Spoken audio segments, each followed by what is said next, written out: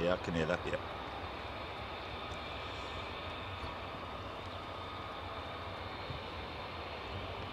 Let's just...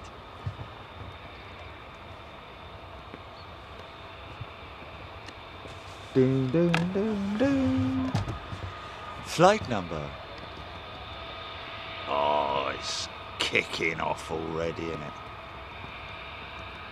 Let's just see what we've got here. Oh, wow. Hello, folks. How you doing? Bit early, isn't it? What are you doing? I only started my breakfast 2 minutes ago. Well, there we go, folks. It is Wednesday morning. And these F-35s behind me are just firing up. A completely different engine note to the F-35 compared to the F-15.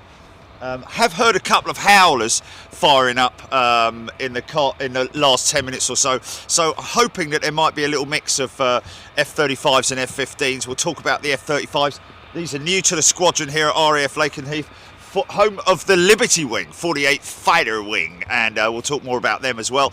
Hopefully get some waves from the folks here. They know we're here. They have quite an active social media channel as well at the 48 Fighter Wing. But right behind me, the lights are on and we're ready to rock and roll. So folks, sit back, relax, enjoy some great action here from RAF Lakenheath. These things literally will shake the foundation. So beware of the neighbours and make sure that everybody's aware that there's going to be some noise coming from your house or from wherever it might be. And keep the headphones down if you're at work. But anyway, enjoy, and we'll get on with it. I'm reading your comments out, by the way, folks. Okay, GP. What's that? Say that again.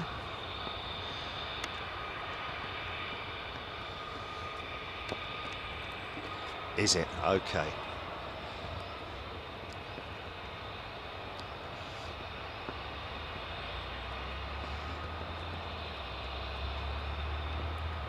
I think we're ready for some action already.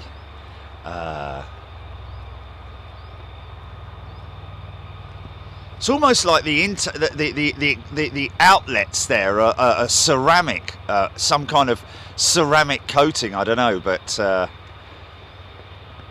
definitely that's where we used to see the F-15Cs parked up. So now these jets taken the place of the F-15Cs. They've gone back to the United States. Oh, I think that one's actually, yeah, that one's fired up. Bit of a heat haze coming out of that one. I think they all are actually, that one as well. Just waiting for him to get himself strapped in. Of course, a completely different type of aircraft. This thing is capable of literally everything from fighter bomber reconnaissance. It literally does everything. It's a multi-role combat aircraft. And what's interesting, you'll see, I don't know if it was just something that, I don't know, that little promo that we ran last night. Interesting to see that the elevons, I'm guessing they're called because they have a split use. But the elevons showed him using a very hard up elevator yesterday, but whether that and then sort of like calmed it, whether he was planning to go steep but then shallowed out at the last second, I don't know. But we'll hopefully see some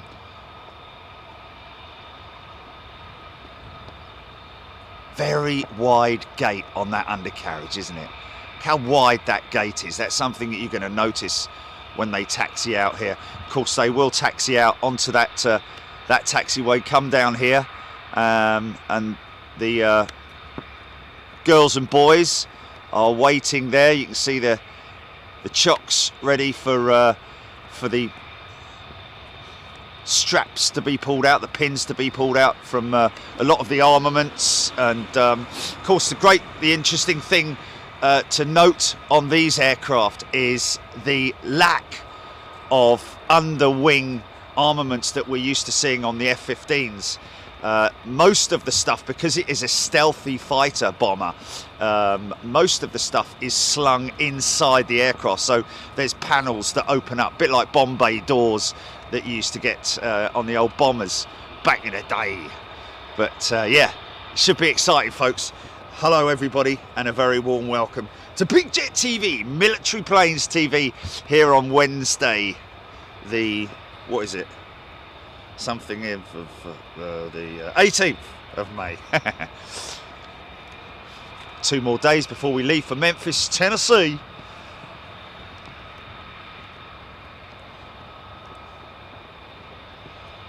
GP, do I need a?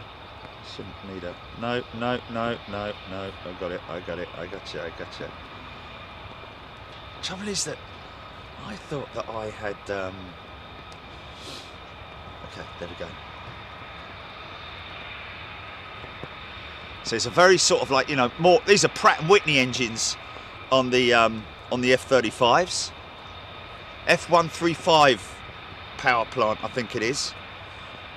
Let's just have a little look. Yeah, the F-135. It's an up-rated variant of an engine that powered the Raptor, the F-22s. And of course there are a couple of different variants of the F-35s. One is these are the A's, and the other type is, I think there's a C variant as well, but the STOL variant, short takeoff and landing, as in like the vertical takeoff and landing, STOVL, or whatever you call it, is the F-35B. So obviously that's for the carrier variants, where they literally, like the old Harriers, if you remember the old Harriers from back in the day with the old air shows, where they hover along the crowd line, making a complete and utter racket, with cold stream thrust, I believe.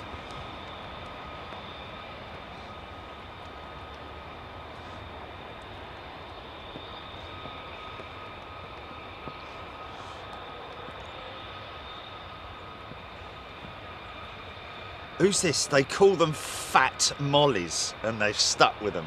I like that. Fat Mollies. Philip Thorley, Simon 2. Alan James, Rab H. John Walton, Next Generation Music. Good morning, everyone. KJD.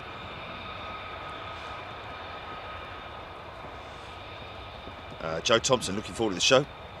Working at home. Going to be goosebumps sort of day with the noise. Indeed there is. Matthew Strelick, good morning to you, looking forward to this. It's been a while. It has. What was it, Jilly? Was it January the last time we were here, folks? I think we had, I think they had, I don't think they'd even, maybe they'd had 1 or 2 35s delivered, but certainly not in operation, I don't believe. Yeah.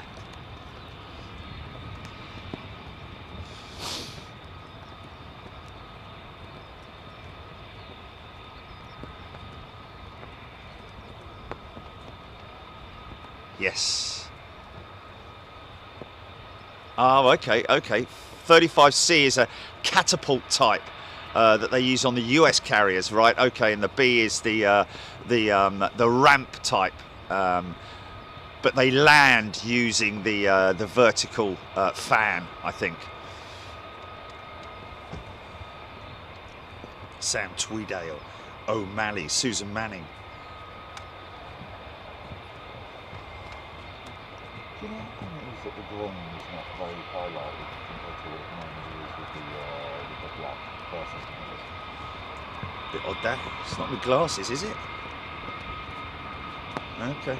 Yeah, it probably is. Yeah. Here we go. Now, what's this coming over the hill here?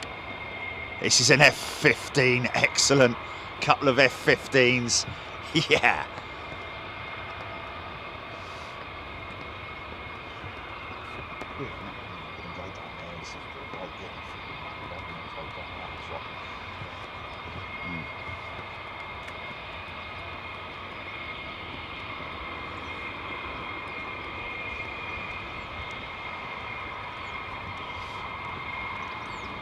Well, I'll have to, won't I? Because otherwise they'll be like, oh, what's wrong with it? Seki, the Sea have upgraded landing gear too.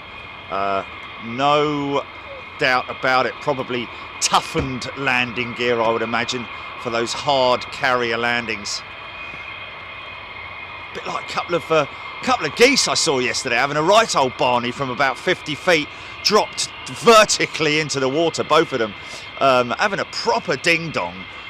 The other one jumped on it and they both submerged. Both submerged. Geese, can you believe it?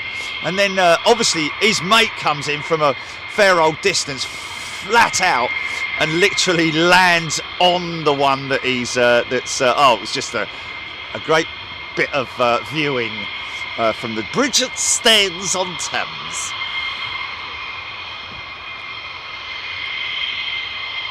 Fearless Monkey, RAF Marham has the 35Bs. It's amazing doing vertical landings on the landing pads. There we go. Wow, where did he come from? So that's 15E, I think. The type with the larger. Yeah, you can see these. You can see on the left and right hand side of the intake pods there. You can see those bulges. They're actually fuel tanks, and of course underneath the wing there, what look like bombs, but they're not. They are long-range fuel tanks. Wow, this is a big complement of 15s coming out, man. Gonna have a good mix. Yeah. RAF-H, they do look mean, don't they? Wow.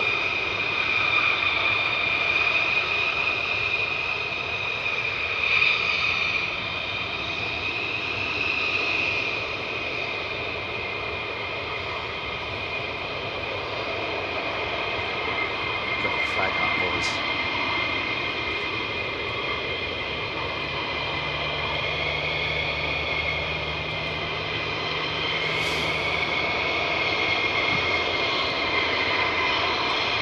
Could be the leader there with the stripes on the top of his vertical fins.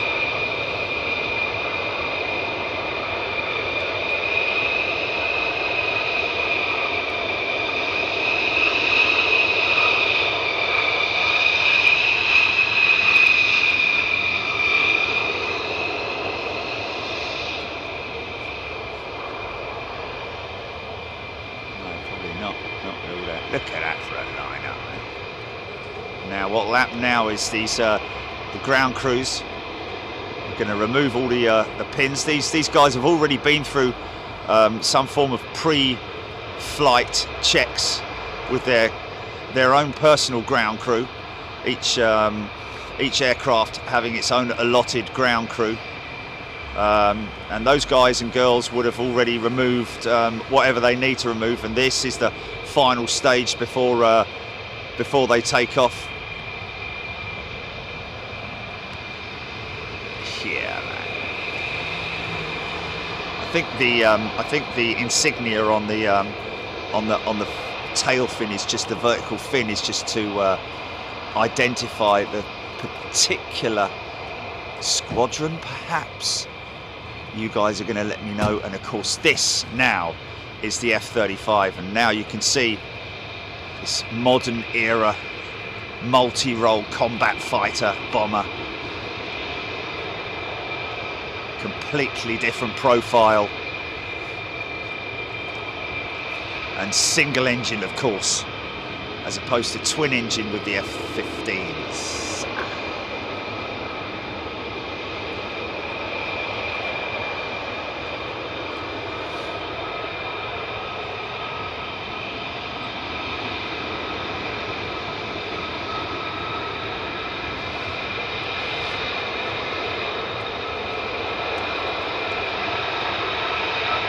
Wow.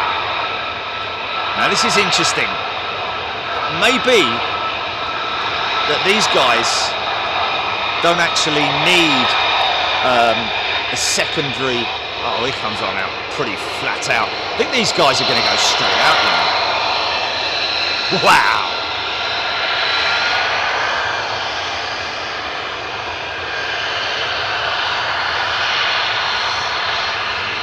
Yeah, these guys go straight out, I think.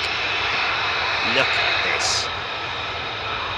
Just love the markings on these things. Nothing special, nothing fancy.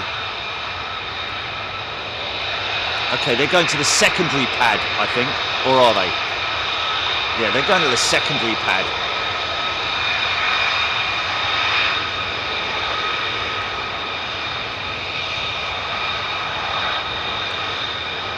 See, even the undercarriage doors there, stealth shaped, minimise the radar.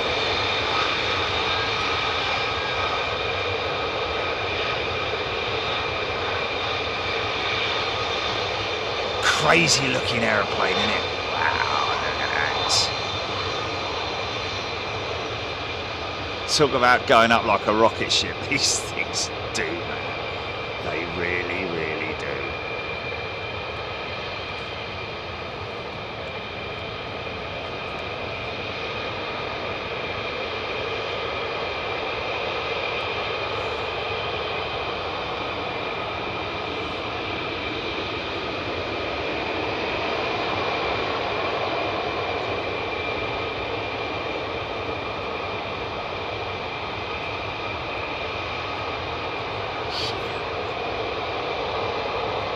Okay, so it appears that these guys and girls will already have, there's obviously the pre-flight checks are already done at their individual pads by the looks of it. Nobody out there to... So sometimes these guys can hang for a long, long time, folks. Could be another 10 minutes before these 35s are in the air.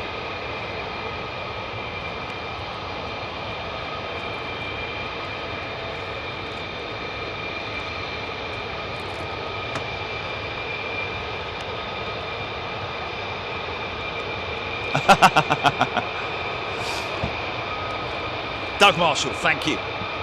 J.F. Bryson, it's nuts. Just a jet engine with a seat on top. It is more or less that, isn't it? Climb rate on these things is just insane as well. Okay, first of the 15s moving. So they will have laser guided test weapons, I think. Get ready, folks, because your speakers are going to get... If your speakers are in the slightest bit sensitive, then get ready to turn it down. Unless you fancy buying a new set, in which case turn them up and give them a final farewell. R.I.P. speakers.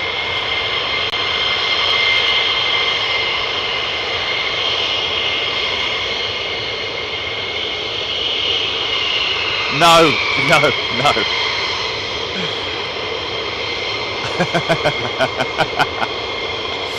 Oh, he's coming over to the pad as well. Okay, looks like they're all coming over to the pad. So those are what would commonly be termed as drop tanks, even though they're not drop tanks. They are external long-range fuel tanks. Normally, you would see that because of the fact that they're using afterburners, because the afterburner uses a serious amount of fuel. Even though it's only sort of like a 30-second burst, it's enough to clear those tanks out. So weapons man or girl in the back there, pilot up front.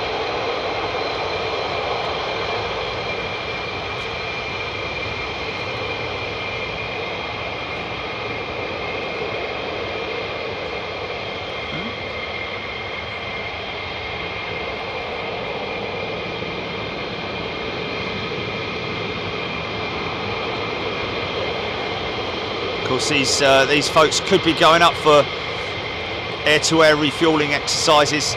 You'll see a lot of folks are possibly looking on their radars. Wow, more of them joining. Look at this, man. So if you look at Mildenhall, you'll see the KC-135s going up. These guys could be going anywhere at all. It is usually unknown until, you know, you see it on radar, whether they're heading out to the North Sea.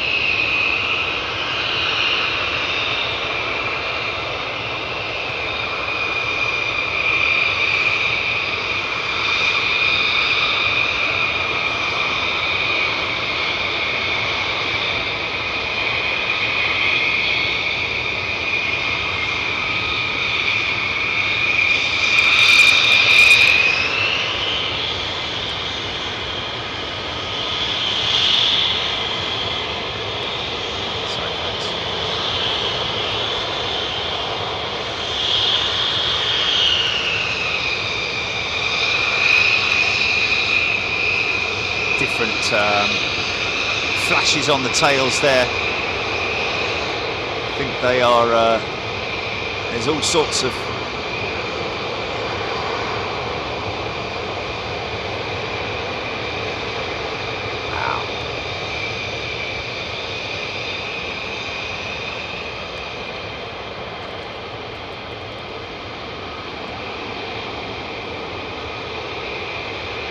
I think those cans underneath that look a bit like bombs, right underneath, slung under the body there, are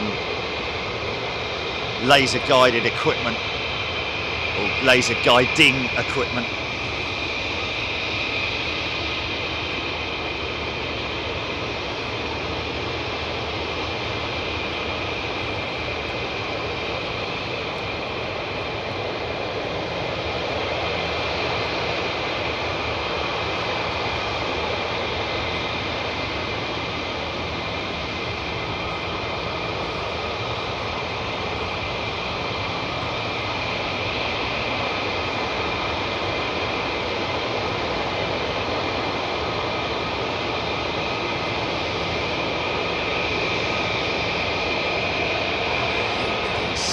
More to come, I think. This is a big load going up, man.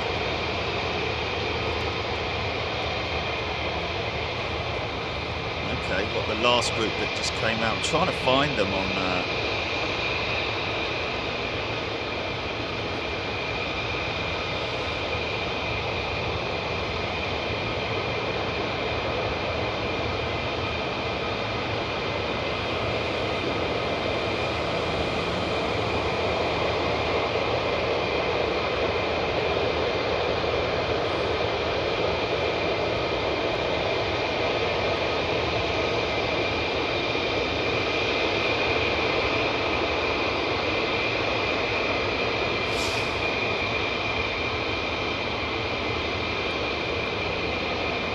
Of course, these guys have a lot of heritage. 48 fighter wing going all the way back to the landings, D-Day landings, with oh, here we go. Here we go. Now it's going to start kicking off. Used the Thunderbolt back in the days. There was an aircraft on the field that had the D-Day markings on it.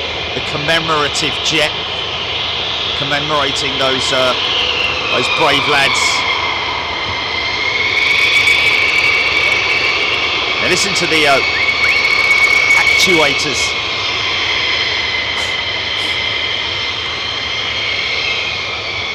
They get going pretty quick.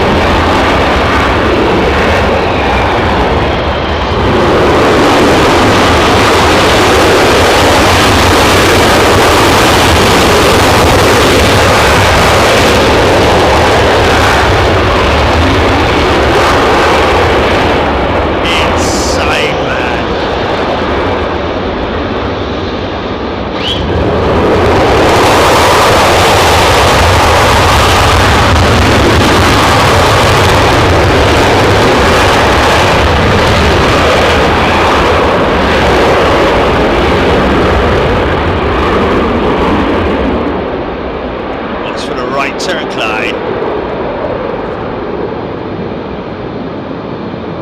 Yeah. So cool, man. So cool.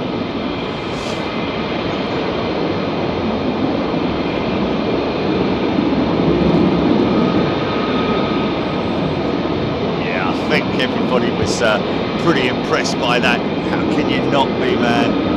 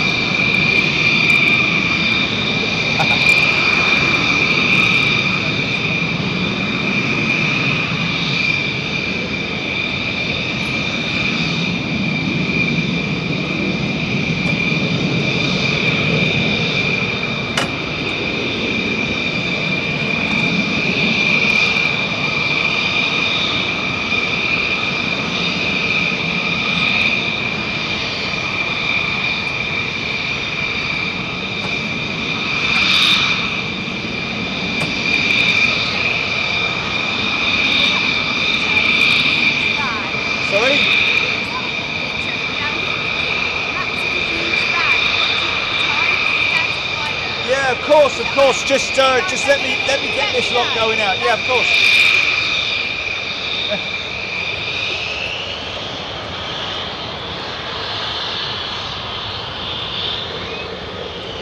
That's a pilot. Cool. He's the one who should be having the picture taken, not me.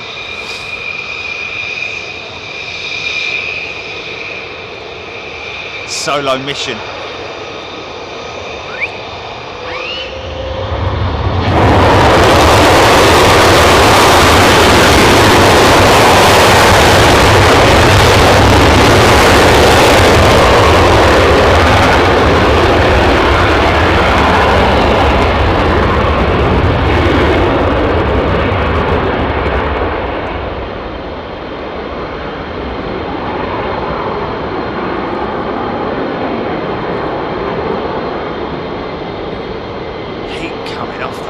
Engines of those F-35s, man.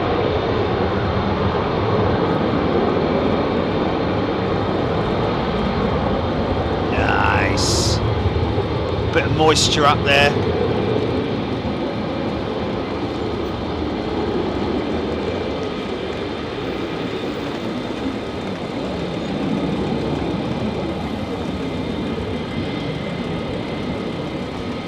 Unmistakable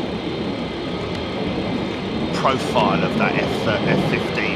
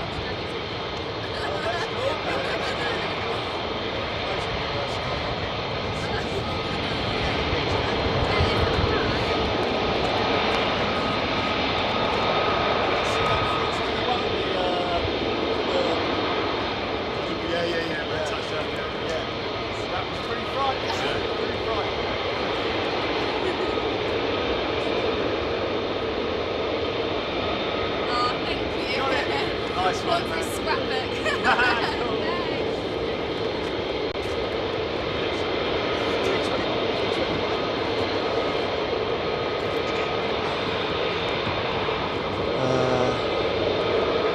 Wow, see how long these guys have been sitting here for now, folks.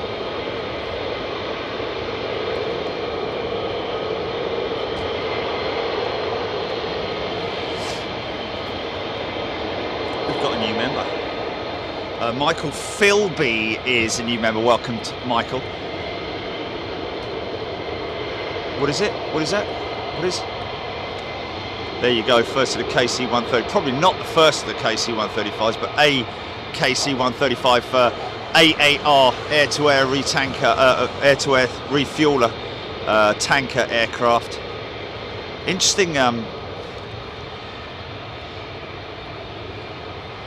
Down in Wales a couple of days ago, saw AWACS. Thought they were the AWACS were being phased out, weren't they? Over a period of time, I think.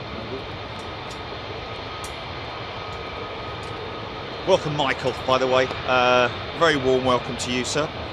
Sue Freeman. Fearless Monkey KC-135 heading towards Lakenheath.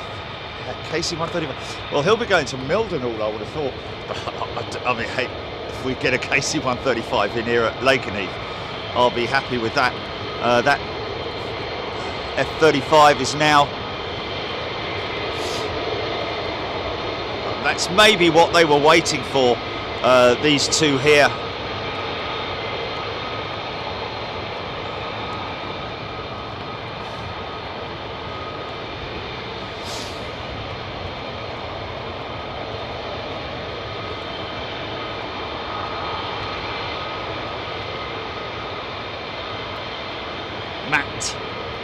Jazz Kudal. We got the Stars and Stripes, folks. We got the F and F movement. Look at those huge, great big elevons, man. Am I right in saying that they are elevons?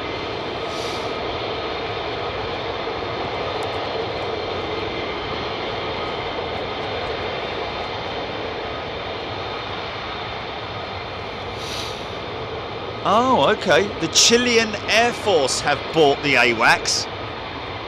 Oh, okay.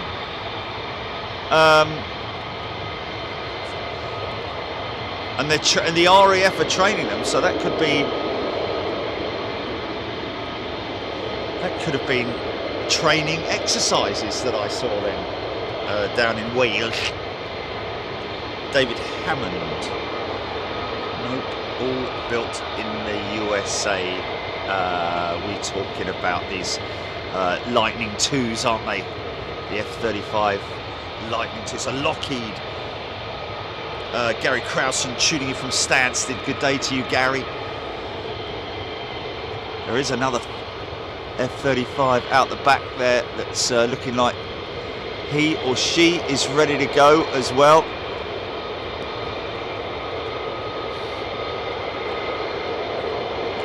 Ground crews completed their first operations of the morning.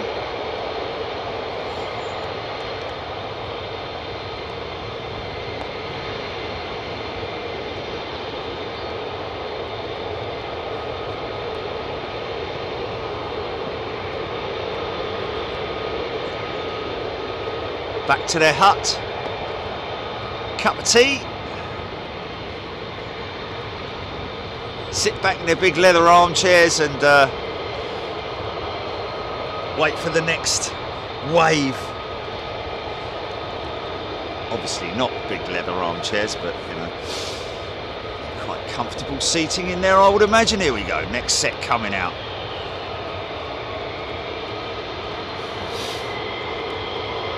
So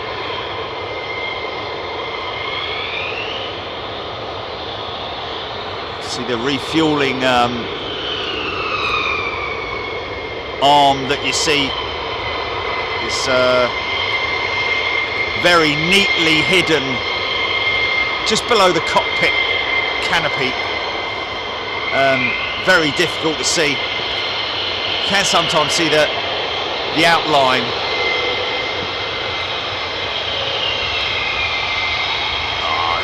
this thing, man.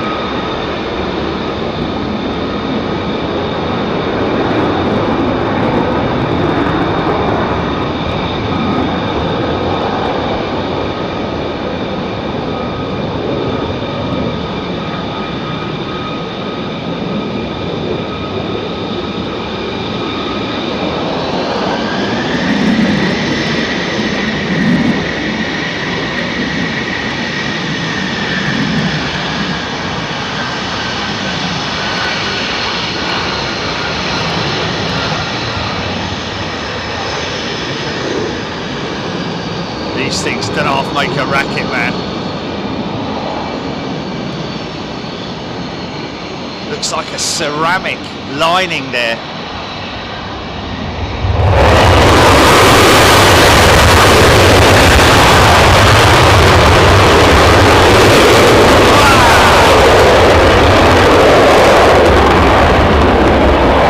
Yeah, it is a dust. Wow, that is insane, man.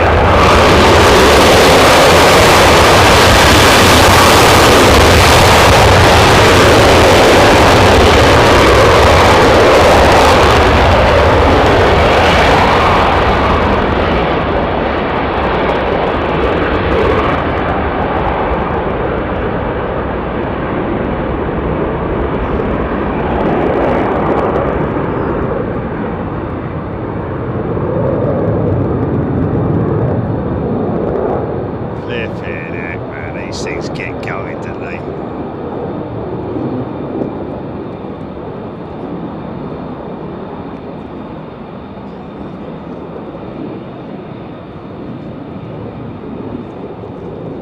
Still got that Raptor look about it, hasn't it?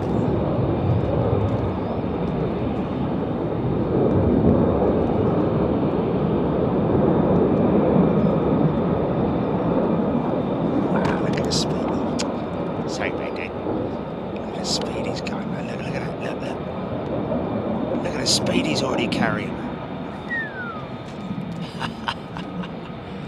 That is so good. Still got a couple more to come out, folks.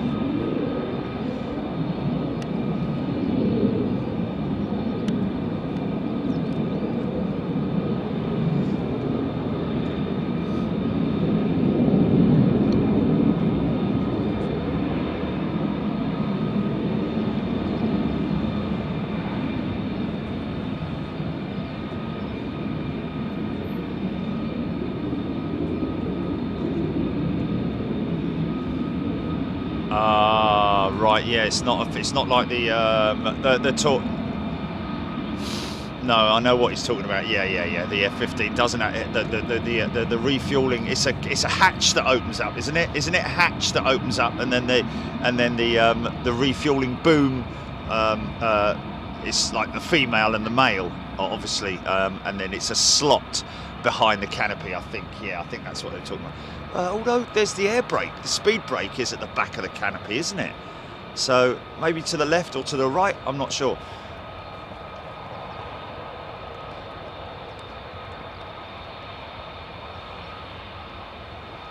Martin, this is awesome. Thanks for coming here, Big Jet TV. Of course, Martin. It's what it's all about. I love my military stuff as well as my civil aviation. Just love everything aviation, folks. You just gotta be passionate about it, haven't you? Oh my goodness me.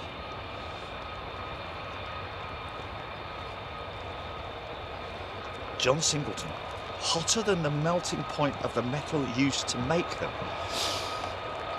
Wow, is this the exhaust?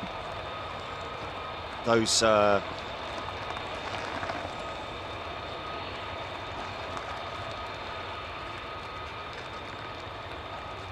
they? The exhaust. Something that Mike worked on, wasn't it? Or it still works on at RAF Marham on the F-35.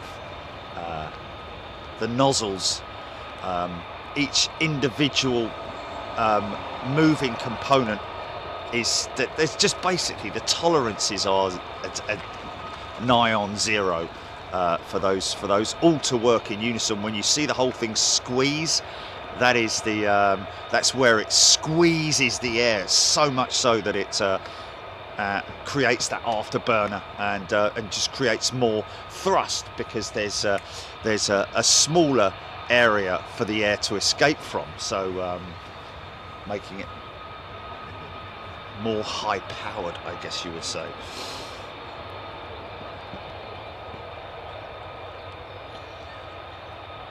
Stephen Oxford, good morning to you. Duncan 038.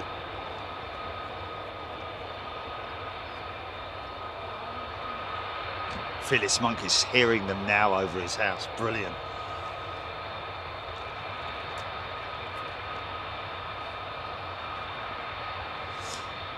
Tech Sparky, good day. Justin Hanley, can't wait to see the new Top Gun movie now. There we go. What jets are they using? I'm sure they must probably be using either F-15s. Well, mind you, maybe Raptors, I don't know. What are they using in the new Top Gun movie? They're using the 35? Lightning. Mark Radford, good morning to you. Miguel, great start to the day. A nozzle, Darren Graham Photography. There we are, the exhaust nozzle. Okay.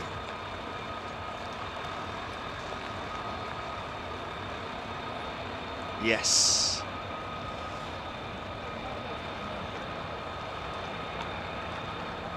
Daniel Morgan, tanker not going to F-15s. Interesting. Some of those tankers could be supporting European operations as well. They go quite a long way down into Europe. Sometimes North Africa, isn't it? Some of the times.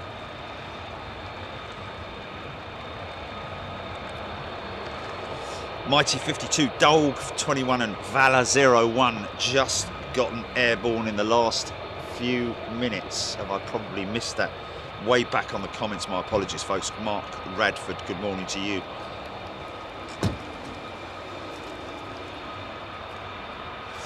Graham Hesp, looks like it's going to be a fabulously sunny and noisy morning. Very, very chilly when I got here this morning. The sun was, I mean, it was light, but the sun was only just up, but blimey was it beautiful misty fields on the way up here.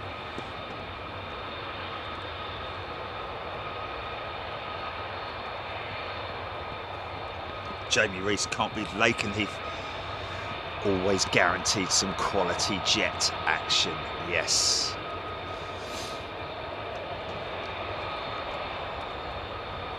So I would expect that first wave, usually around about an hour between exercises. Usually, sometimes has been longer. from time to time it has been a little bit less. Captain Vic Aviation is all brilliant. Yes, it is, isn't it? I mean, I go right the way back to the to the old stuff, the historic stuff as well. I love my history of the war. Look back at the old aeroplanes. Things like the Mosquito. Incredible feat of engineering in terms of the fact that it was built in wood. So power to weight ratio for that thing. Absolutely incredible.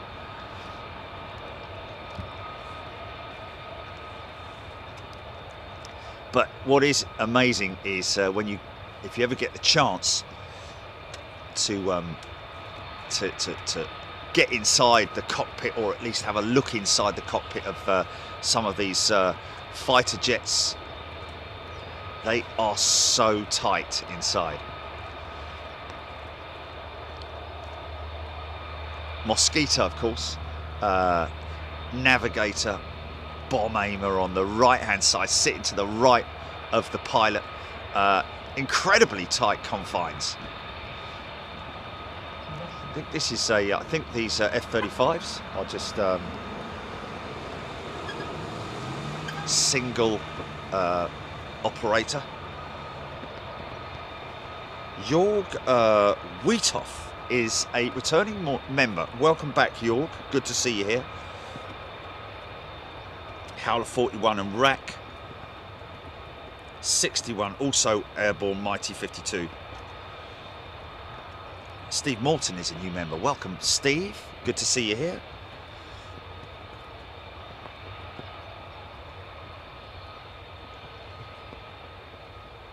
Matty Deoli is a new member. Welcome, Matty.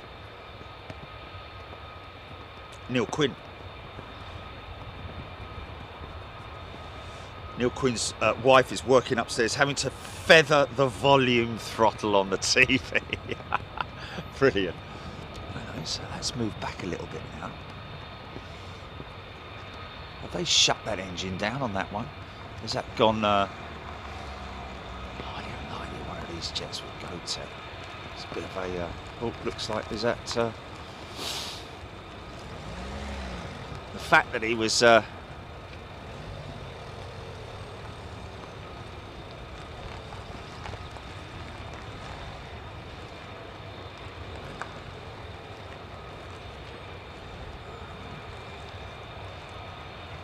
yeah, chock's coming out. Looks like that one's just about to go.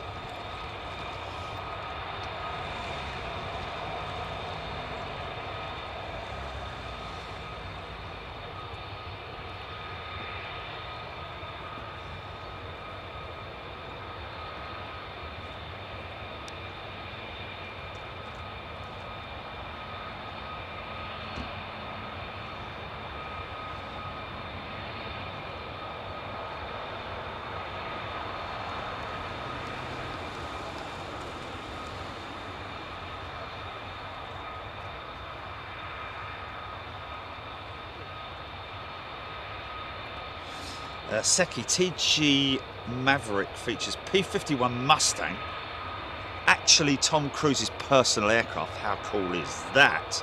F-18E Super Hornets, F-35Cs, Su-57s, some flashbacks to the F-15. Okay. Thanks for that, Seki.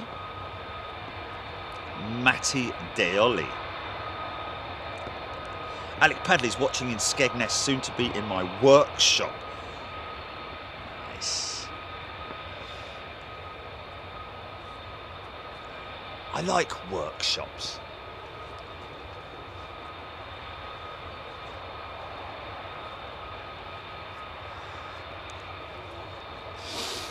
Always enjoyed that at school, metal work. Not really good one for the woodwork classes, really. Yeah, it's always the bookend, wasn't it? It's always the bookend or the ashtray or something, you know. Yeah, man. Yeah. It was always like, you know, bookends or,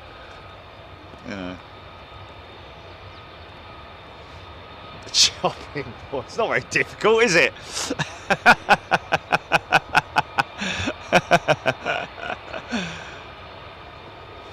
Yeah, but metalwork. There's always that smell of that. You know, well, no, soldering. No. When you're drilling something and you've got that the milk, the cooling fluid, that kind of like aroma of a workshop is always a nice thing. Soldering. Welding you mean? Welding you mean? Electrical soldering, innit?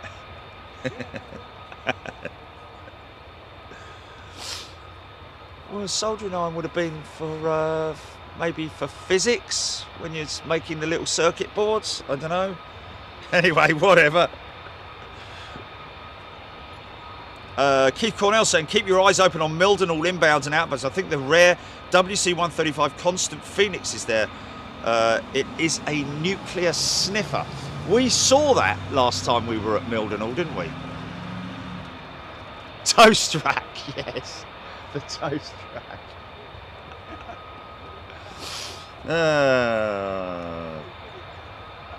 David Edwards, I think the Skyhawks are playing the aggressor role.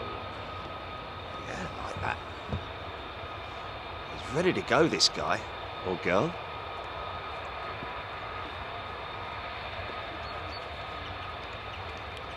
Not sure if they're waiting for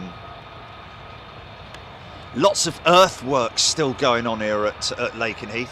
As I was driving in here on the left, mounds of dirt still accumulating, and the cement works and all that kind of stuff still happening. So so they're obviously still building new facilities here.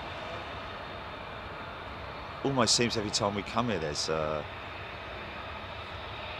here he comes, okay, he's moved. Anytime, any moment now he's going to appear.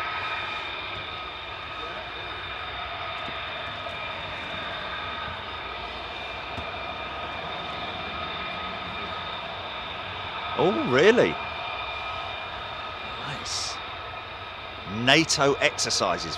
Well, never surprises me, to be honest with you, if something like that is going on here.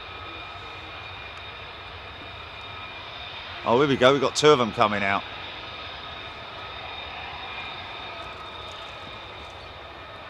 Yes, folks, where we're filming from here is a public viewing area, as you can see here. Anybody welcome, everyone welcome. Come knock yourself out if you want. As in, like, help yourself, don't knock yourself out. Yeah, don't be, yeah.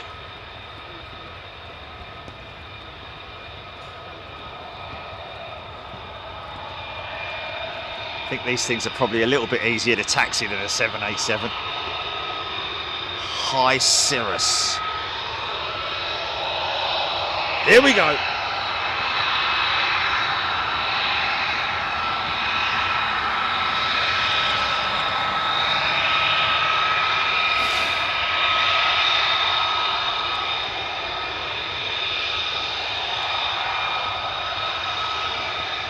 So laser guided weaponry on the outboard wing, out far end of the wings there.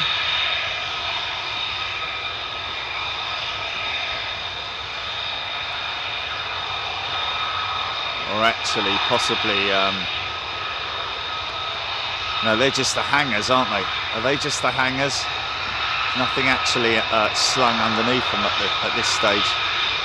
I think they're just the hangars.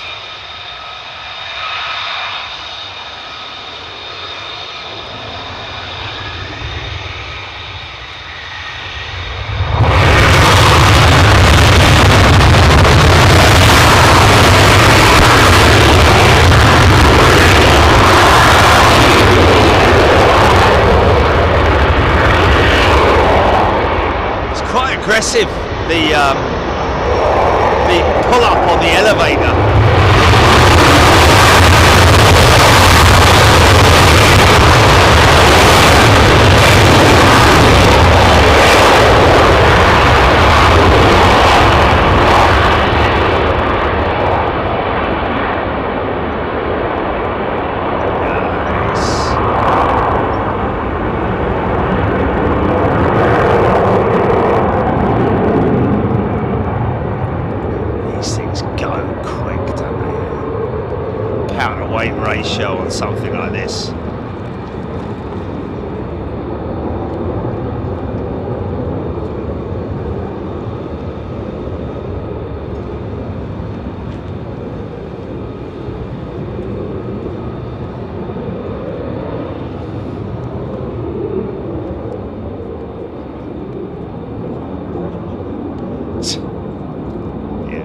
This is all exercises, folks. These are not going into combat or anything like that.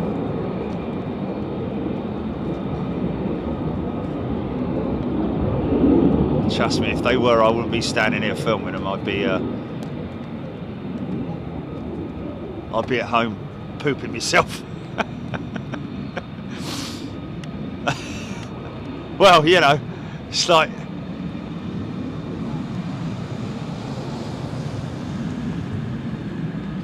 that, Andy. Acceleration is mind-boggling, isn't it just? Let's just have a little look and see. Yeah, another one coming out. Just have a little look and see.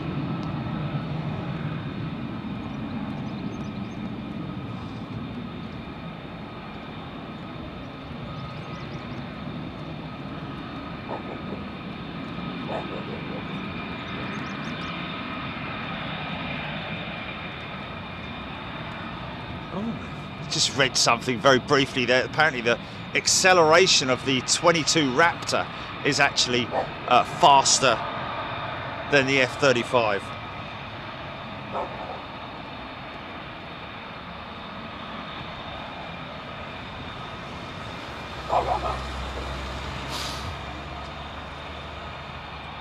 Dear, let's see. Somewhere appearing.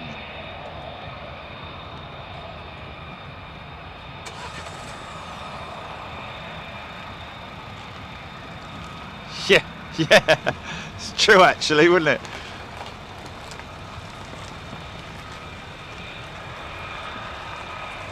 No, a one-time experience only. Never to be seen again.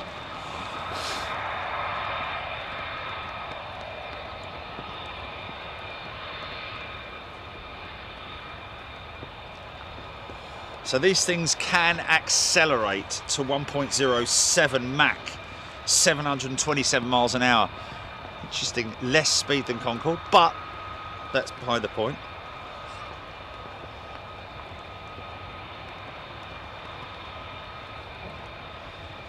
Supersonic.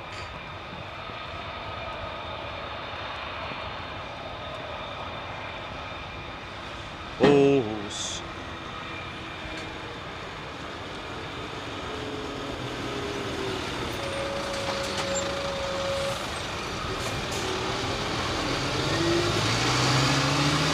Bit for bacon.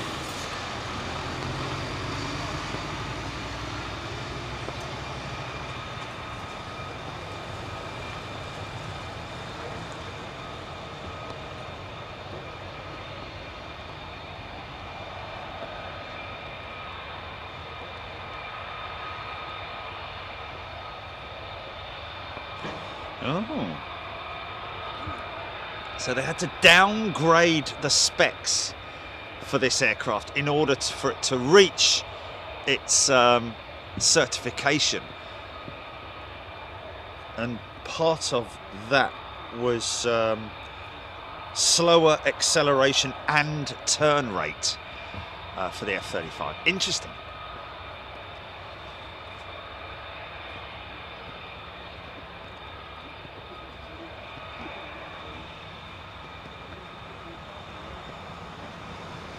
Fire suppression gear.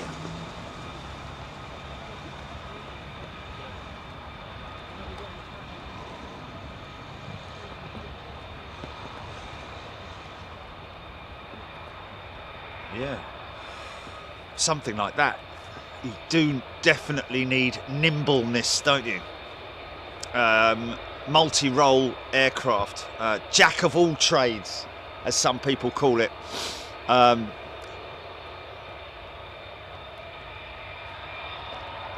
Bomb dropping, reconnaissance, air-to-air combat.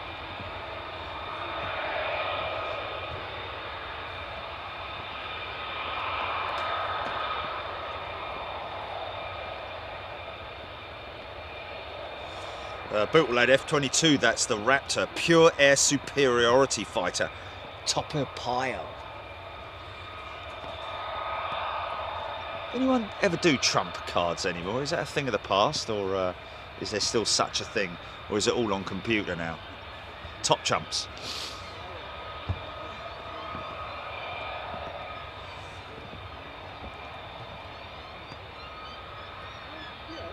Matt, imagine how janky it would look with a quicker rotate than now. Well, I'd love to see one of these things go vertical, that's for sure. It's just Adrian 82. How much distance can the F-35 travel at max speed without needing to refuel? Good question. Let's have a little look. Always good to Google.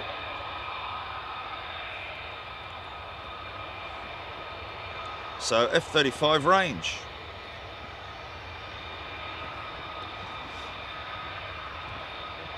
900 nautical miles we're hearing here.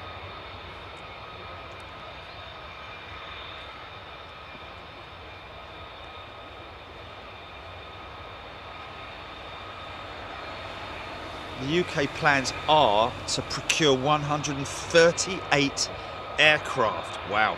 Operated here in the UK by the very famous 617 Squadron. The Dam Busters.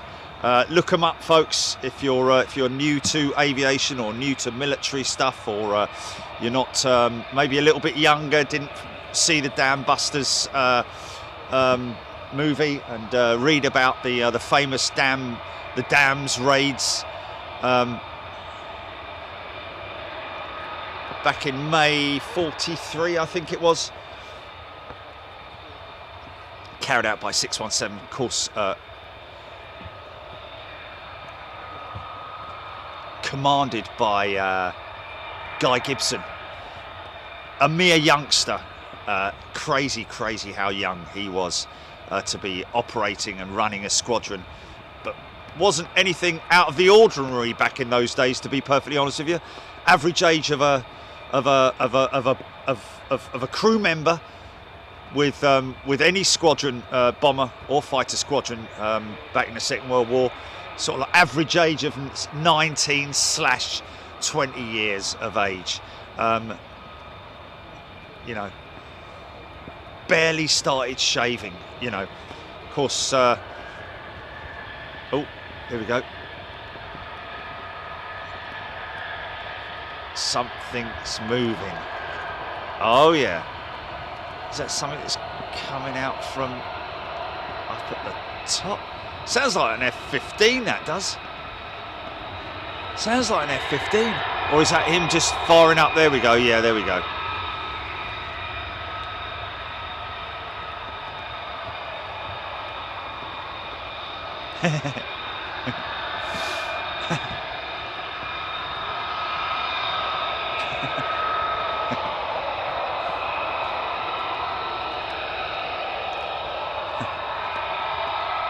So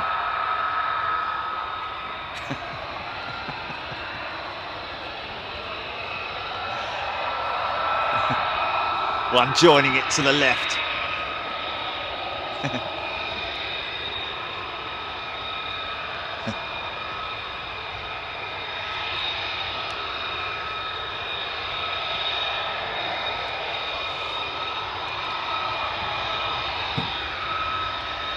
Brian Howard, welcome back, Brian. You're joining me in Memphis this week, folks. If you're a first class or super class member. Going to Memphis, Tennessee. 2 days of action from the home of FedEx, really. DC-10s, MD-11s, 767s, 757s. But in the meantime, stealth bombers of the 48th Fighter Wing, the Liberty Wing.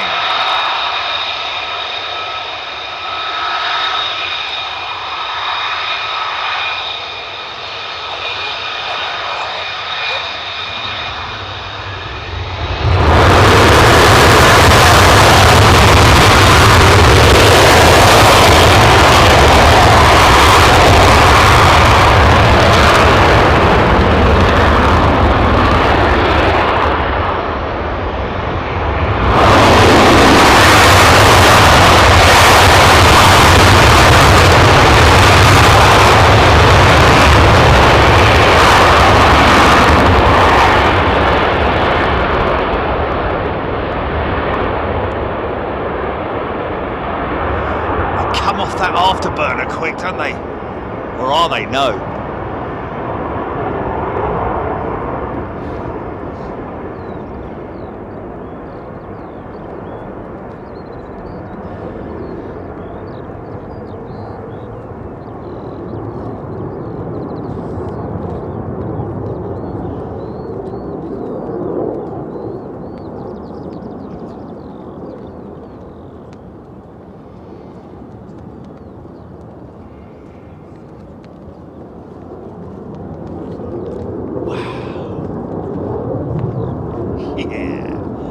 So, the first wave went out, was that nearly an hour ago? 1 hour and 8 minutes, yeah, so yeah, close to an hour ago.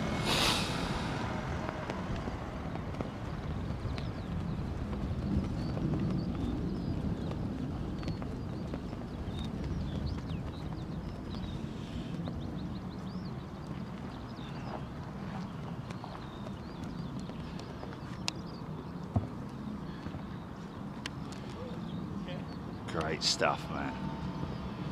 So as you can see, folks, a massive complex here at RAF Lakenheath. Squadron code's LN, Lima November.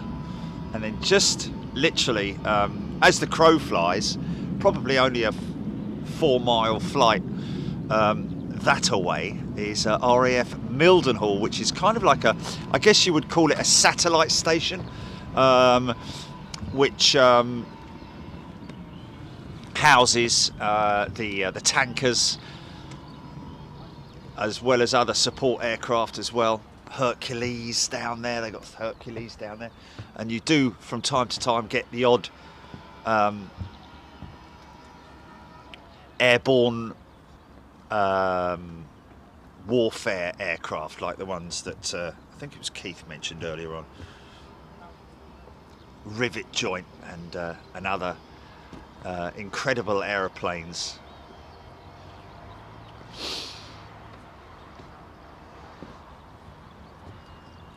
Jazz Kudale, afterburners go off quick. Speedway Chips, good day to you. Navy Man 76, wonder how long to toast a crumpet on these. I think it'd be done in a couple of seconds, really. There wouldn't be much left of it. Dean P, Melody R, Gaz Grill, enjoying the stream and commentary this morning while sitting in the queue for the car wash. Hi, man. George Corner. Often get typhoons over our way in the borders. A couple of months back we had 3 of them flying low over the house, noisy. In the borders that would mean possibly the Mac Loop, maybe.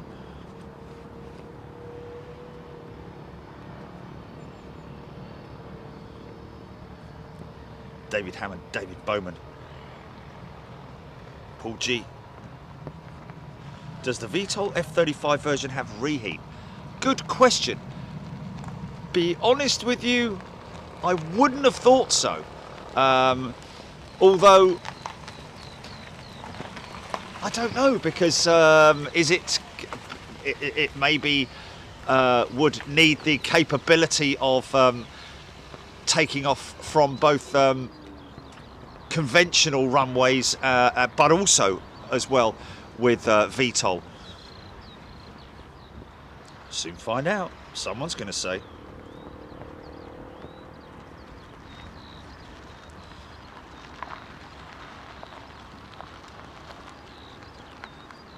Liz Matthewman, Sandy Humby, Rusty T, 22.3 gallons a minute on afterburners. Wow. This is quite. Oh, I hear a prop. I hear a prop. And it's coming out from the right-hand side. Or is that...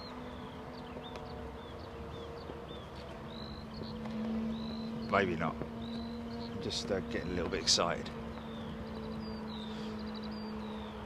Oh no, I thought I heard a prop there for a minute.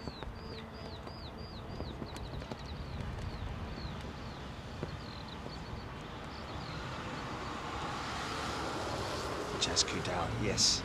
It's amazing how you can just hear a pin drop. All you're hearing now is the skylarks. Look, Mummy, there's an airplane up in the sky.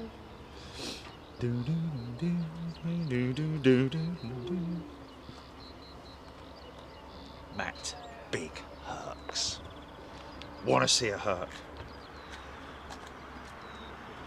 Justin Clark, 727 hectares. Wow, what's that in acres? Doesn't really matter. It's bleeding big, isn't it? It's a big old lump of land. Ewan Weech, random thought, trip to Luxembourg for the 747s. Yeah, makes sense. We've actually got some new equipment that we're testing out, folks, so we kind of need to go to Europe now. In a funny sort of way, we kind of need to go back to some of the places where we had difficulties before to test the equipment. But yes, of course, as we always do, a European show once a month and a US show once a month.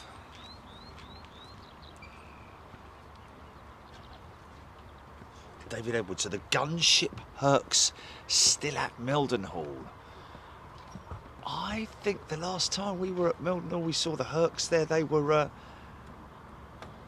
refuelers. I'm not sure the gunships are still operational, are they? I know the ones you're talking about with a big sort of like, you know, almost like B-17 style waist gunners down the side of the fuselage, but all operated by remote control, I think.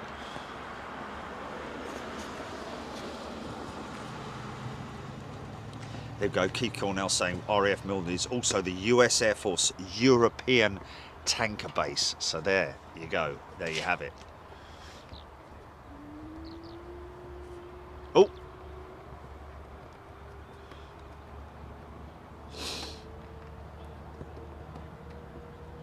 I'm hearing more engines start. Hear that distant howl? Can you hear that?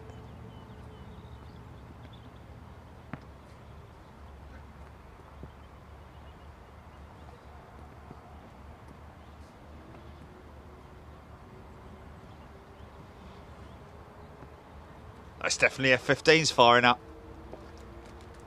Oh yeah. Arc at that.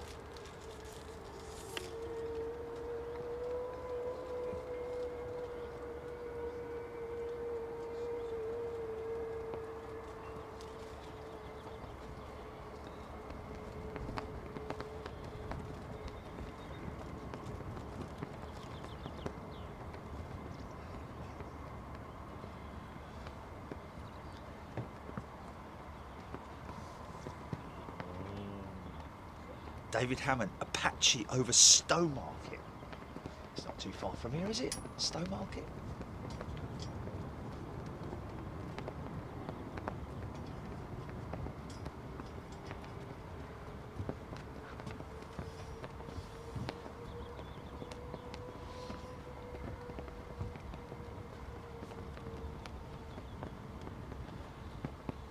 What a sound.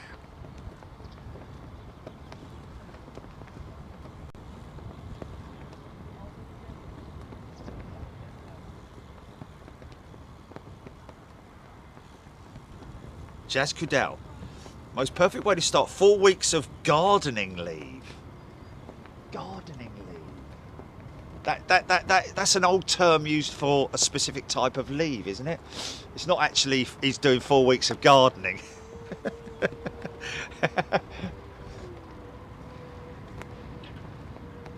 It's like, it's got a very big garden.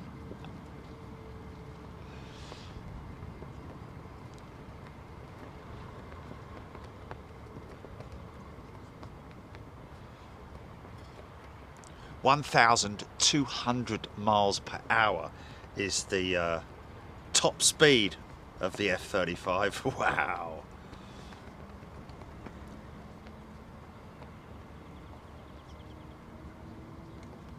$550 million investment at RAF Marham for these F-35s.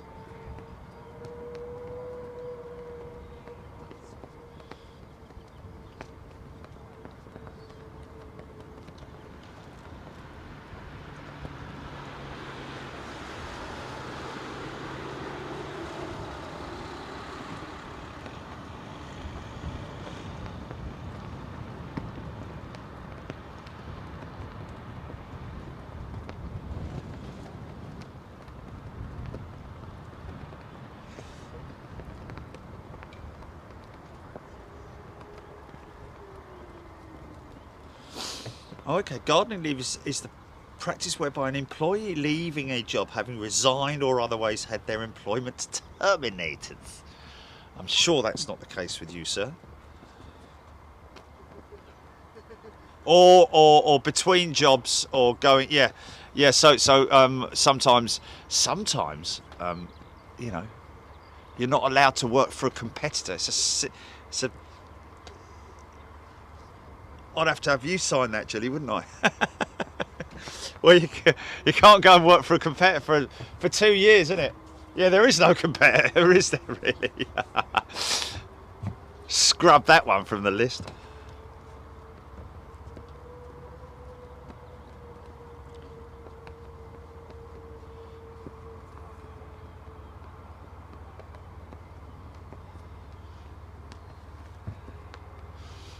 Well, we're going to have more F-15s, folks, coming up over that rise there in about, well, in a short period of time. I'd say around about the time when the first wave of jets... This guy loves his motorcycle. Look at his... Look at that for a motorcycle. He loves his motorcycle. Yeah, go on, Sam. Honda Fireblade or something like that, innit?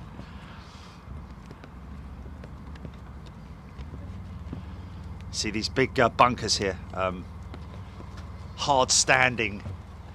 It's all concrete, encased in concrete. Those bunkers.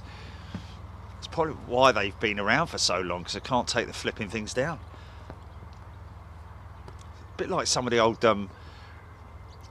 flak towers. If you ever do go to Frankfurt, actually it was more Munich, wasn't it?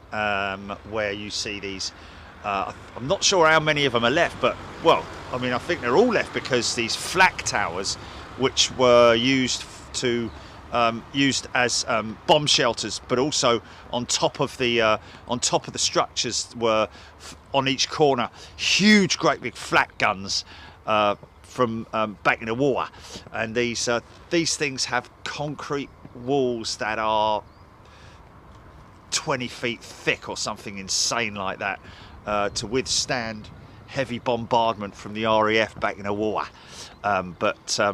Yeah, they're the kind of things they're still standing nowadays. I think some of them might have been even turned into housing complexes or something like that. But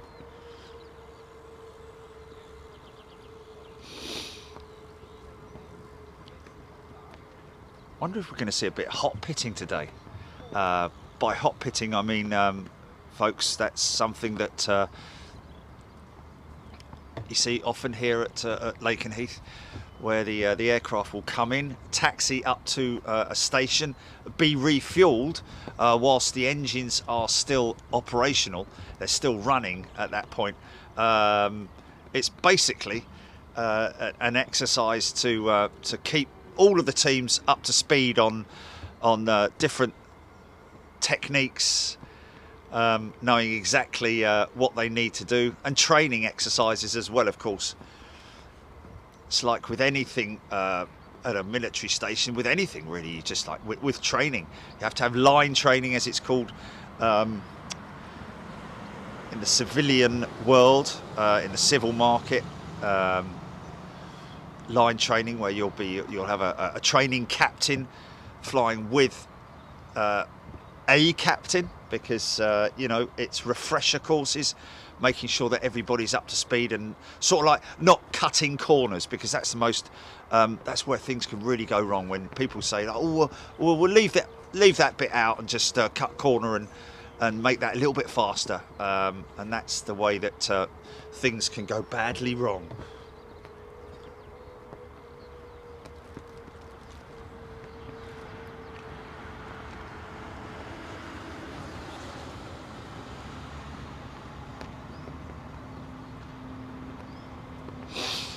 Okay, getting a few recommendations or requests from folks. Hodgie talking about Cologne He was there. A lot of people saying about Frankfurt.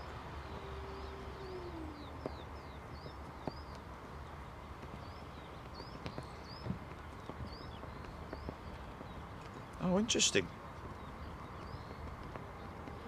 Let's have a look at that. Rene Jensen, Julie, mentioning their Karup air show.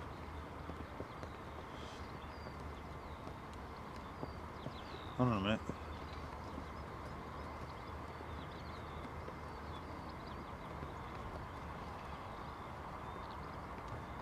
Danish Air Show Karup 2022. It's the return of the Karup Air Show. K-A-R-U-P. The Royal Danish Air Force has confirmed that the Danish Air Show that has been cancelled due to COVID-19 will return this year. Every 2 years, the Royal Danish Air Force organises a Danish Air Show. See if they're... the largest single-day event in Denmark and one of the biggest air shows in Scandinavia. The air show attracts between 100 and 150,000 spectators, as well as a number of military and civilian performers besides the flying displays. The Danish air show also offers static displays of many different aircraft, giving visitors a chance to see all the aircraft up close. Furthermore, there is a number of exhibitions of Danish military units and various civilian companies with relation to aviation. Oh! Let's have a little look and see if there's a...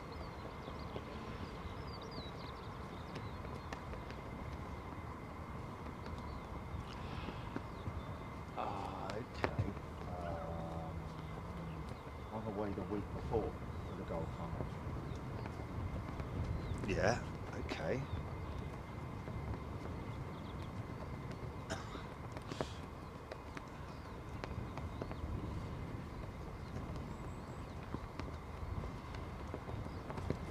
B-17 is going to be there. Hungarian gripping solo display. Oh man, I'm sure that all our military aviation fans will know exactly what we're talking about when we talk about the gripping. That is an incredible display.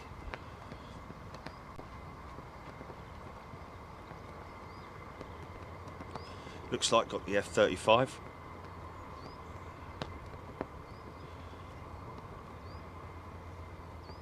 Red Arrows apparently going to be, oh, here we go.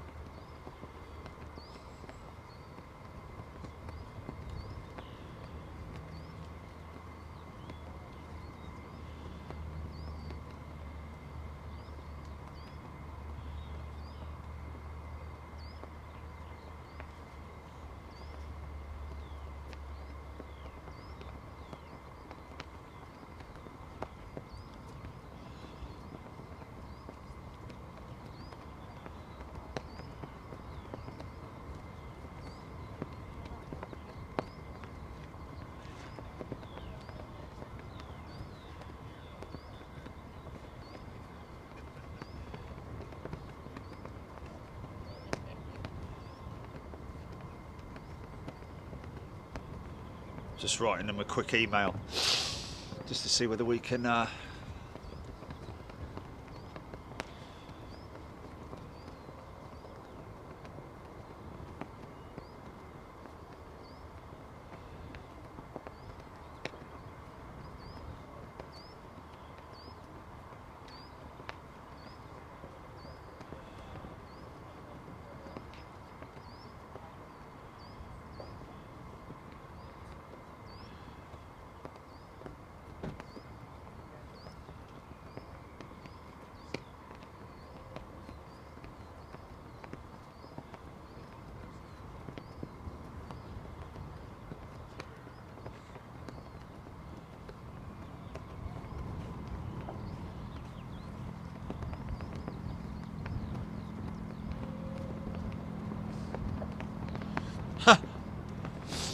my auto spell check put Kinder regards.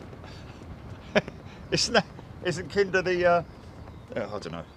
Yeah, but it's from that area, isn't it? Ironically, kind of that region, isn't it? I don't know.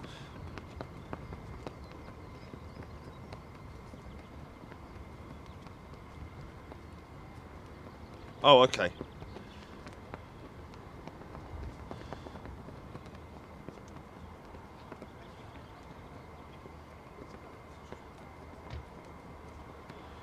Okay.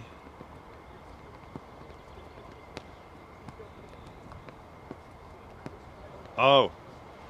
Oh.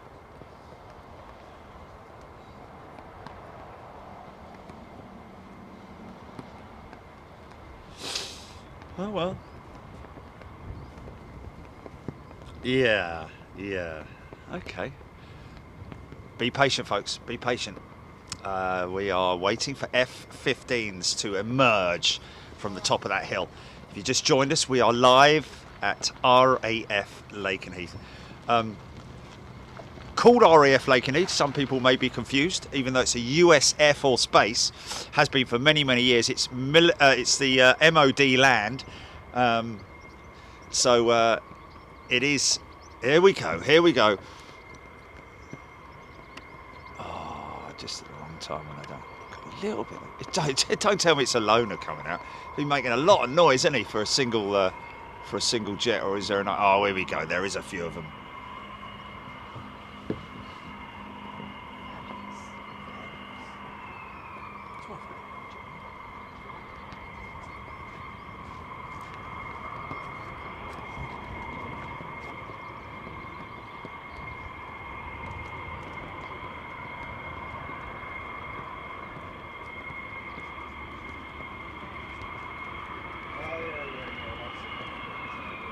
Yeah, no, I know what you're saying. Yeah.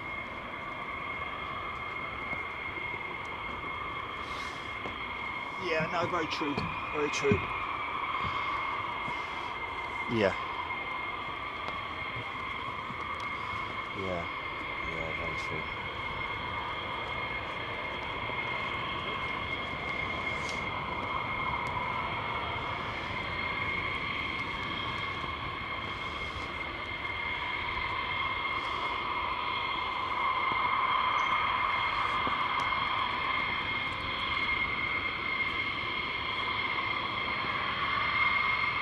So what have we got? Two ship at the moment. Is that a two ship?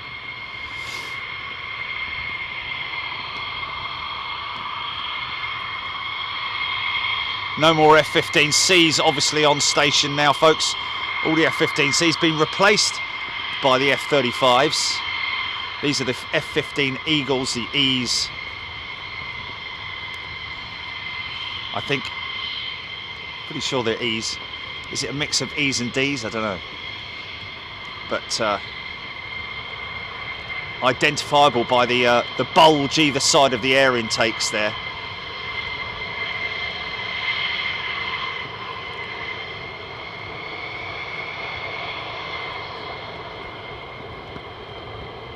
Cool, it's only 9 o'clock.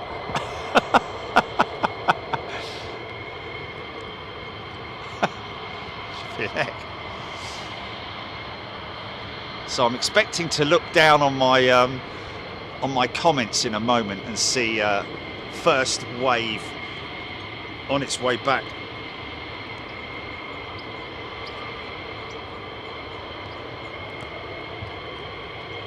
We're not a TV station, Rene. It's great to be thought of as one, but yeah. TV stations are those guys that have big production trucks turn up and satellite dishes on top of the roof and all kinds of paraphernalia.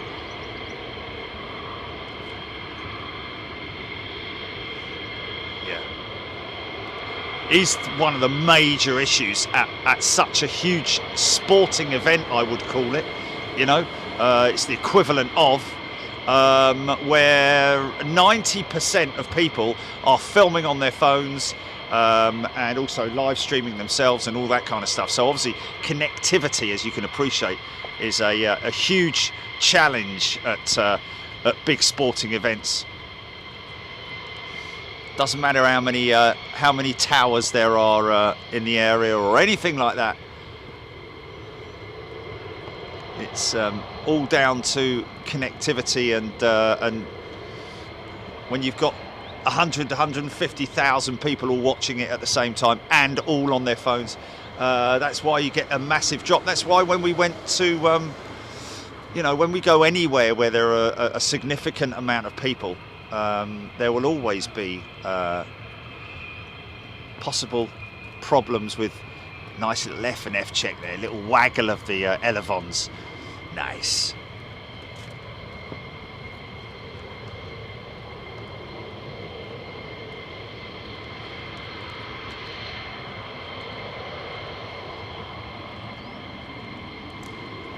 Wayne, yes, we have investigated Oshkosh.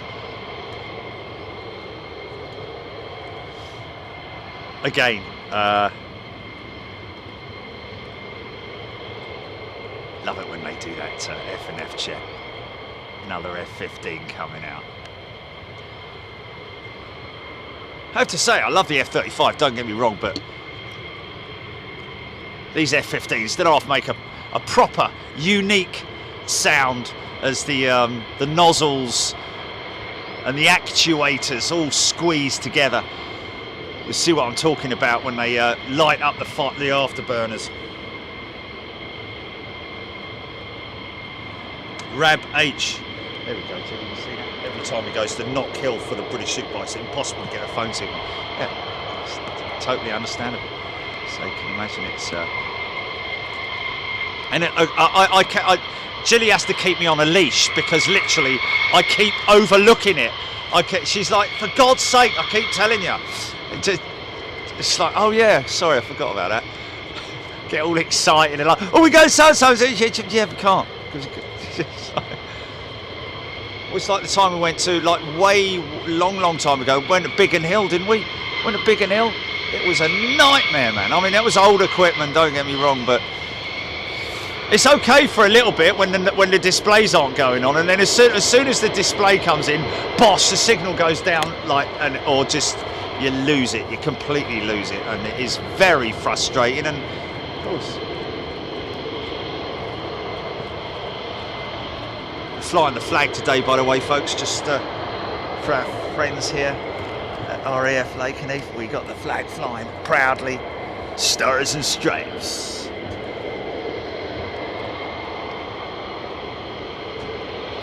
Oh, say, can you see? Didn't Elvis sing that as well? By the stormy light.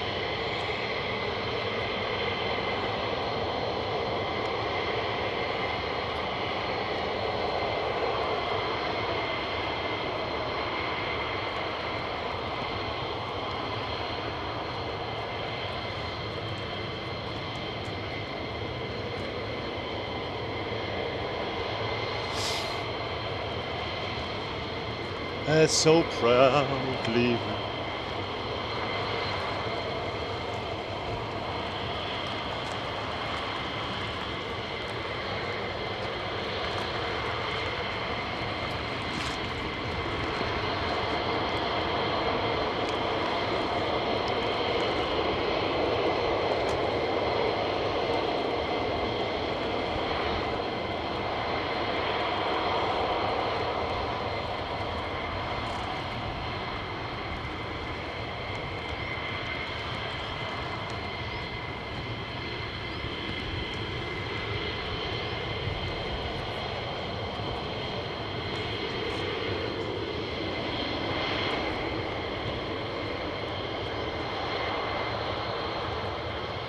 Who's bright stars?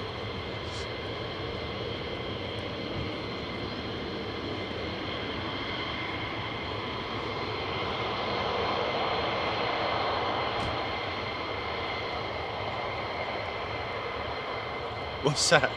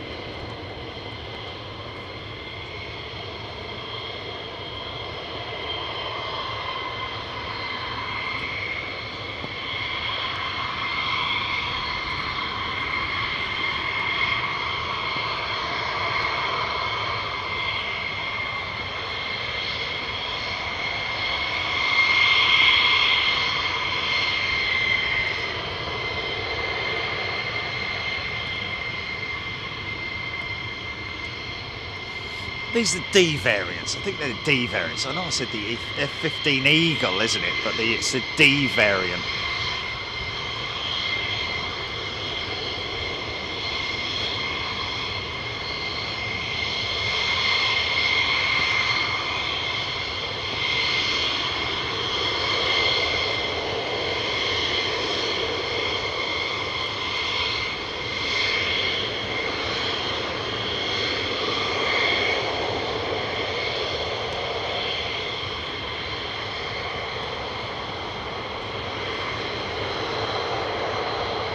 There's a kid in the back.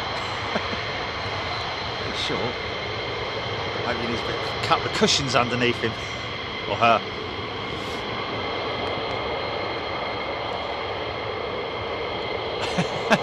Yeah, could be Tom Cruise, yeah. Actually, very well described in Family Guy when he meets Stewie, then he makes friends with Stewie.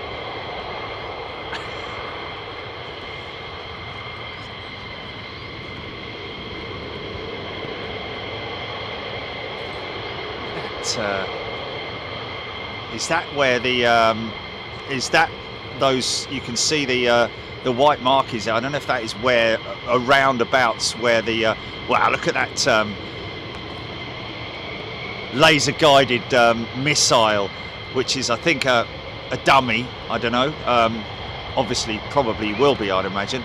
Is that where the refueling arm or port is? You know, there's another one joining the stack.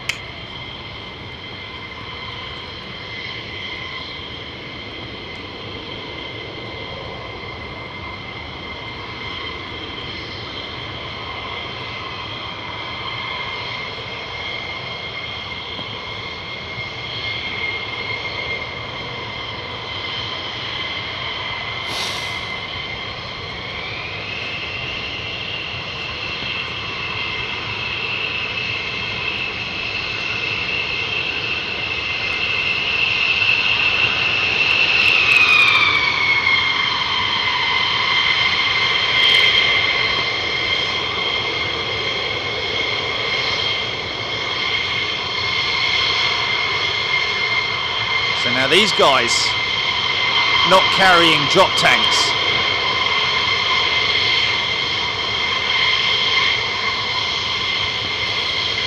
So they may not use afterburner unless they're going on very short exercises. We'll soon see.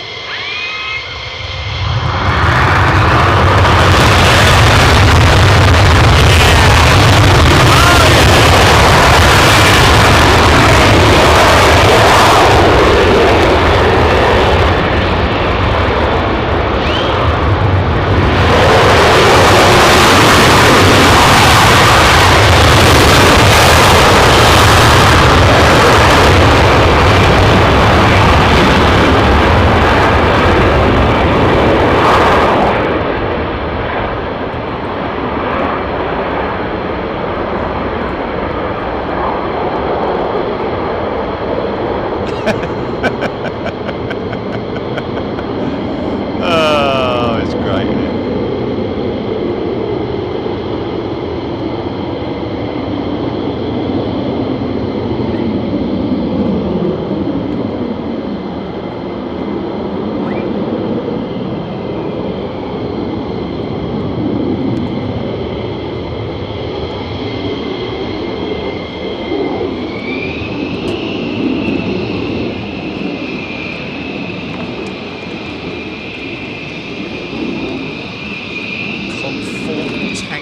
Some drop tank. Oh, conformal tanks. Is that the side tanks?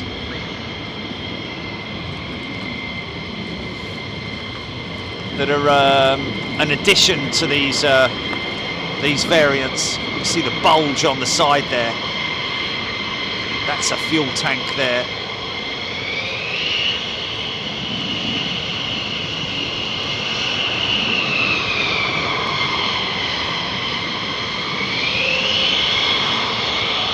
Cranking it over, look. Yeah.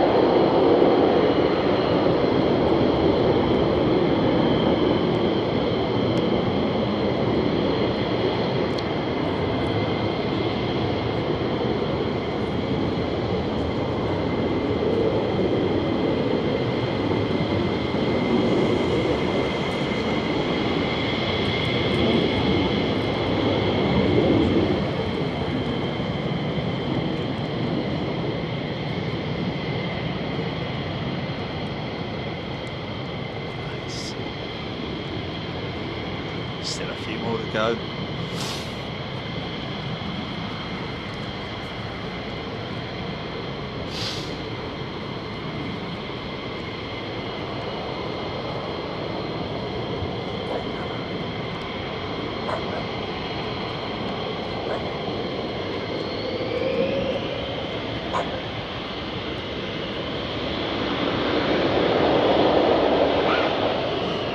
Nice.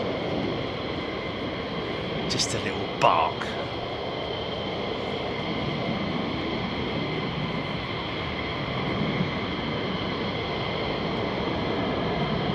Yeah, that's interesting. Chris mentioning there. RAF call it reheat. I think the Americans call it afterburner.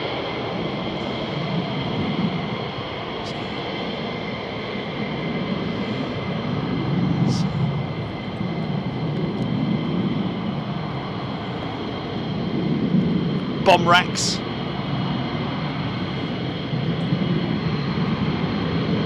Or is it lighting? Oh, it's just some lighting.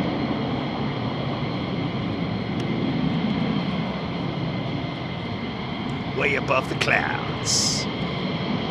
It's a rainbow, isn't it?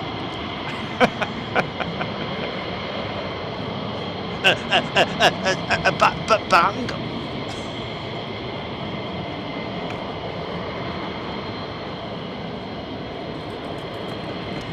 Hungry bookworm, not quite flying around for a bit. Kind of what you're saying, yes.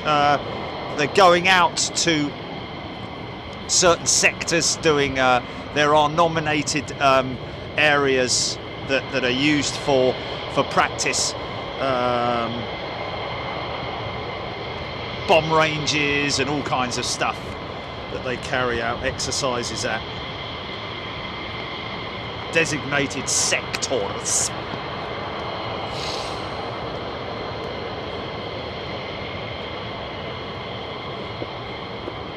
Oh, Michael C. Concorde was reheats too, not just an RAF thing. Okay, so the British call it reheats, yes. In fact, I seem to recall part of the takeoff procedure with Concorde. Is it not? Was it not reheats on?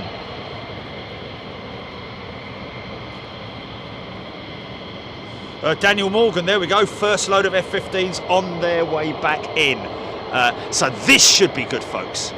Let's hope they do a little bit of dive, you know, like buzzing the tower type.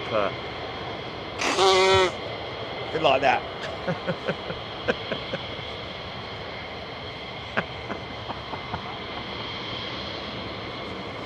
Oh, he's a lovely dog, isn't he? Beautiful dog, man.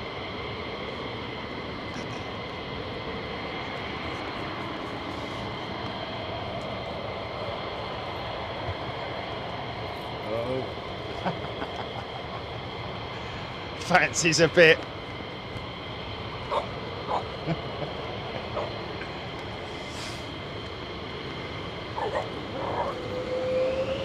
Bootle lad. Mac Loop magic. Well, we can hope that these guys will. Of course, whoever's in the back seat doesn't need to look out, really. Just looking at monitors and screens and.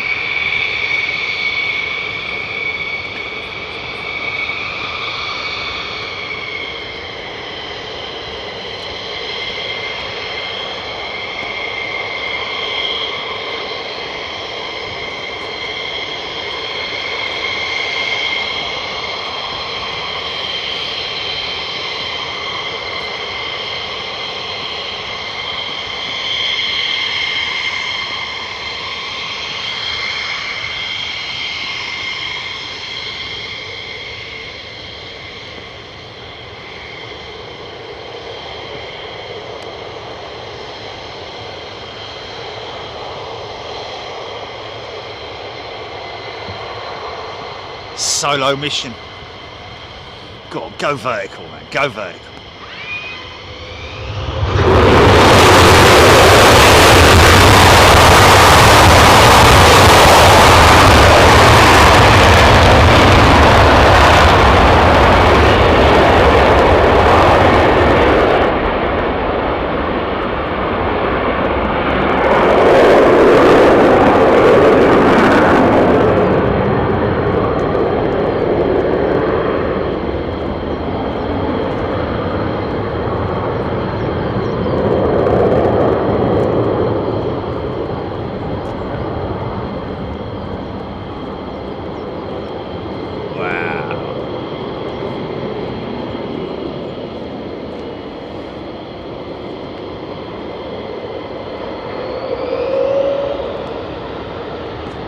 he's going up quick, man. He's going up quick. Oh, wow, look at that. Oh, lost him. Oh, he did a loop. He did a barrel roll, man. He did a bloody barrel roll. Oh, gutted.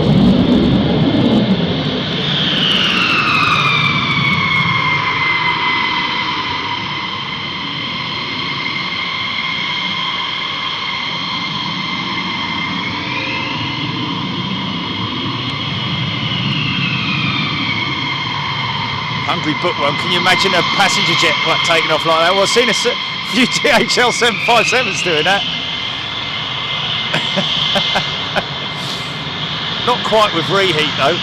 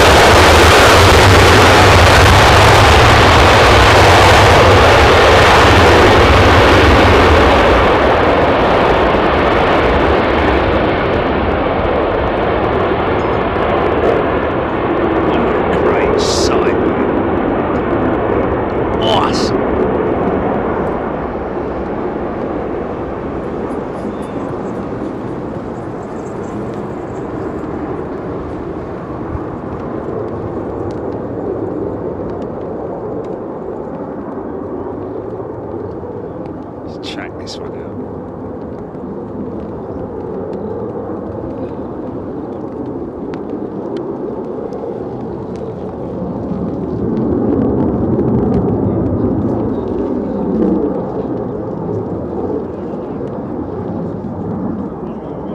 Now he's climbing. Now he's climbing.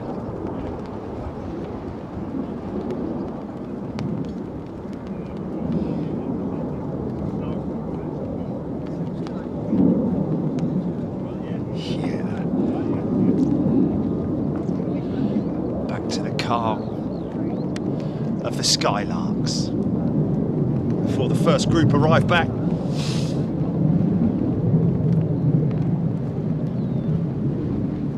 That, Andy, Concorde's legs were extra long and were hydraulically shortened for stowage due to the high angle of attack Concorde needed to get airborne.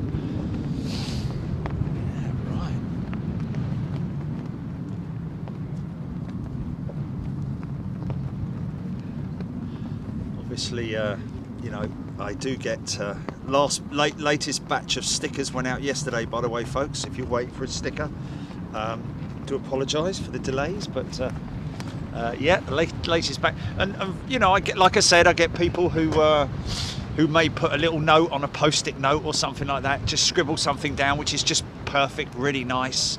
Some people just send envelopes, self-addressed envelopes, absolutely fine. That's what it's all about. Some people send great big long-winded, great letters of, you know, their experiences or their history, or their mum or their dad used to fly, and so on and so forth. Ex-cabin crew, whatever, blah blah blah. Recently, somebody mentioning about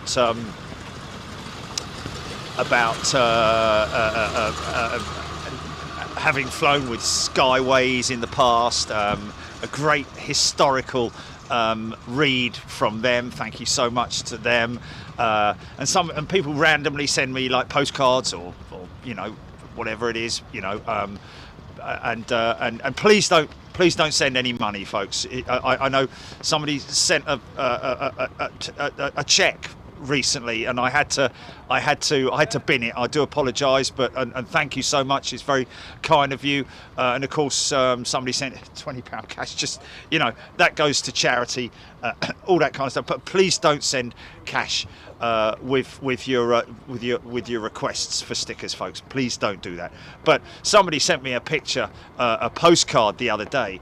I don't know. I don't think it was actually an official postcard per se, because it had nothing on the other side of it, or did it? But it was a picture, maybe taken from Myrtle Avenue, I'm not sure, but the profile of Concorde with the reheat, just the engines spitting out these beautiful flames out the back of it. Just absolutely awesome shot. Just quite tiny in the picture as well, but against the night sky, as a lot of people will remember when Concorde used to fly out in the late afternoon, early evening, and you'd see the reheats just lighting up the sky. Absolutely beautiful. British Air Ferries, Sir James. British Air Ferries, BAF.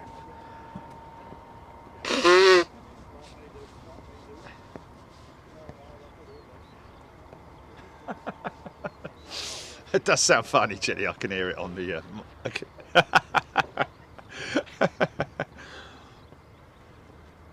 Andrew Hickinbottom, yeah, check. Do they still exist? I can hear more engines starting, you know.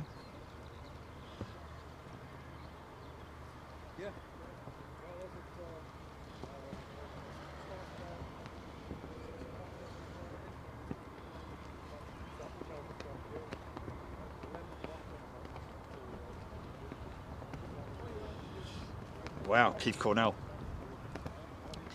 had his picture taken in the cockpit of an A-10 at Mildenhall. It's now, that aircraft is now with Kansas City Air National Guard. So still operational, those A-10 tank bombers, the Warthog. There's something coming. It's like a starfighter there for a second, isn't it? The big fins either side of it. Big, huge, tall tail fins on it. It's another ship coming out though, isn't it? Does look like it, doesn't it?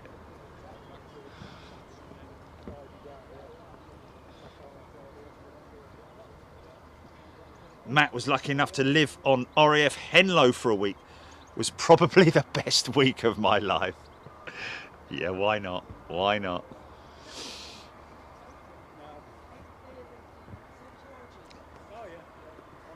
Yeah, I think it is, yeah. Here's a jet, yeah, he's slowly creeping towards us. Oh, no, he's being towed. That's why.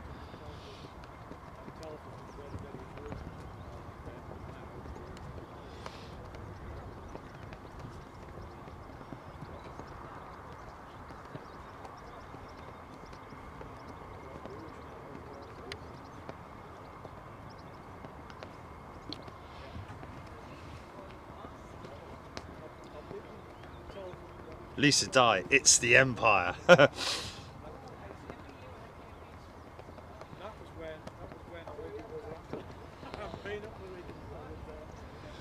feel a disturbance in the force.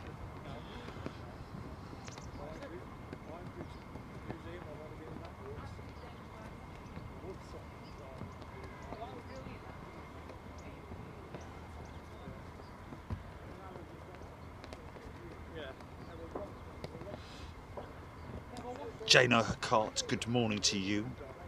I think it might be sandwich time, even though it feels like about midday. It's only 20 to 10, isn't it? Oh dear, oh dear, oh dear.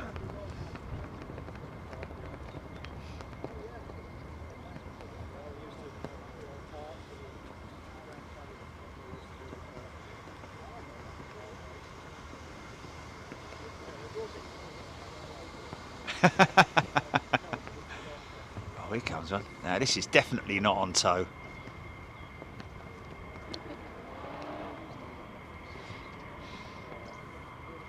Keep me posted, folks.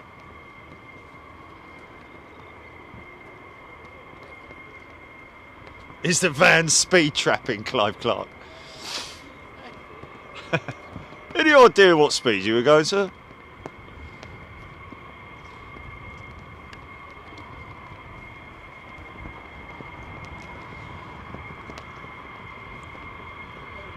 Andrew Hickenbottom, any sign of that gorgeous Dodge Challenger that's sometimes on base? I think it's red, isn't it, the Dodge Challenger?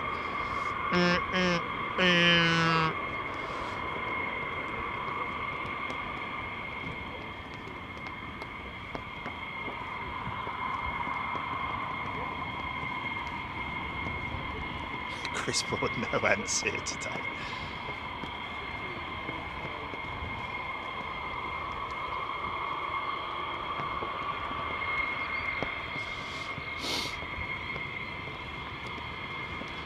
Mind you, if we order that pizza now, Gilly, it might be here by 2 o'clock.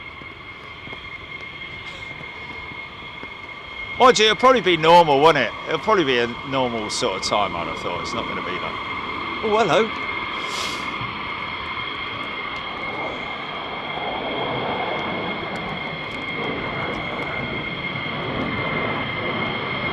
Yeah.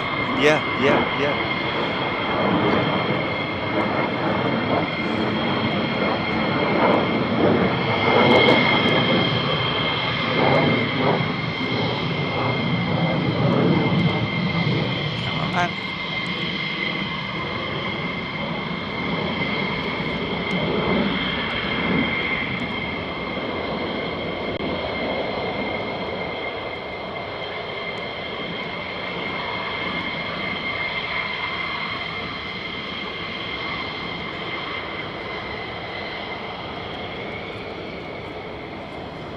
We should get some. We should get some a mixed bag of sort of like touch and goes and missed approaches. It's it all. It's it all. Of course, last time we were here, there weren't any bleeding leaves on the trees, were there? There are now.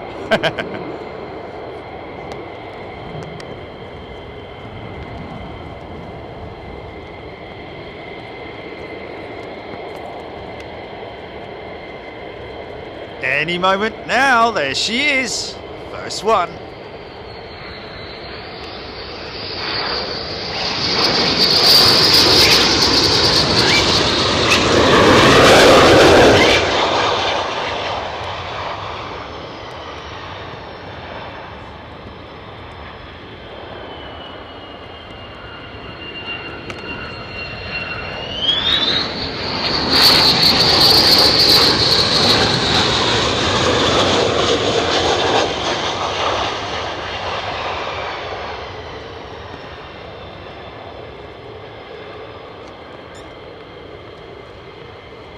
These are proper wheelie kings.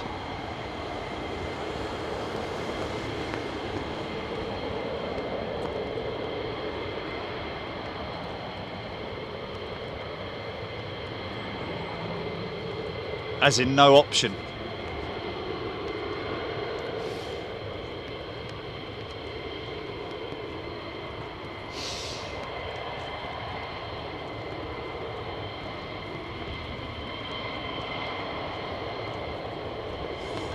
Hickenbottom, time for this fancy wheelies and nah, not yet landings, yes.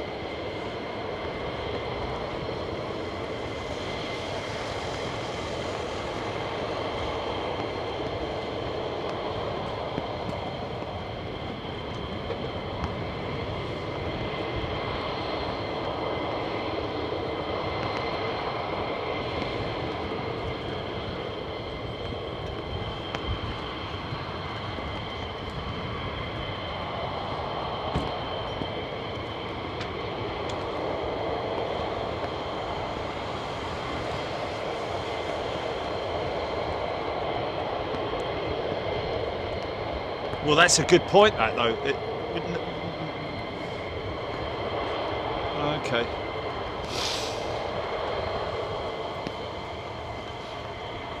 Yeah. So the best way to join is through YouTube, isn't it? Yeah. Right.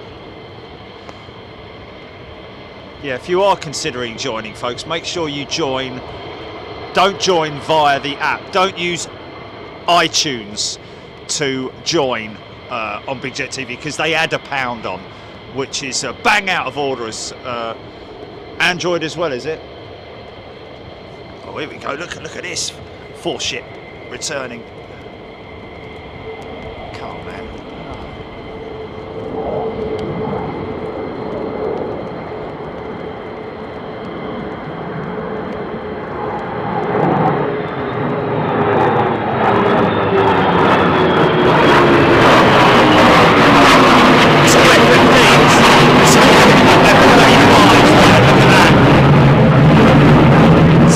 Bigger the F-15 is than the F-35, man. That's crazy.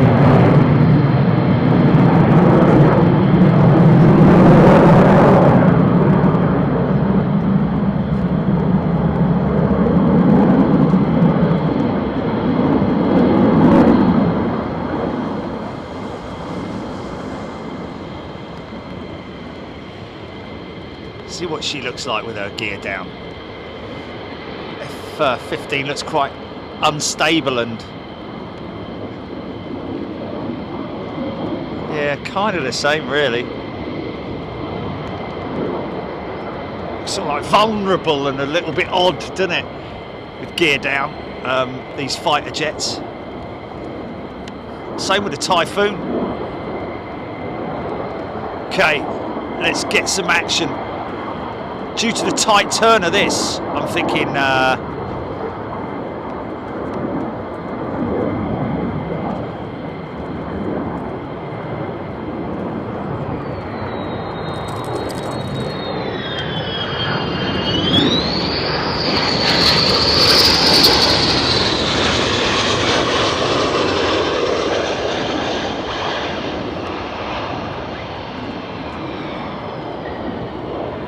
okay.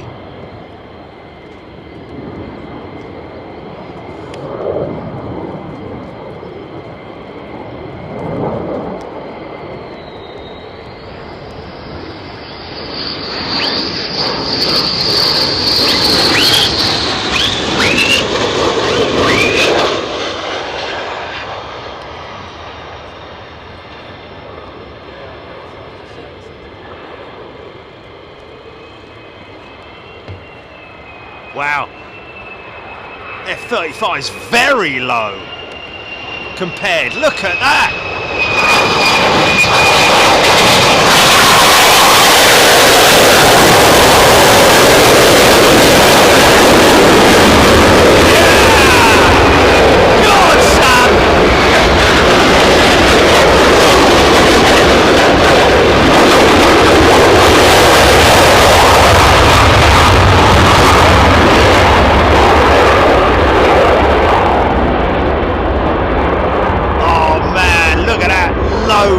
Pass over the airfield. Wow, watch this, watch this, watch this.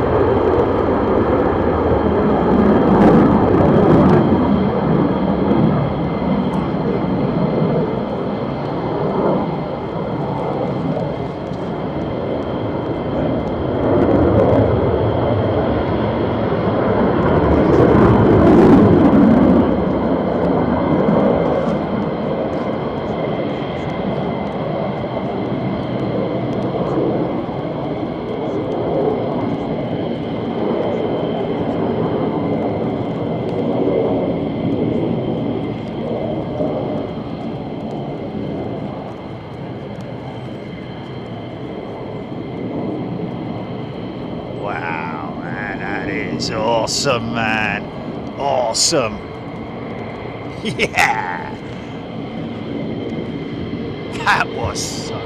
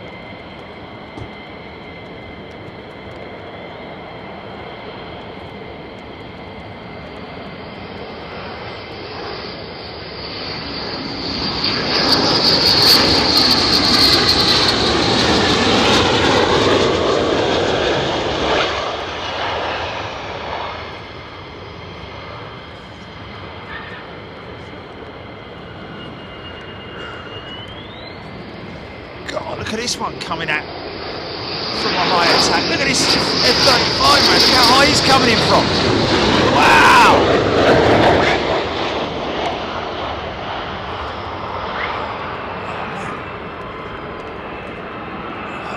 Try.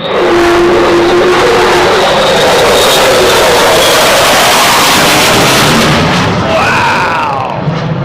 Come on!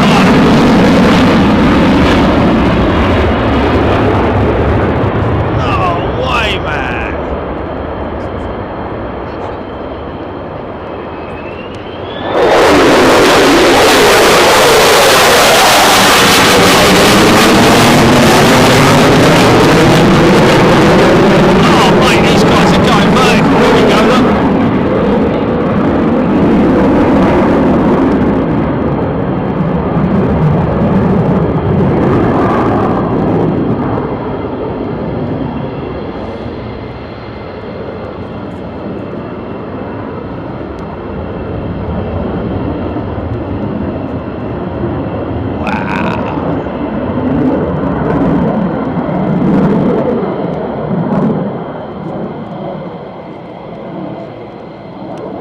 Highway to the danger zone, isn't it? Proper. Oh, blimey O'Reilly. That was crazy, man. I love that sound, man. That's a proper old school power-up sound, isn't it? A bit like the old Phantom. Maybe even the Lightning. Wow, he's right over top of us, man. Right over the top. Look at the sun. Oh. Wow.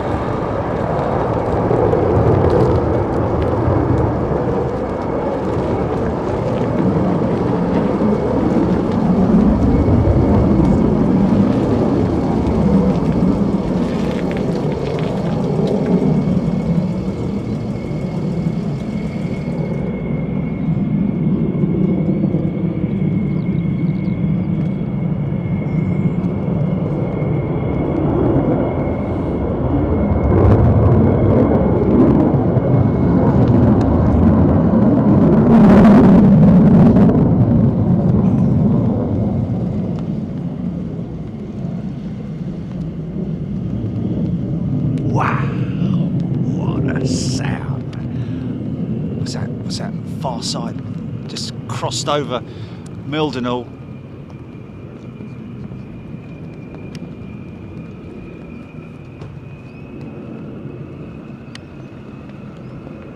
So a couple of jets.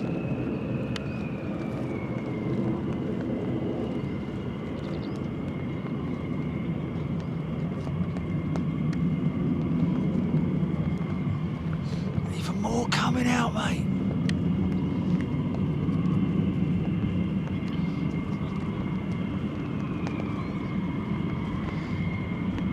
That's those two F-35s, isn't it?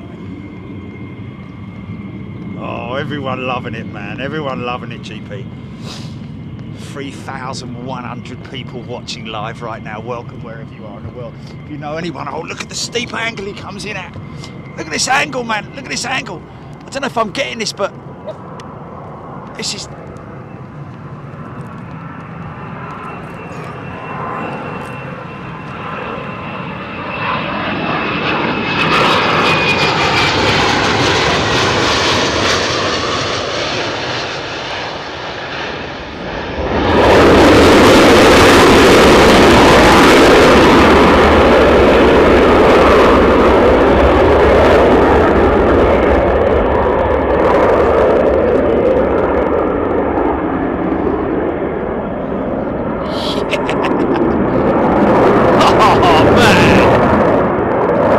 show off. Fantastic. Another one coming in from a dizzy eye. Look at the way they drop in, man. Look at this. Watch how low this one's going to come in. This is going to be low, man. This is going to be low. Fast and low. Come on, son. Bring it on. Bring it on.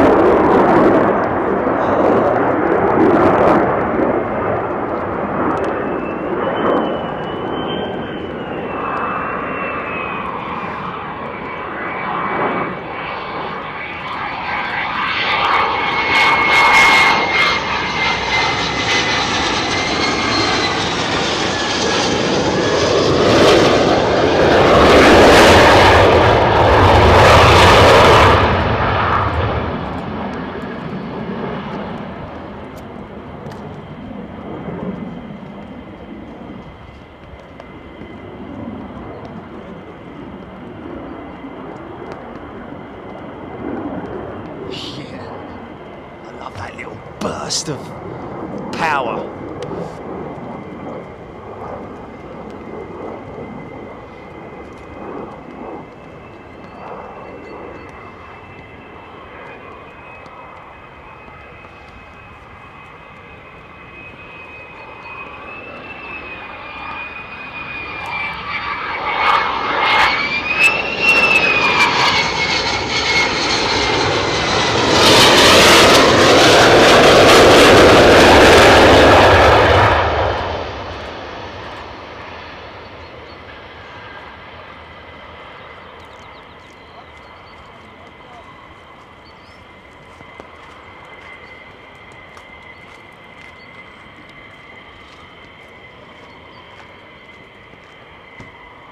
Wow.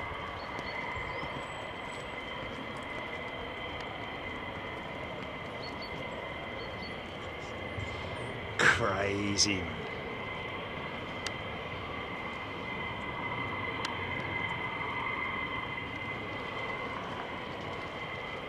I think these are the returning ones, aren't they?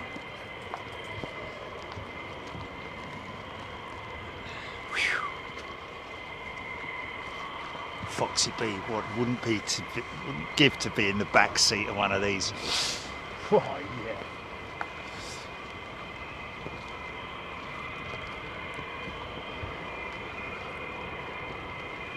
The ultimate ride, wouldn't it be? It would just be the ultimate ride.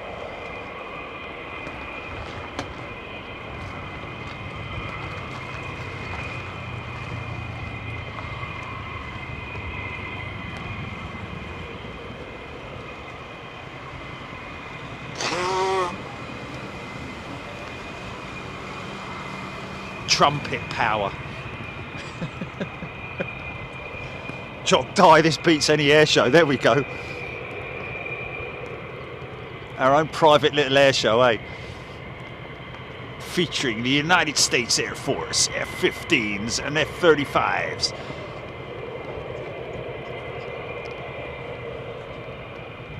Isn't this also the Grim Reaper squadron? Isn't it the Grim Reapers? 493rd?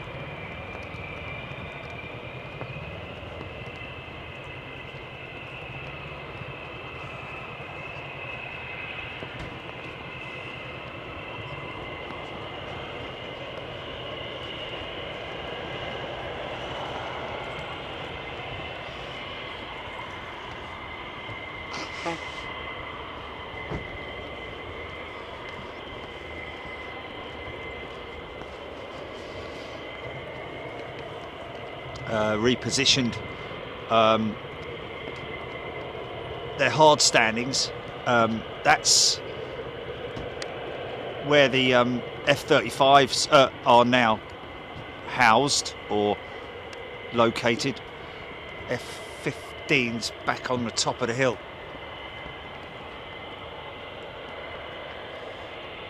Joe Spitfire 19 Helen Clapp. Andrew Hickinbottom.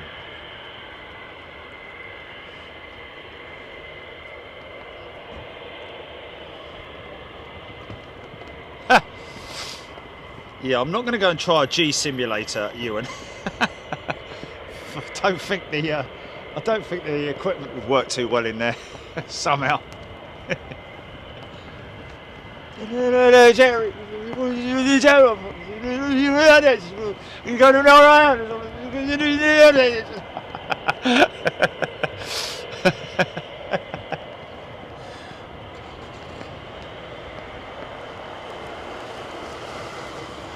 Paul Hodgson. C5 Galaxy over the Isle of Man at 27,000 feet. I'll tell you what, we've had a C5 Galaxy. I think the first show we did from Lakenheath, there was a C5 Galaxy here. And boy, oh boy, did it do a slingshot takeoff. A bit like that.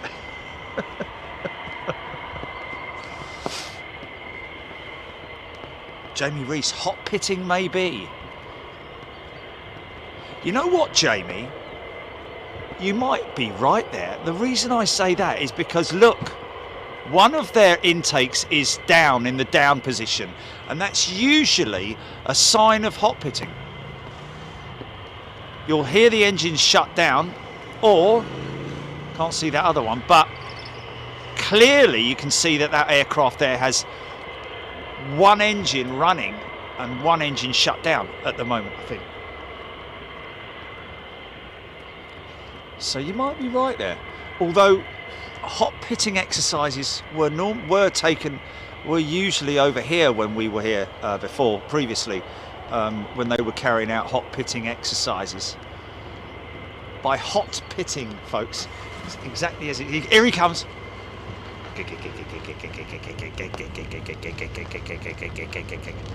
Just purring along his 58,000 cc Honda Eagle or whatever, Goldwing or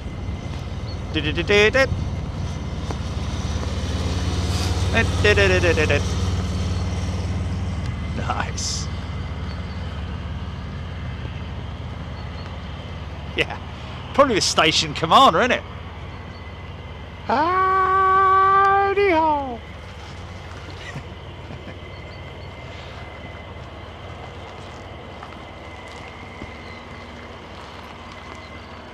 Barbie 254, yes, they will have air traffic control at the base. Barbie, right there is your air traffic control tower.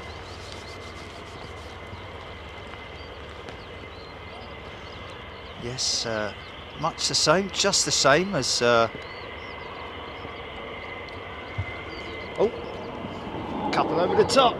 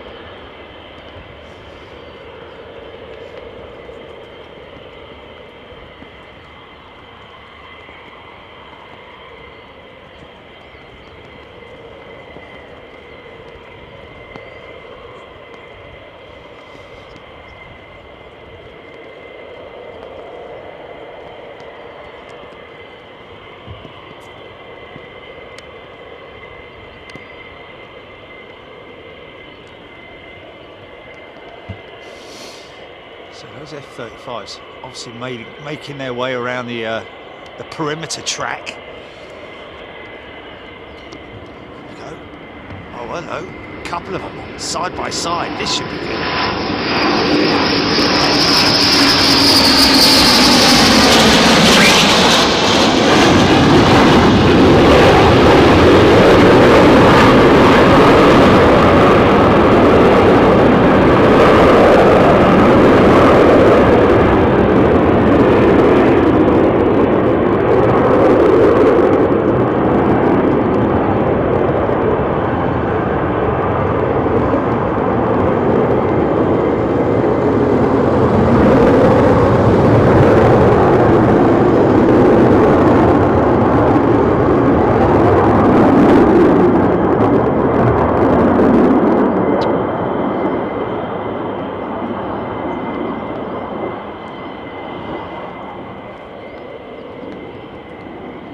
That was different, wasn't it?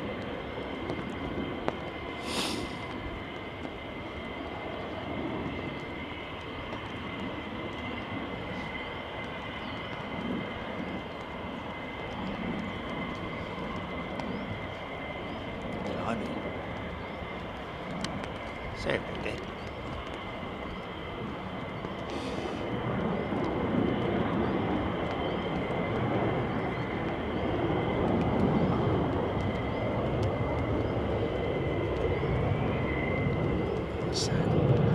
What's that coming out? You've got something coming out. He's definitely coming out, isn't he?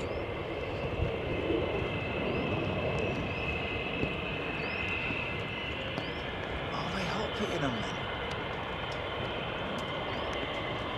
then. Yeah, that's got one engine running, man. That's a hot pit. You can see that. Looks like he's winking at us.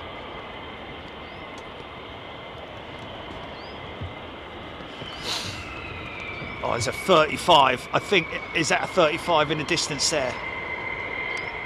No? No, this is interesting. Okay, so is this one of those cover type? Oh wow, look at the three of them. I mean, what over the gift.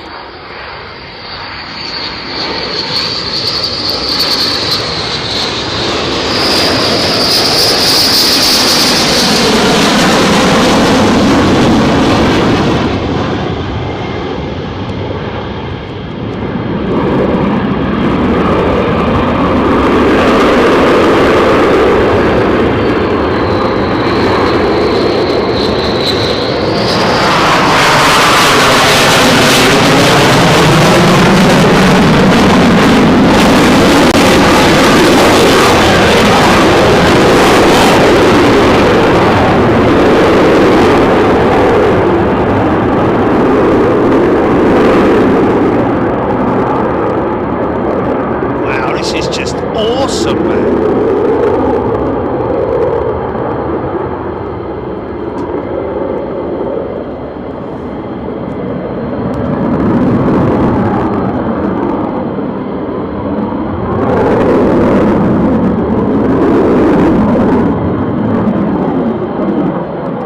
So now what you're going to hear, folks, you're going to hear these guys starting up their number two or number one, whichever it might be, but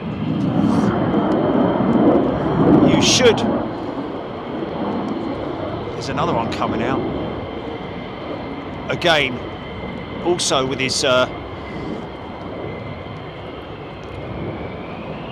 starboard engine might hear them start. We should hear them start up. Should hear them.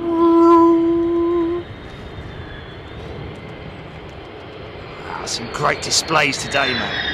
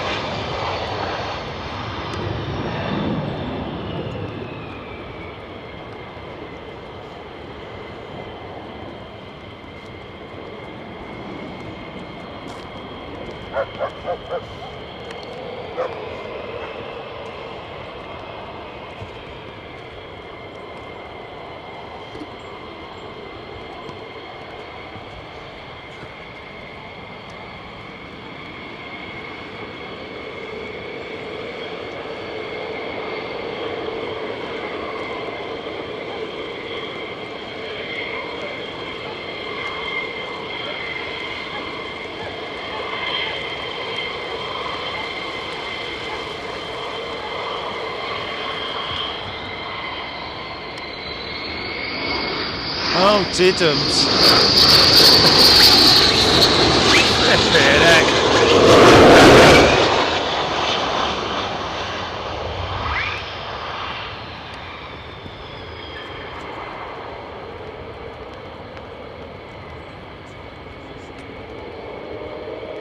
Here we go.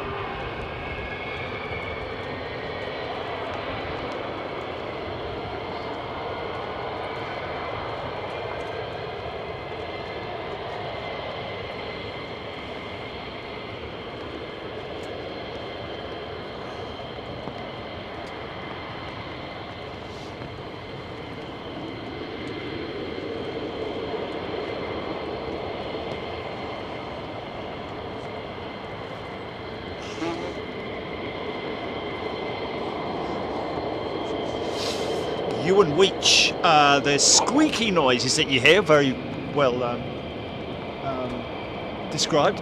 The exhaust nozzles, the actuators on the exhaust nozzles that are sort of like being manipulated by the throttle.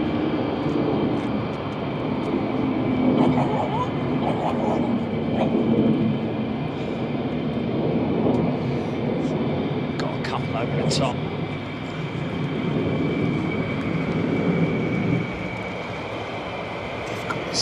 Difficult to see. Good job we don't got an air display today.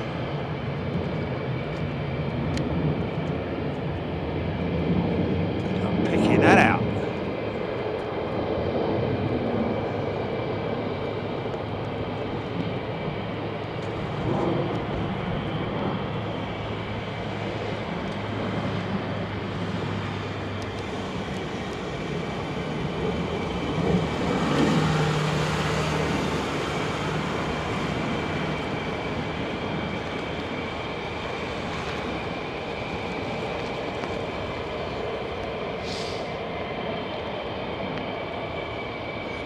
I think they have a tiller steering mechanism,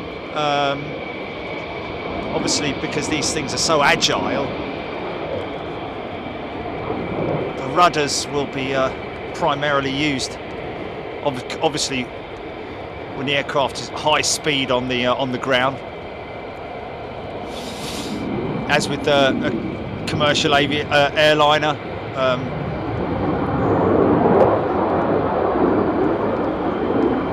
Anything over 60 knots.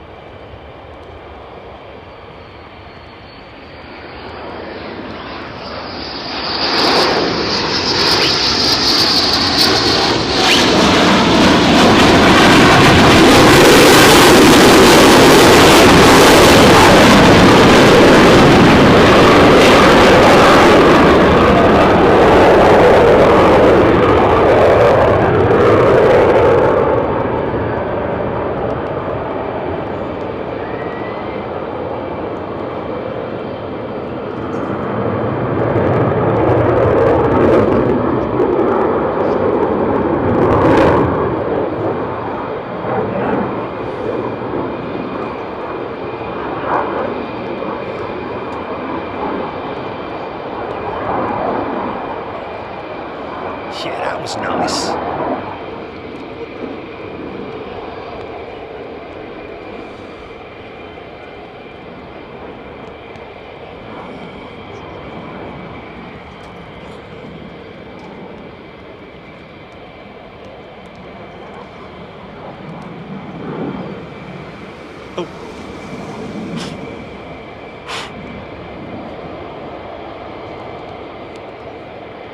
Sorry about that.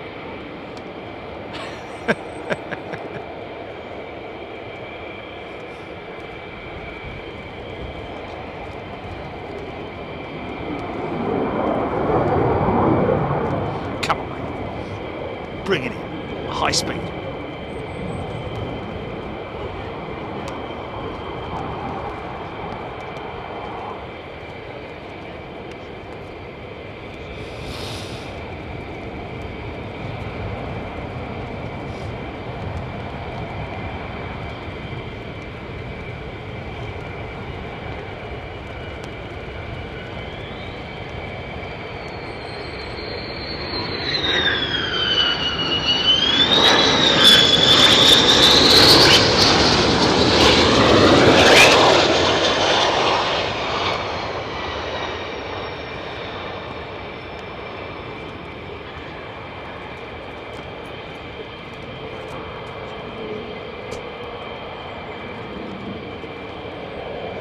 Lone wolf over the top of me.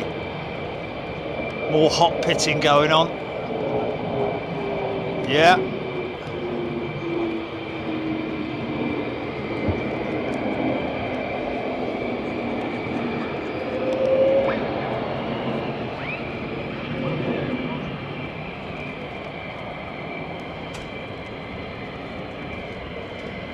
Just couldn't find him, man.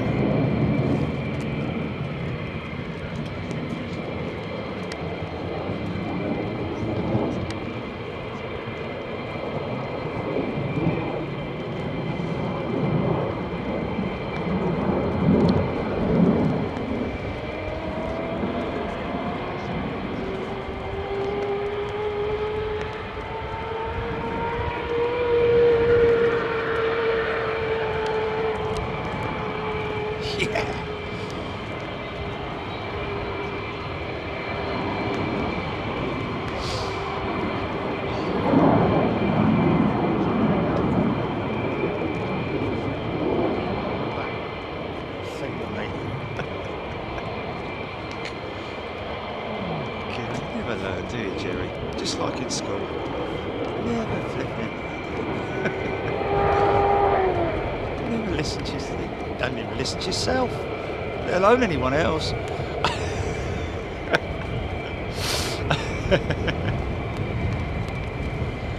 Take your hoodie. No, I don't need that. Take your hoodie. No, I don't need that. Take your hoodie. Oh, I wish I'd have taken my hoodie.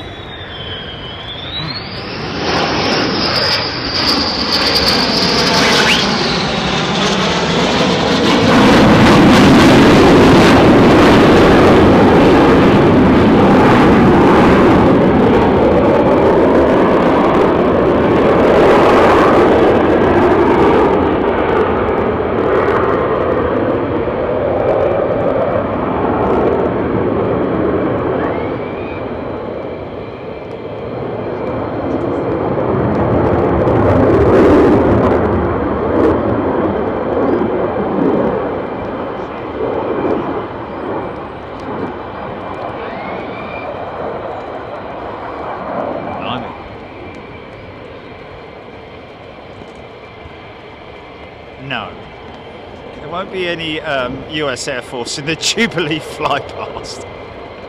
It'll be RAF, won't it? BBMF, Spitfires, Hurricanes, Lancaster, all that malarkey. Hercules, A400Ms.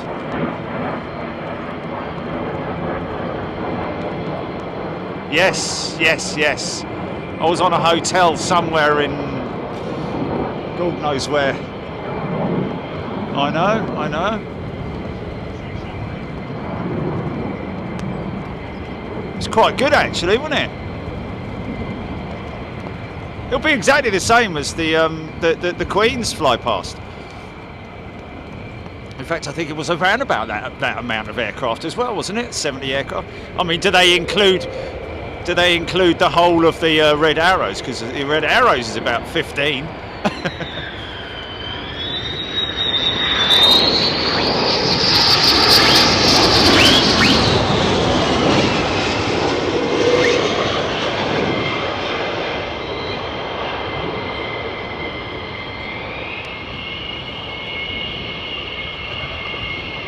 somebody might be thinking that I'm whistling when I'm not whistling. It's the bleeding, it's the jets that are making the whistle.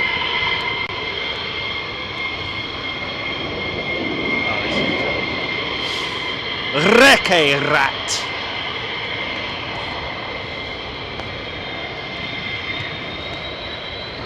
This is low.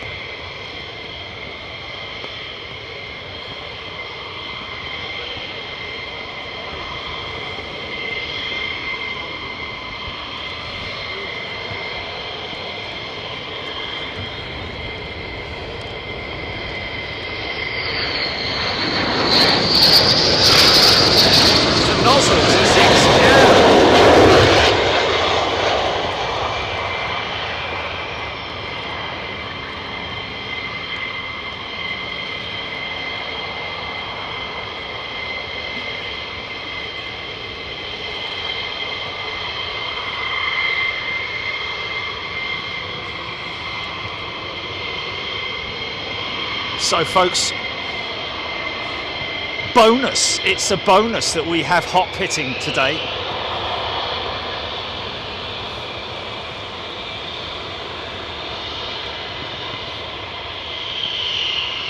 I'm not sure if they are actually physically refueling or whether they're just simulating the hot pitting manoeuvres. Either way,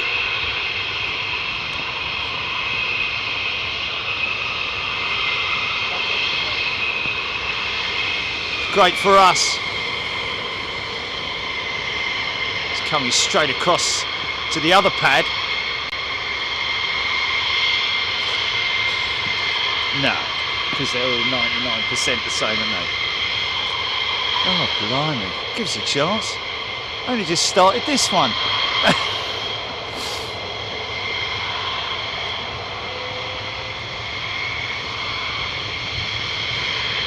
Yeah. It looks a bit starboard heavy, I think.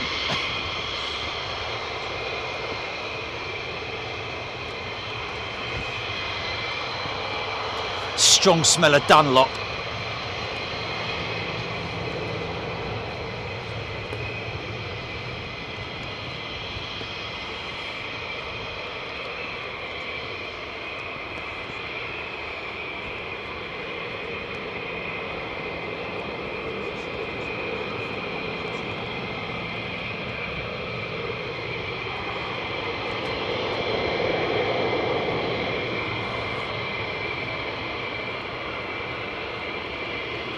Oh, Matthew saying the Reds are only flying 7 ship this season, as the other 2 pilots have been called up for operational reasons. Interesting. Thanks for that, Matthew.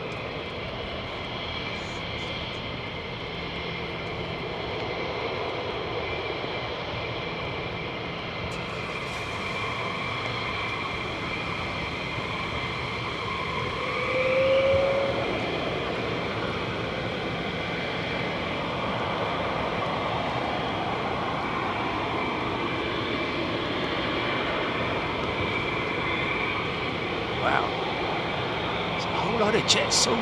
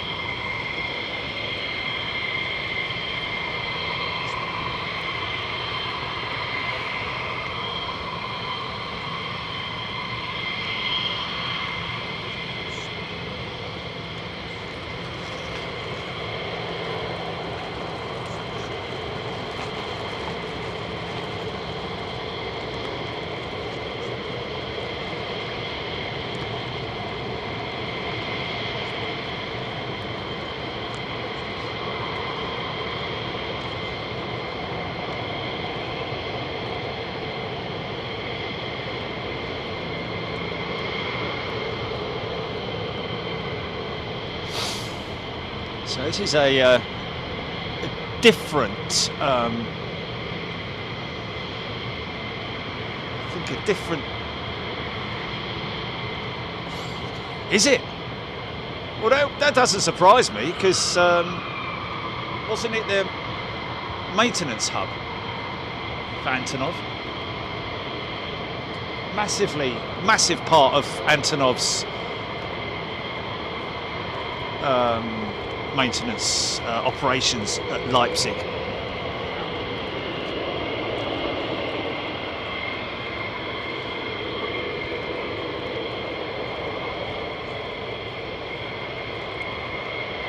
The real big hub served in the Navy as an aircraft director on 2 carriers. Go Navy! Aircraft director now. That's the man from Anchorage, the real big hub. How are you doing, sir? Oh, I couldn't quickly nip over and bring me a coffee now, could you? Start up.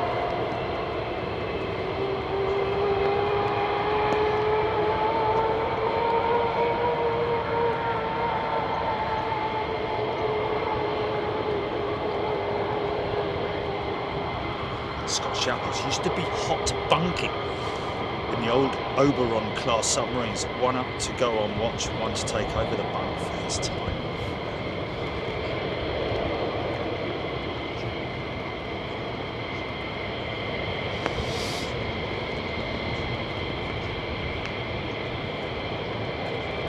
Speedbird 1 Black Arrows used to fly 16 Hawker Hunters. Ooh. Big. Hawker Hunters, yeah.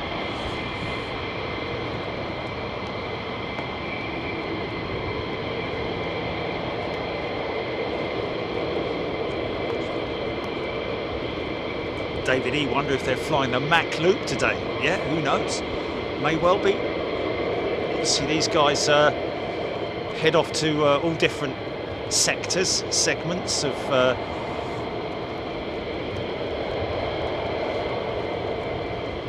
off the east coast, the north coast, the Mach Loop, of course.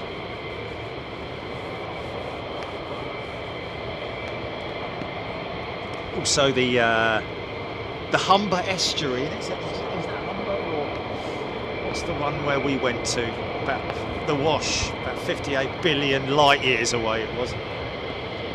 Donanook, that was it. Yeah, the Donanook. Okay, I did say the Humber. I did say the Humber. I did say.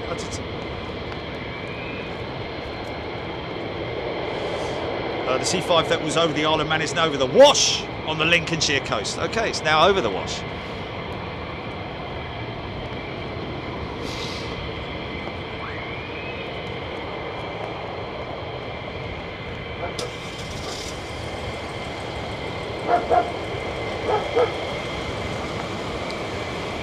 So what you're seeing here, folks, is these jets are now doing what is called hot pitting, which is simulating a pitting exercises whereby they will refuel the aircraft with the engines running.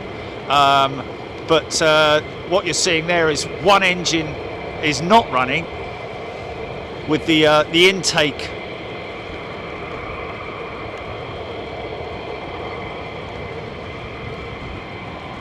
his right-hand intake, starboard side, our left as we're looking at it, is inoperative, and then he will fire up that engine when he gets down to here. Obviously needs an engine to be operational to taxi the aircraft.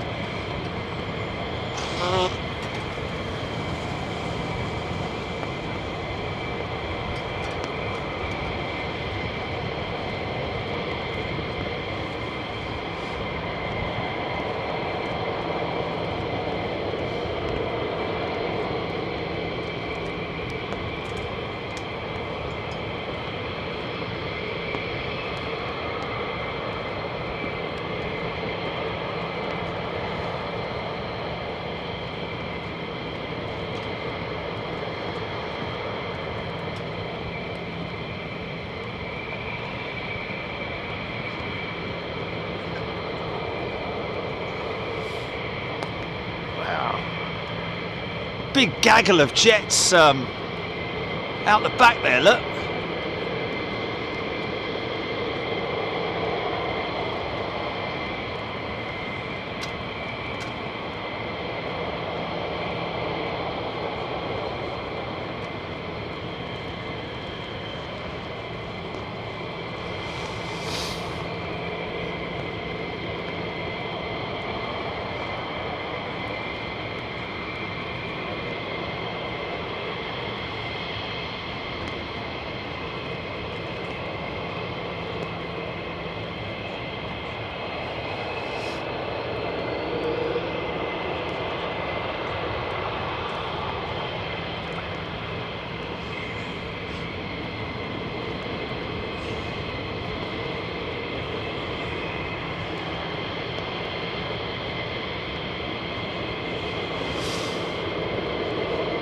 It's always interesting when you see a big old container truck coming in like that. That means air freight, possibly inside that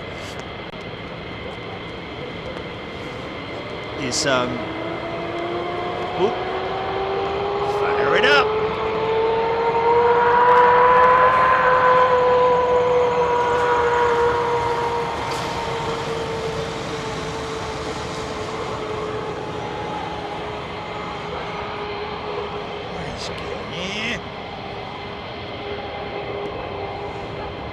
Big Jacko's Gaming, g'day.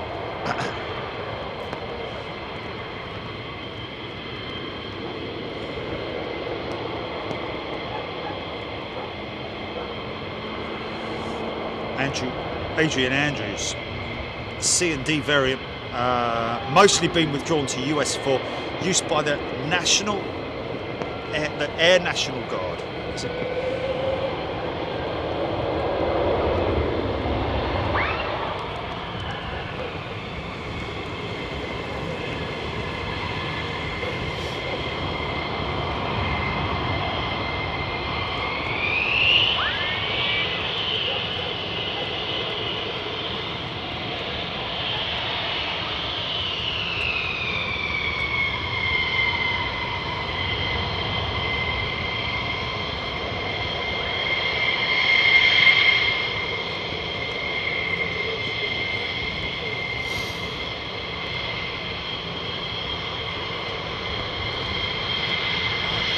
Stacks of them coming out, man.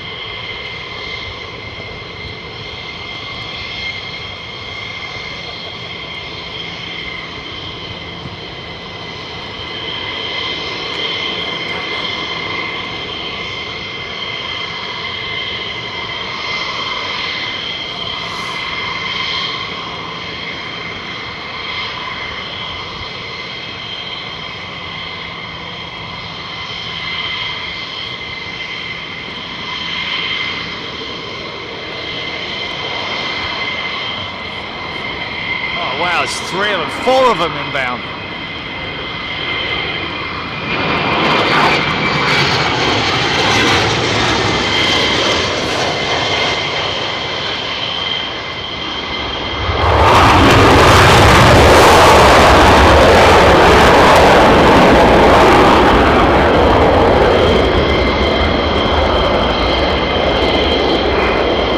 These guys coming from a dizzy height, man.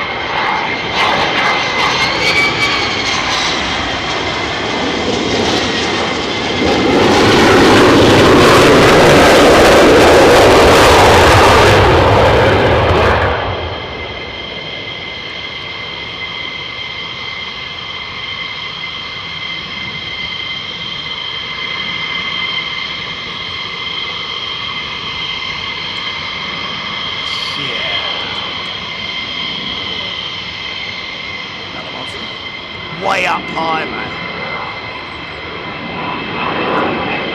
It's coming in hot, man. Wow, go on, son.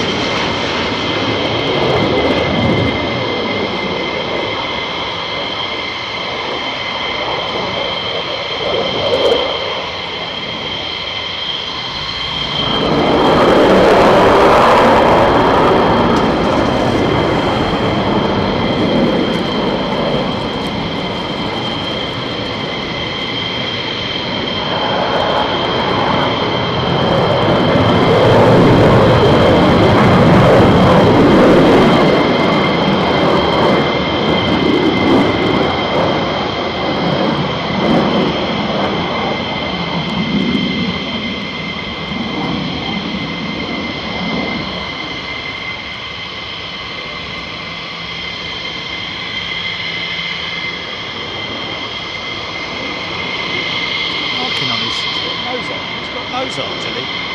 Has he got nose art? I'm looking at.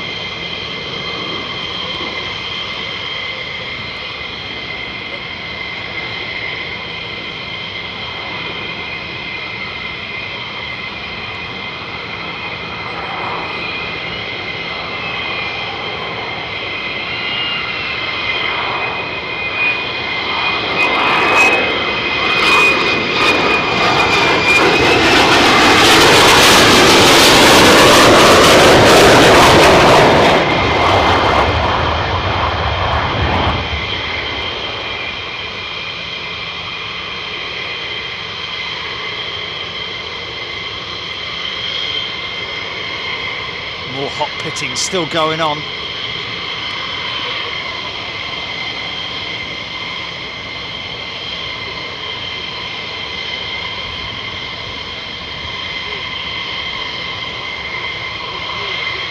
James Moss, Liberty Art. I can't quite see it. Gilly, did you copy me on that, or have I paused you? Have I...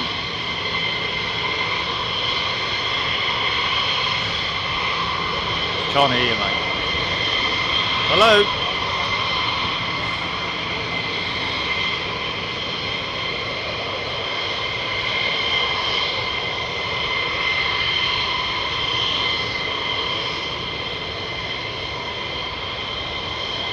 Wow.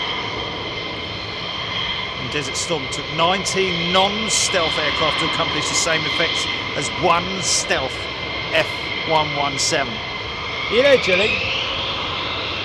Oh, right, finally. I was asking, look at the nose art on that aircraft. Oh, okay. Look at it, quickly.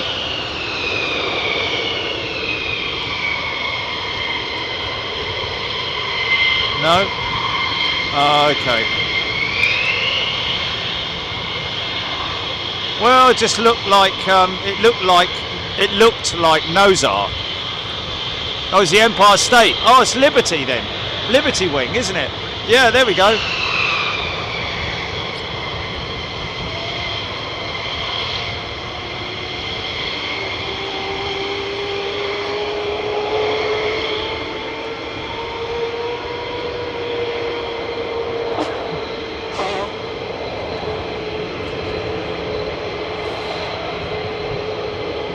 Those histamine tablets didn't work very well today then, did they?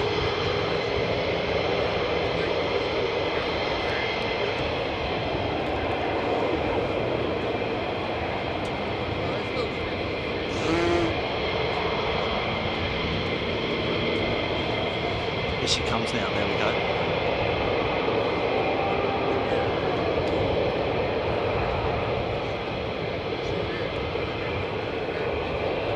There you go, that's it, right there in front of you.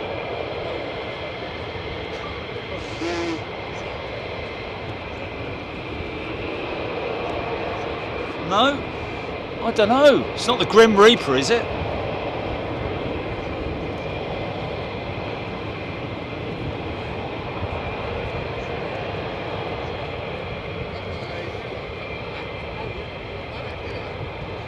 Ah, yeah, different. Yeah, it's almost like it's been chalked on there.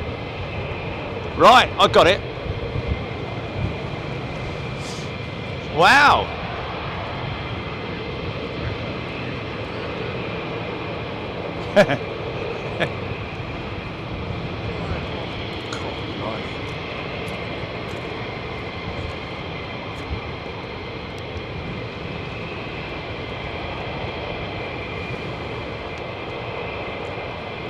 Still a big load of aircraft up the back there.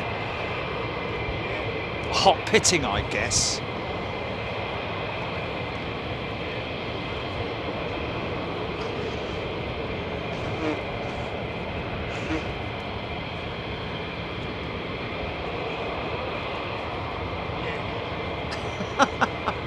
Margaret Thatcher.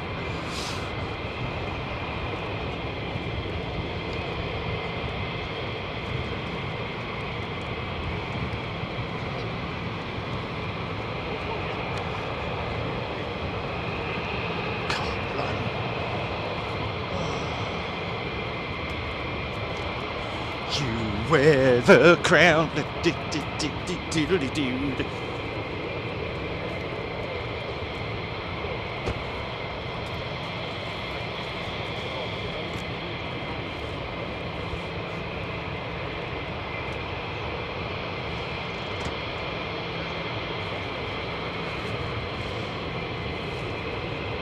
Oh wow, look at that. Going out the back. Hercules.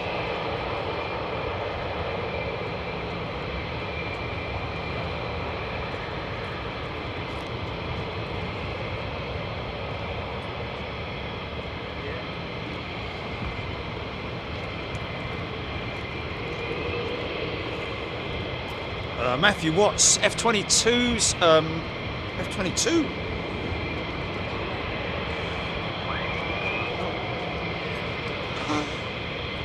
No Raptors here, my friend. I believe that I think that Lakenheath were planning to have the Raptor, but it ended up being the F-35. I think that might be the case.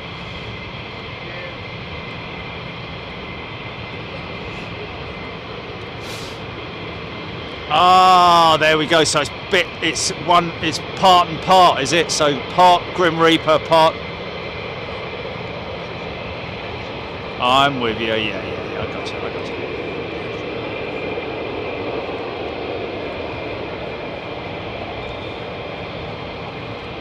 Zero Motorsport. He's about to say, look at the background. There we go.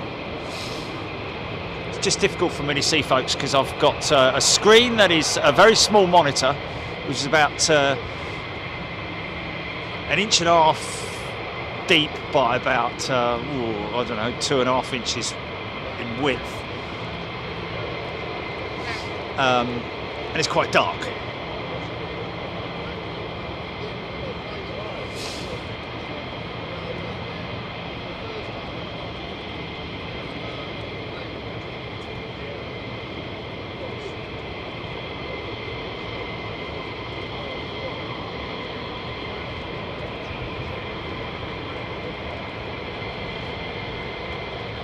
Air brake test.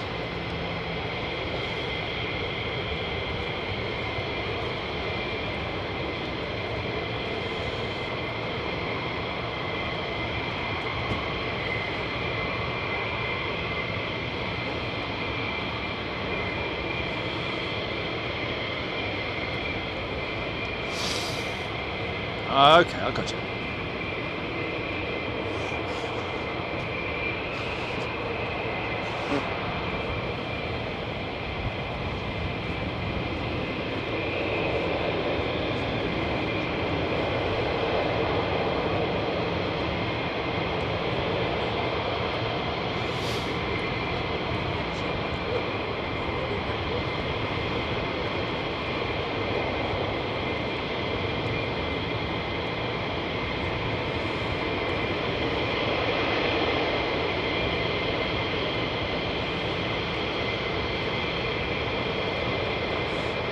looks like a female pilot who knows our F-15.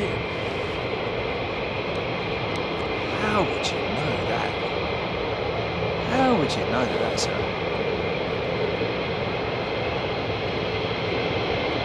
Yeah.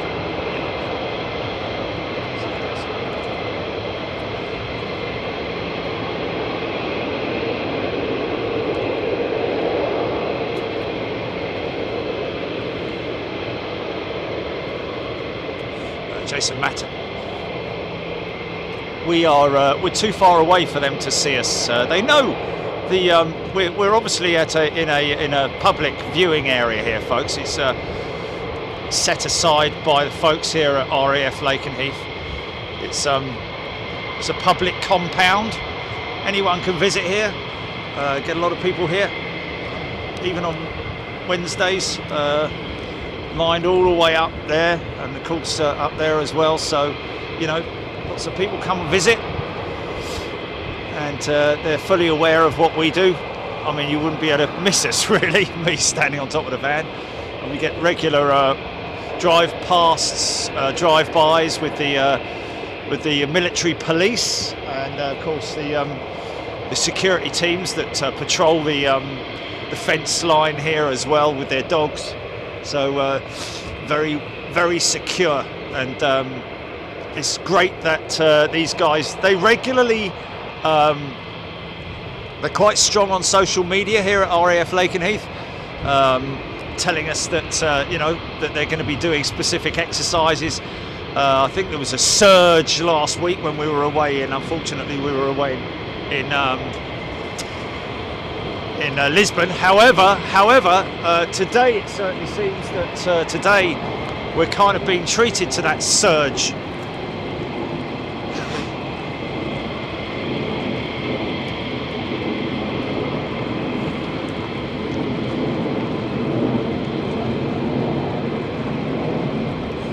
Zero Motorsports. Still a lot of people still working from home. Yeah, right. It's funny. It's very good. Very clever. Couple more just arrived back. Skies are just the air is full of the sound of F-15s at the moment. Not sure if the F-35s are hot pitting elsewhere or what, but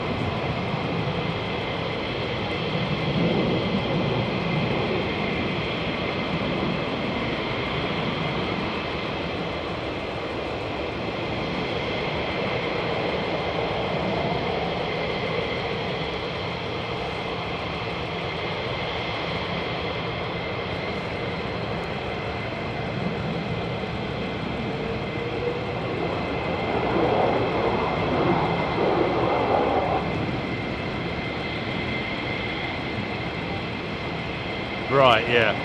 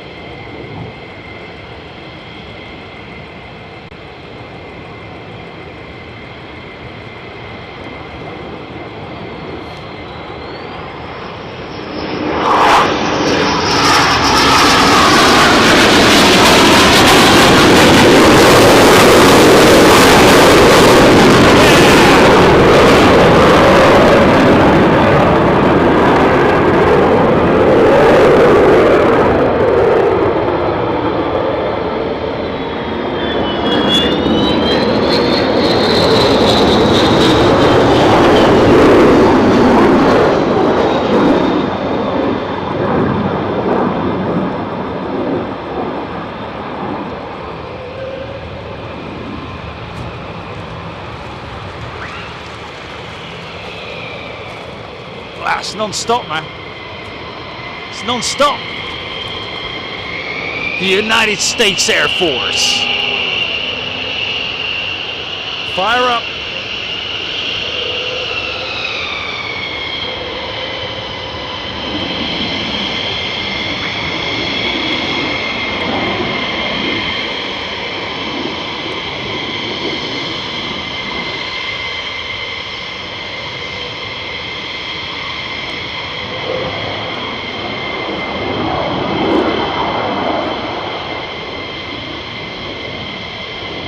hello, where's he going?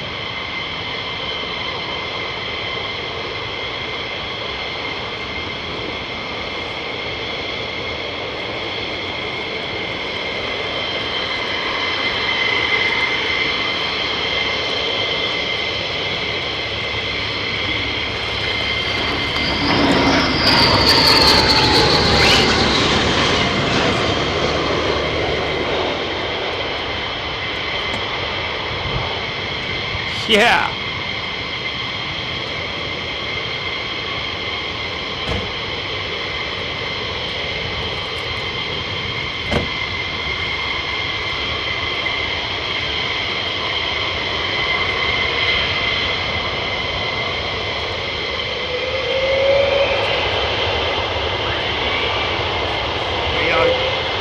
Hold on to your hats, boys.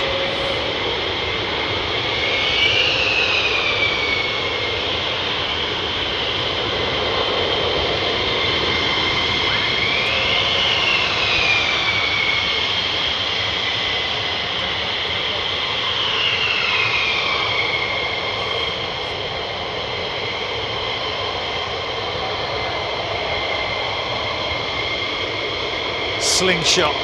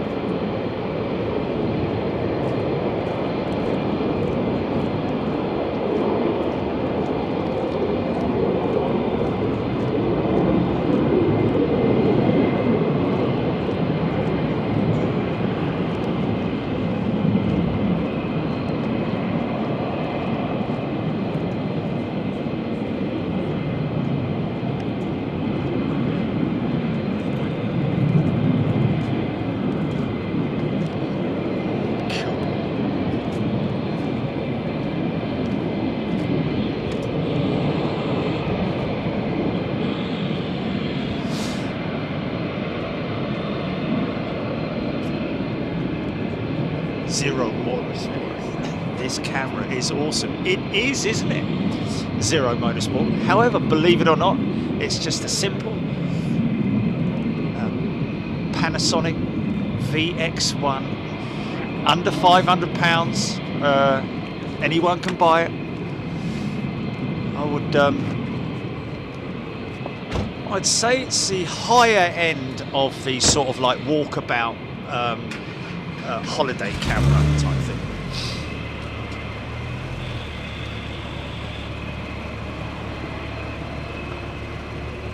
These aren't used. Okay.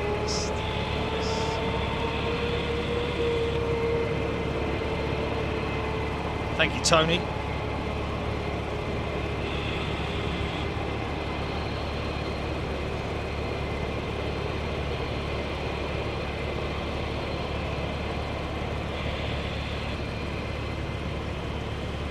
Oh, that's funny. Colin McCann, love your military planes logos. Actually caught me out a couple of times. Quick glance and I thought it was a jet coming over the trees. Easily done. Easily done. Yeah, they did, didn't they? Oh, that's nice. That's nice. Okay. Keep it at that temperature. Oh, okay. Thank you. Thank you.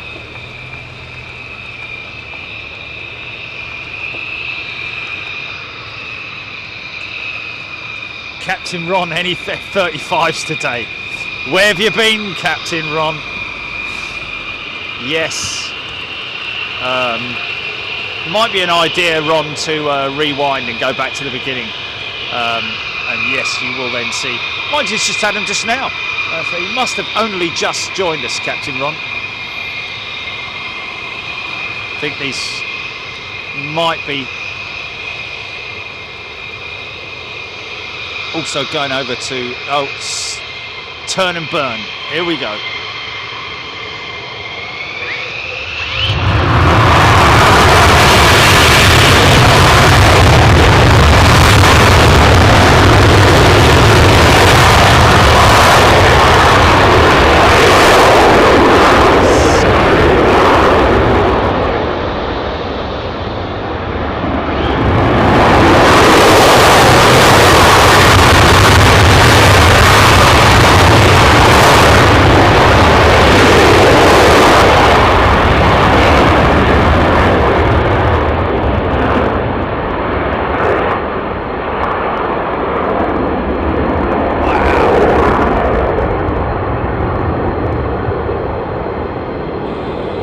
Low altitude bank. There we go.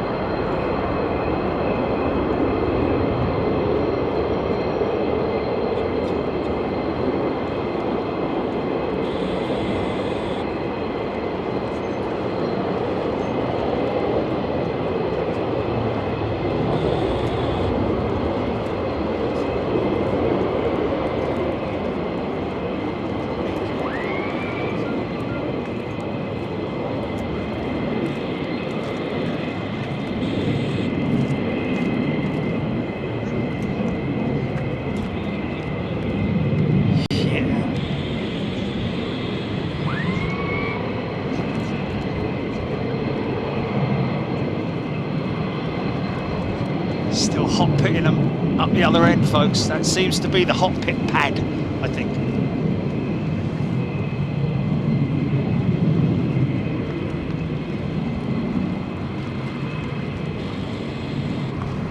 Sandy, I'm definitely better with earphones. Oh yeah, gonna get the full experience, aren't you? Audio-wise, with headphones.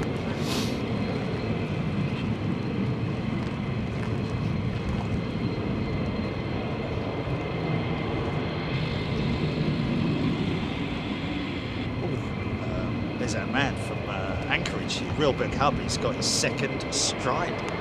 Brilliant. Fantastic. Jane Wilcott, take care, Speedbird 1.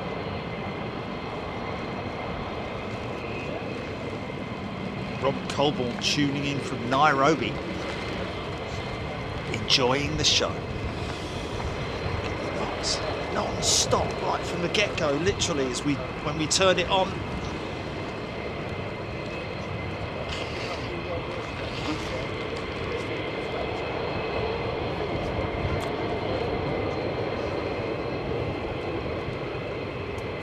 Alex Hilton beats the 320s at Lisbon.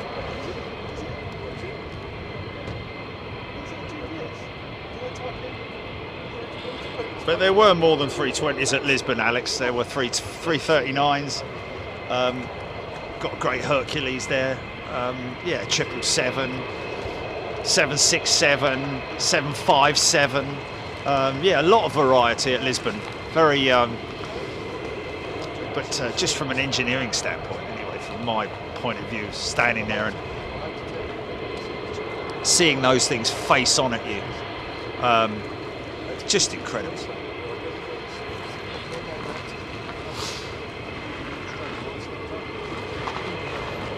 Kenji.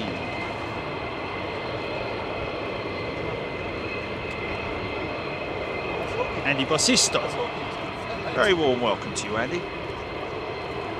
What's that? Is that an F-22?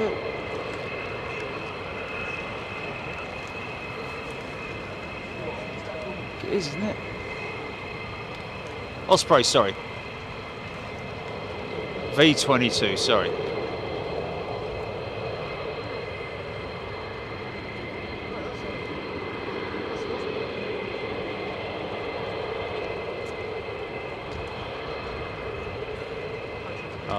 Ant Saga. It's a crazy old 5 minutes that was. Still managed to eat the roll though. That was what was amazing.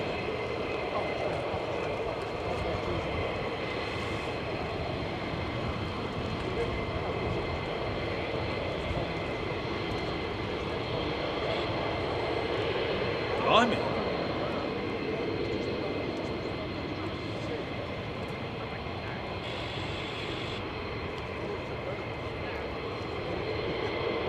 Keith Brown. Good morning, Keith. I'm still saying good morning.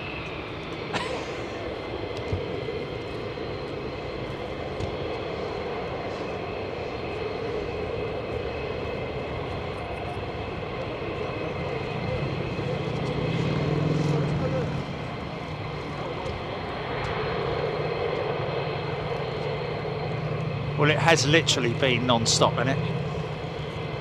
Since the get-go, since we fired up the camera at 8 AM. Well, actually, it was earlier than 8 o'clock. Osprey's an awesome aircraft. Who's knocking the Osprey? 999.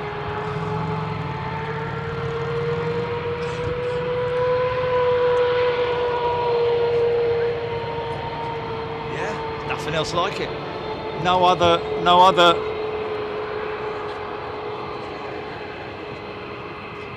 See, look, he's look at. I mean, what other aircraft can do that? Like rotate its engines.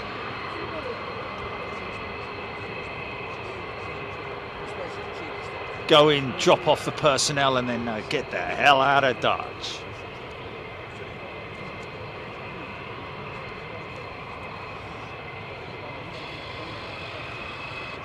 Drone hence you.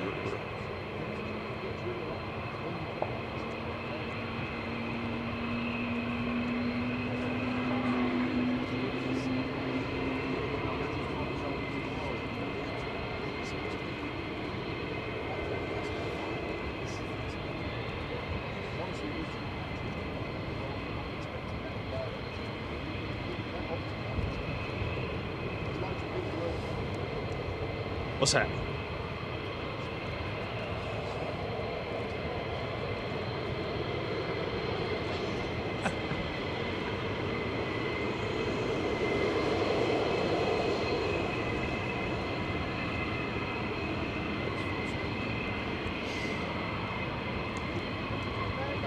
Oh dear. Okay, it's not good. It's never a good sign, is it?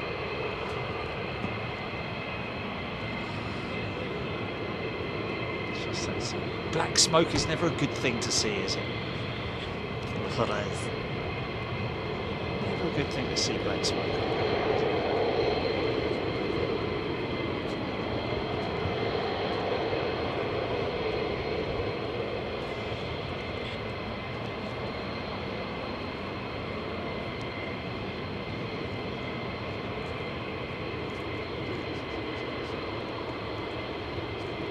Your scope don't reach across it like that smoke is, does it?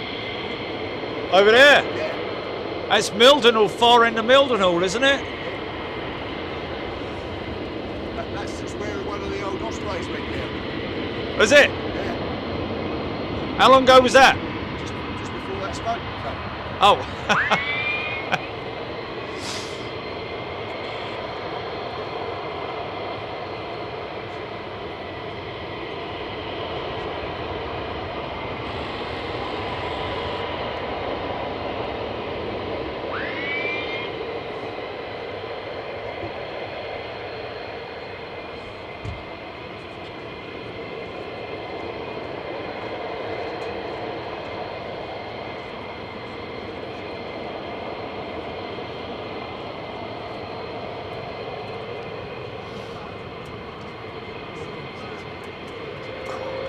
The sandwich in a minute, man. Gonna have to go for the sandwich.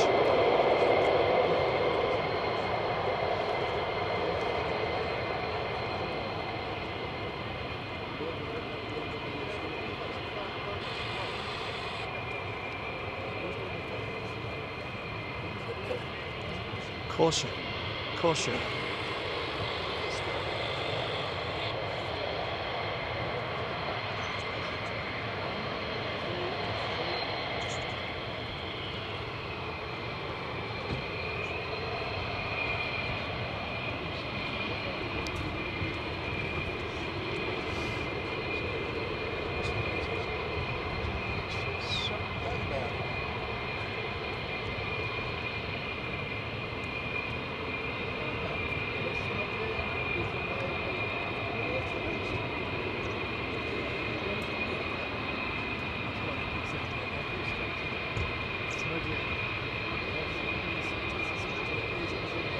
All that tech and 25 quid's worth of folding steps mixing. Yes, that's what I thought the first time I came here. Quite an interesting observation. Mind you, back in the old days, we probably used wooden ones, didn't they? Bit of rope on them.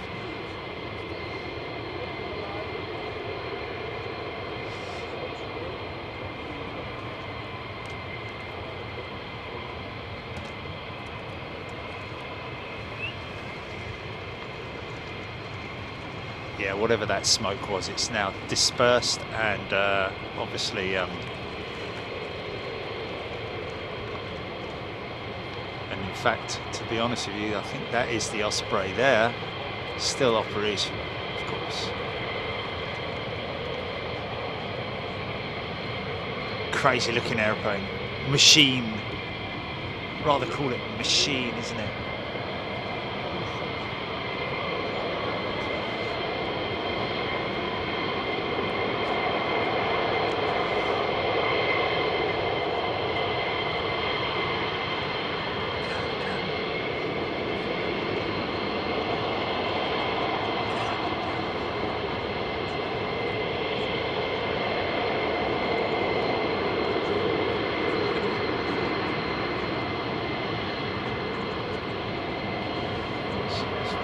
Activity down the Mildenhall today, isn't it? The hall. There's some cool.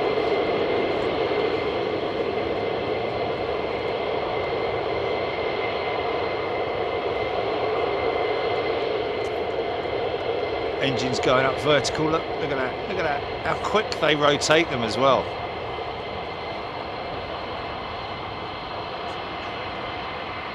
So impressive. In terms of engineering, imagine the all of that equipment and weight turning on a single axle, just or pivot, single pivot. I'm sure there's a lot more to it than that, but when you break it all down, it's break it down. It is, you know, it's a single pivot, isn't it? Nice strong pivot, obviously. RAF Nimrod.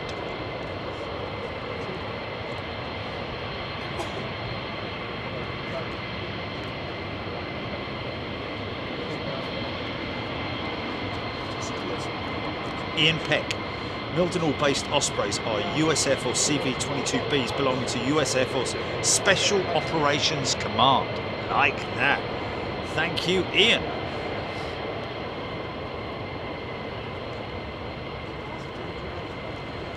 Kind of. Chinook going sideways.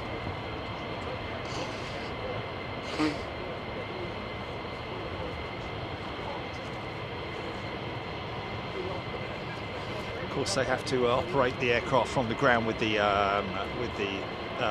blades tilted at some angle, I believe. Stud up.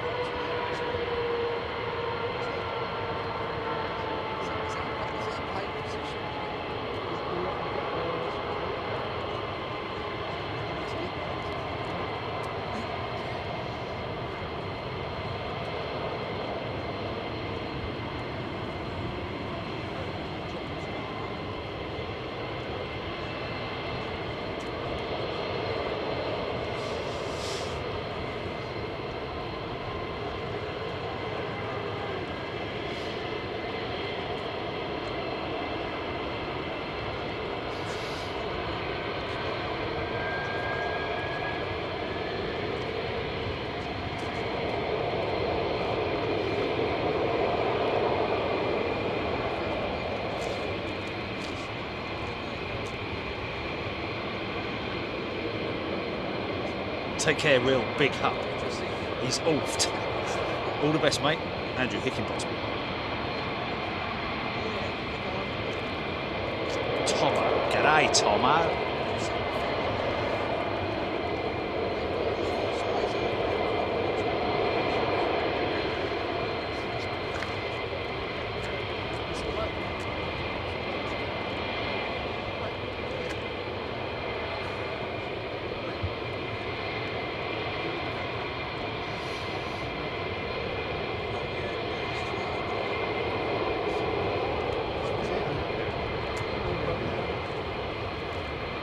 Flag's gone all funny. I need to adjust my flag.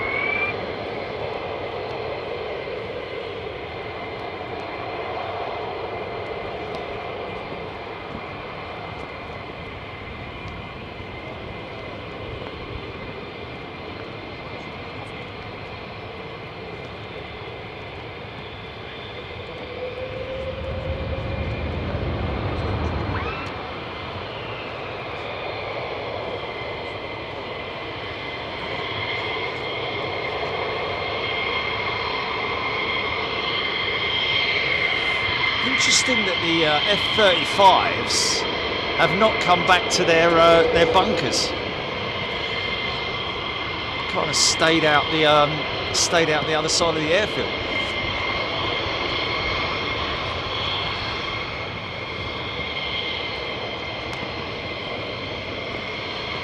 Good question. I don't know how many F-35s are stationed at this base just yet. Maybe half a dozen at least, I would have thought. Seen about half a dozen today. Turn it and burn it.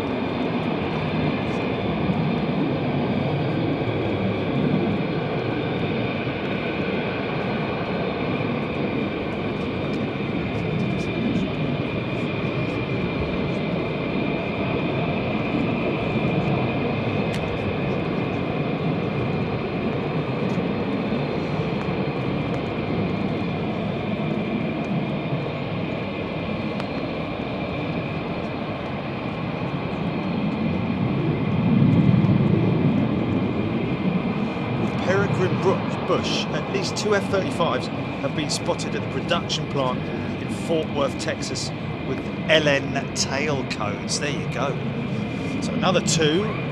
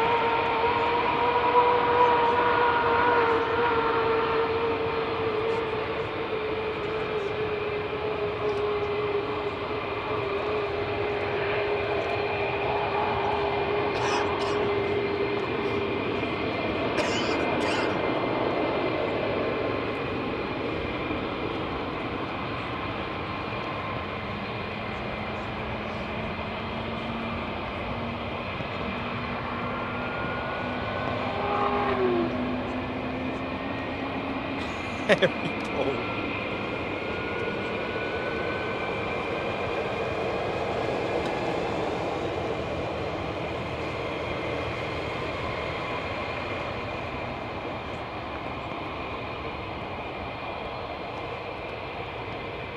Well, there we go. Harry Paul. Sounds like Harry Paul knows about his mics, but we got the thumbs up from Harry Paul. He's very hairy, but he knows about his microphones.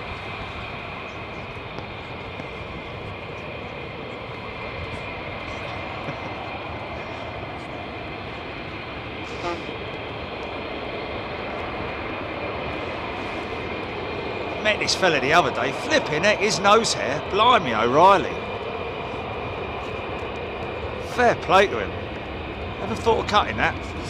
Probably need a fly motor to get it going, but you know, or one of those old lawn mowers.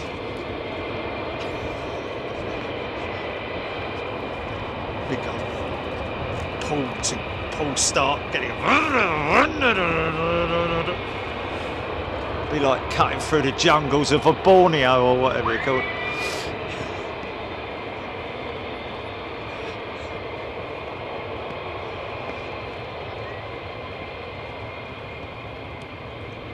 Shumpy McShumpface.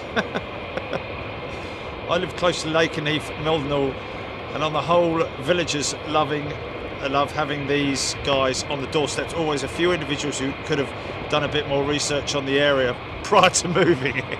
Yes, yeah, you would have thought so, wouldn't you? Hold on a minute. State agent didn't tell us anything. Well, weren't you listening when you came and had the viewing?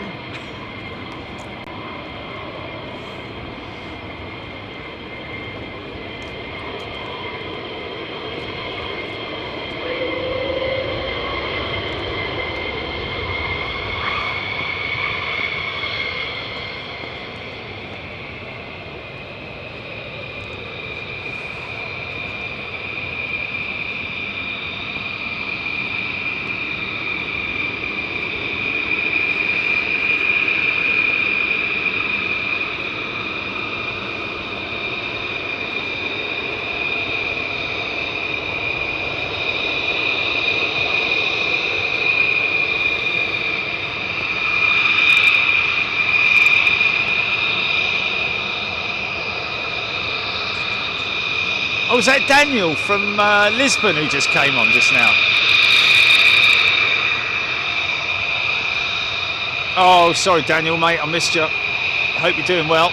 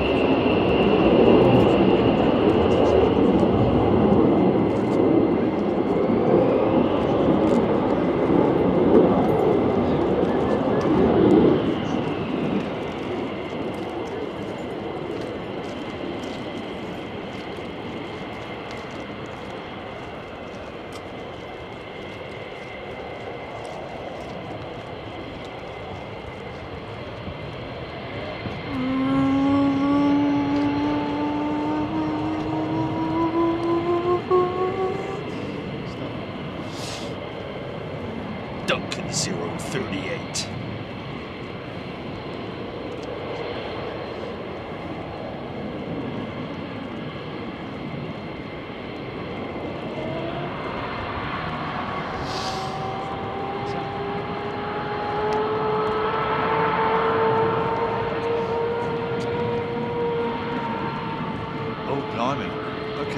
No, we didn't see it.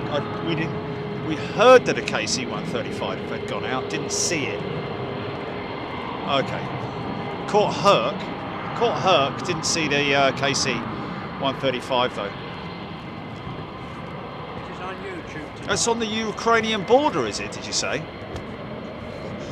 Oh, blimey. A little bit of dodge in it. Too close for comfort.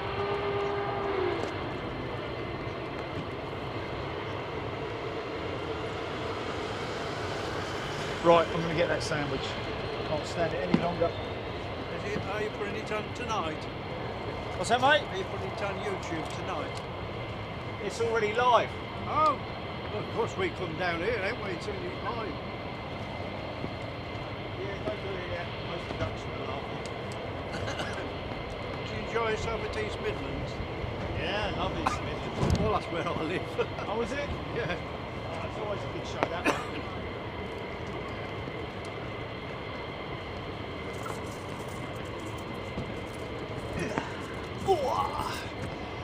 Your knees are old, my eyes are bent. You know the Australian C-17 serial number?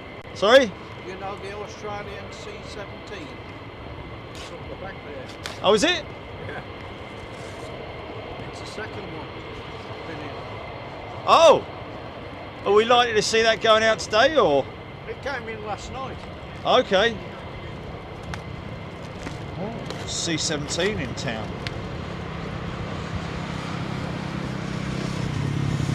It's the second one that's been in, is it? How long did the other one stay for? 2 or 3 days, I think. Oh.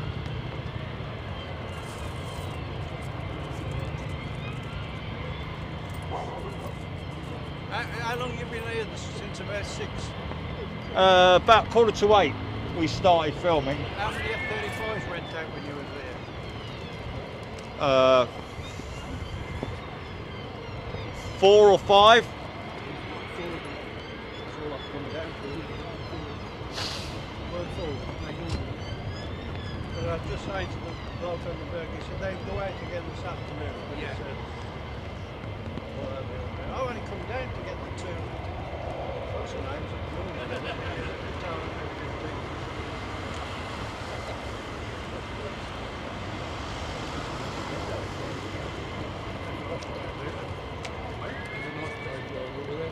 Oh, well, yeah. I never went down there.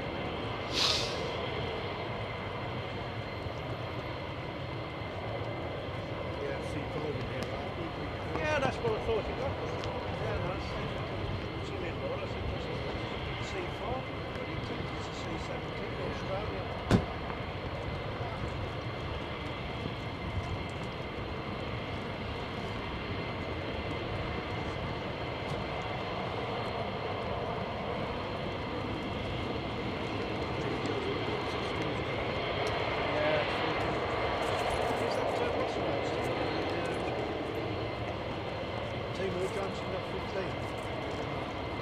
It's been dropped about 4 years.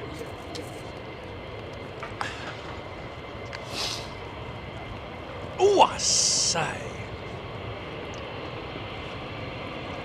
Is this your business now then? Yeah.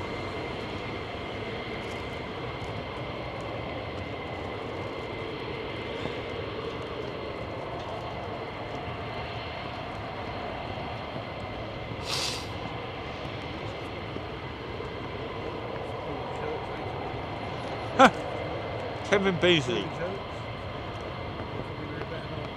The most surreal 20 minutes of my life. Just had the at-home dentist give me a checkup. The lady dentist knew Lakenheath and her father was stationed at Ramstein in Germany. What are the chances of that, eh? Hey?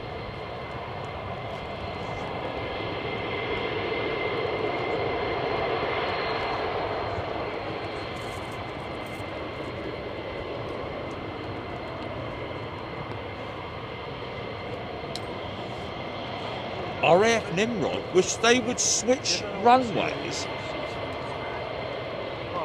Why would you want to do that?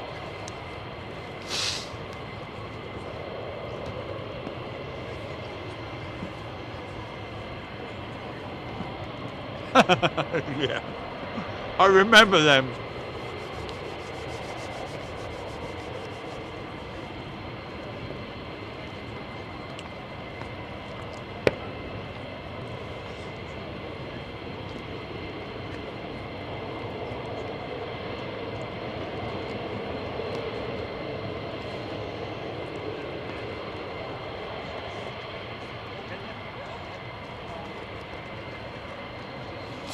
What's that?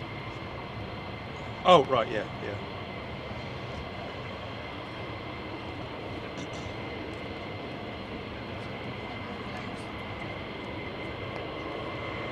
Big fan of this song.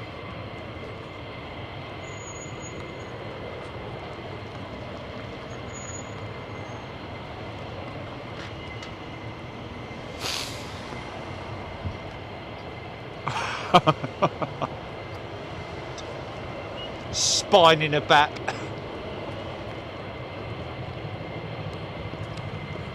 Oh!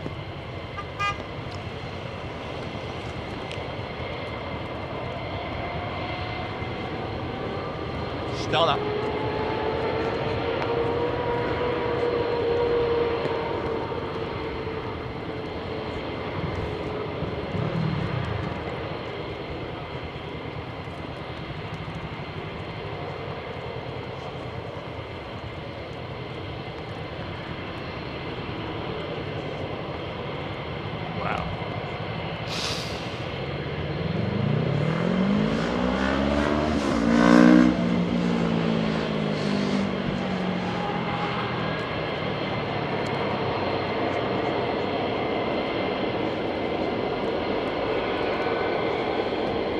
Andy Kitts and tankers from Mildenhall and from Ramstein have been regularly doing missions to the NATO and Ukrainian border, fueling up US fighters based in Poland.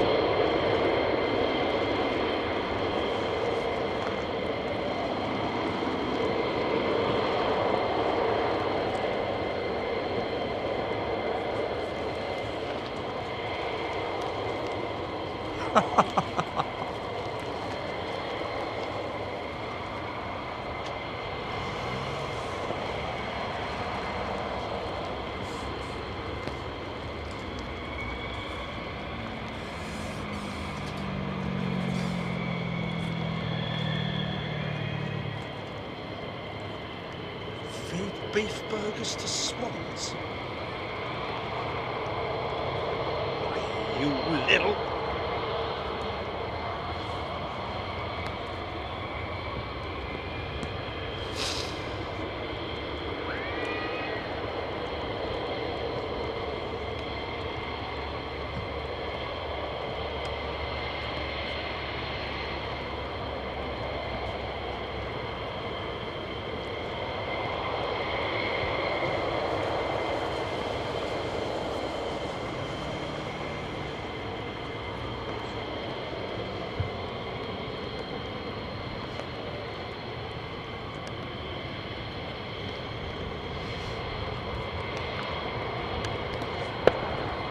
Mind that.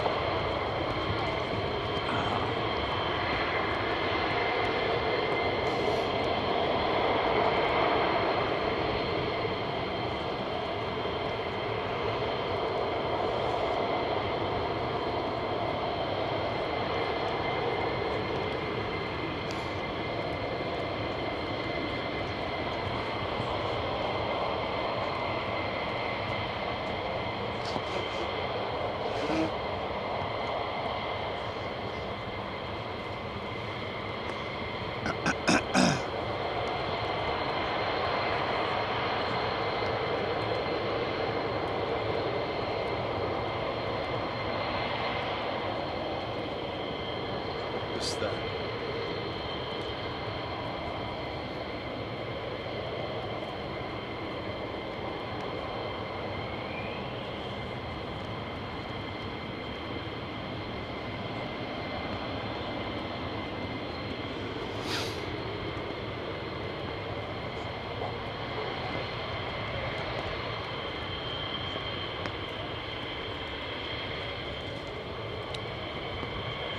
I even got caught out by our own logo there, Gilly.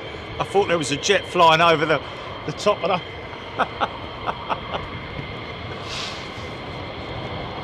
Oh!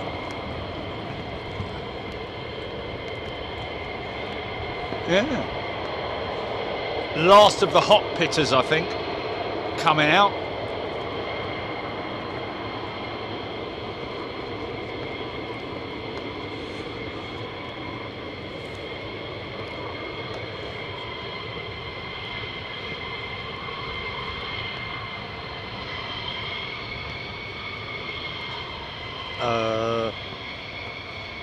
No, looks typhoonish to me.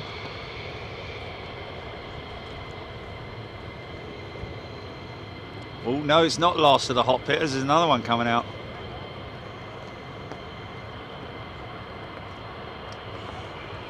Yeah, I've got the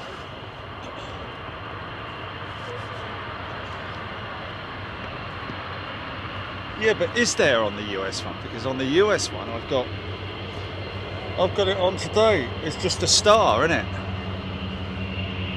Yeah. But have you changed the logo to the new logo, if you know what I mean? On the military ones.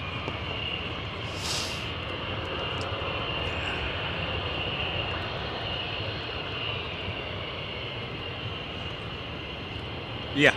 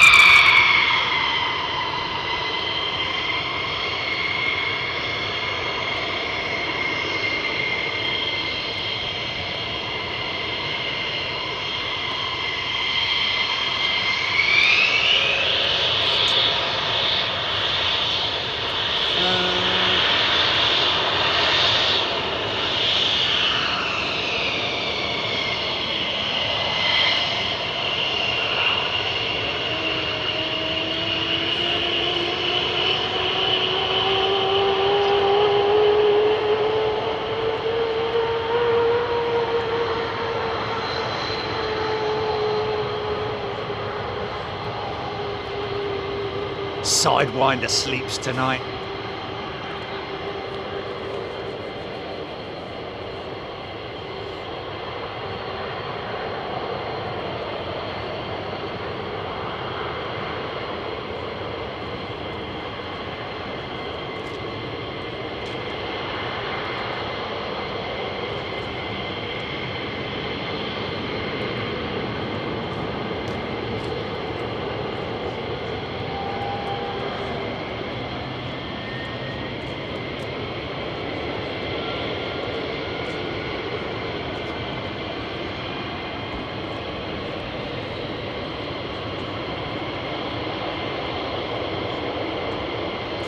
RAF Nimrod thought they was finishing with the F-15s. They have finished with the F-15Cs. Nimrod. These are the E variants, I believe. Both the E's and the F-35s remain on station for now. Alex Hilton might head down tomorrow. Yeah, great place to come, Alex.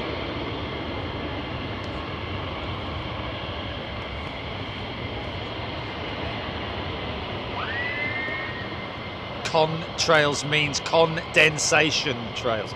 It's water vapour. And can I just quickly say, folks, because I know there's a lot of people out there who are, have theories that are made up by blokes down the pub sort of thing, but of all transport around the world, of all the emissions, and not only that, not just transport, but for in terms of emissions, the aviation industry is less than 2%, 1.9%. So, and I don't want to get into a big deep conversation about it, but before we start pointing fingers at the aviation industry or people who really don't know and haven't maybe done their research, the aviation industry, in terms of its emissions, in terms of the whole global, we're talking about in vehicles, in transport, in the whole transport sector, around about 1.9%.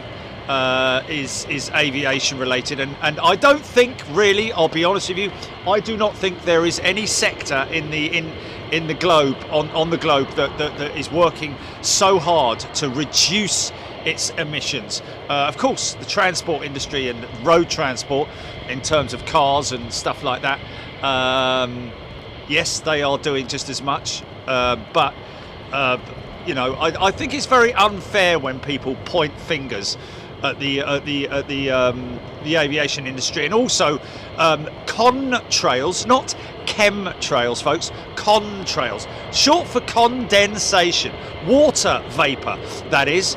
And in terms of the fact that it is still a very sort of like grey. It's not so much a grey area. It's just that it all comes down to common sense, doesn't it? When you look at the whole chemistry and and everything around it, there are obviously chemicals that are in the fuels, that aircraft use in Jet A1, but as there are chemicals used in all fuels that any engine is powered by, there has to be chemicals, synthetics, and so on and so forth. However, because we're talking about condensation trails that are at such a high altitude, the disbursement of those condensation water trails is so vast that it's obviously massively dispersed. So there's I have to be honest with you, I think that a high percentage of the people that just so quickly come in and say, oh, chemtrails, it's like they're just either listening to other people that don't know what they're talking about, or maybe they haven't completely fully done their research. I'm not saying I know anything about it, to be honest with you, but I've just done the research that this is based on the research that I've read. And from what I've read, when you look at the other sectors of transport, agriculture, all of those things, there's a huge amount of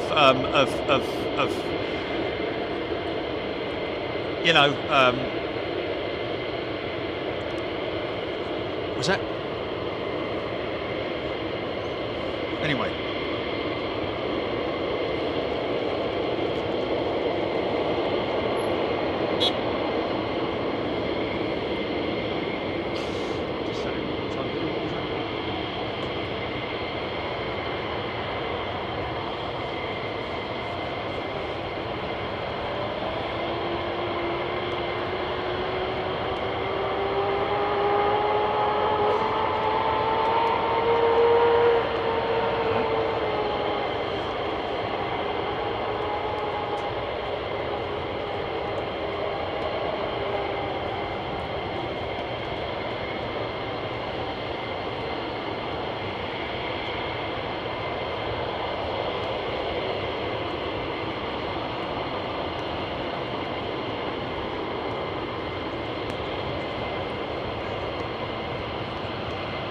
And they're offering us one for free. Just the bears poo in the woods.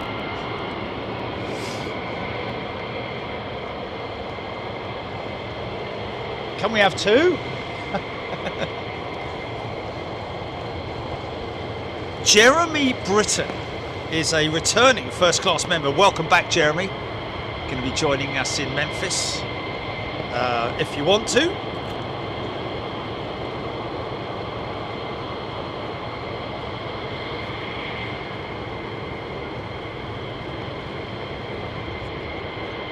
Banana shaped. Sorry.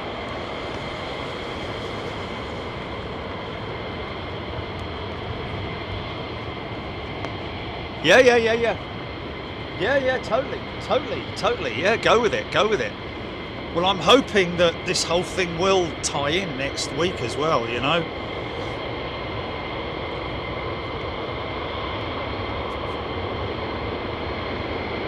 Two-stroke diesel, flipping heck.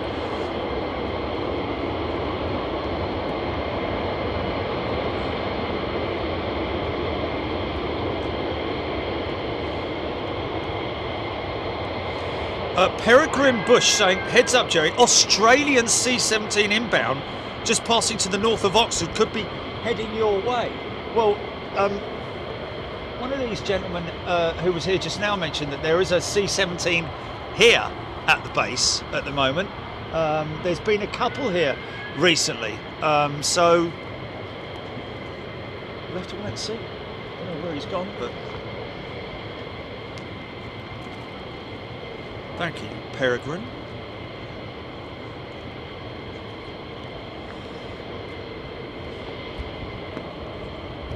Useless rogue. It is funny, you know, in all fairness, when people do say to me, like, oh, wow, look at you travelling all over the world and going to all these places. Yeah, it must be so much fun. But mate, I don't travel. Whenever I take my rental car back, the people are like, hold on a minute, you've only done 3 miles. It's like, yeah, I know, because I'm only driving around the perimeter of the airport and that's it. I think the longest drive that I have to do when I get to America is to go and find the AT&T store. That's about it. No beaches or clubs or pubs or dining or anything like that for me, folks. It's absolutely knackering doing this, I have to say. Standing on your legs all day for 8 hours. Just try that alone, or 5 hours, or however long it might be. Yeah. So when you finish doing all of this, and of course you're talking all day long, it's quite physically and mentally draining. And all you want to do is just go to sleep, and that's what I do. Huh?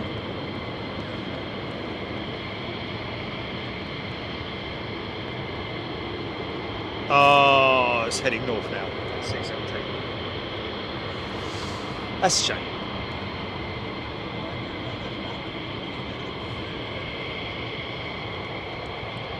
A very warm welcome back, Jeremy.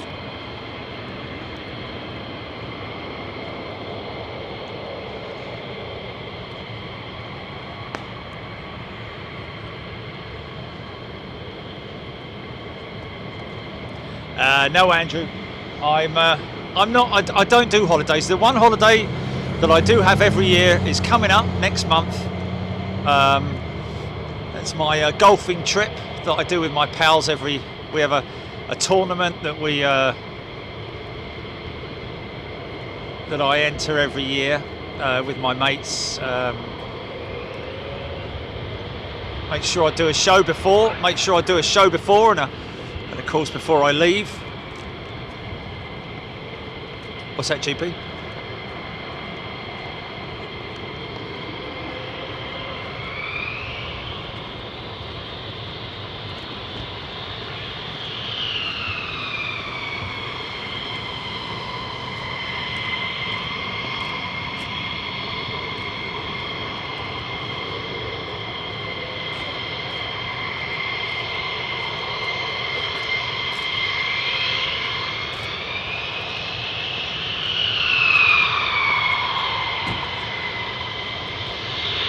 Fire it up!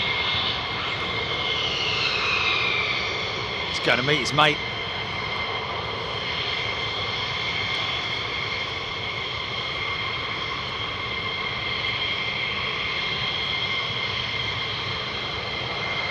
Yeah! You see that, Jilly? Look at that. Look at that. Watch, watch, watch. I want to see how well that picks it up. That was pretty insane, man. Just got it at the right time. Watch, watch, watch now.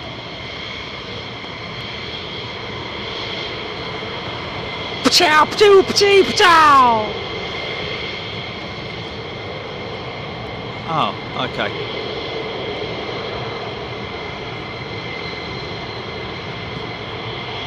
You see, doing the hot shots, the guns. No. Piloting the armaments engineer in the back seat, or the gunner, or Duncan 038 saw it.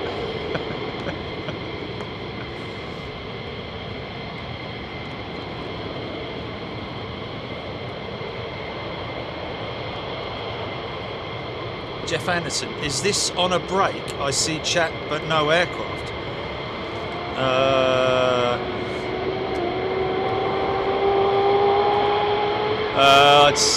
I'd say uninstall, reinstall, refresh, do whatever you have to do.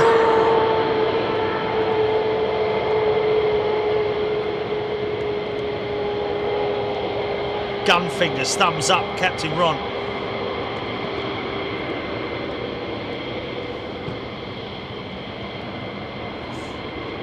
No, he was doing the pistols, like pachow, pachoo, pachow, pachoo.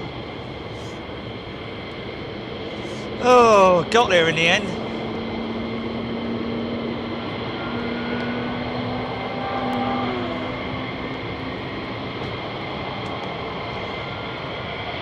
Oh.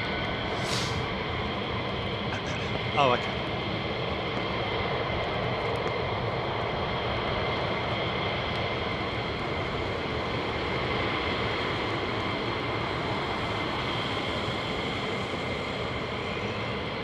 Stephen Miller, awesome gunshot moves. Brilliant, wasn't it? Really enjoyed that. I wonder if they saw us over here, knew we were over here. The flag is flying proudly above me.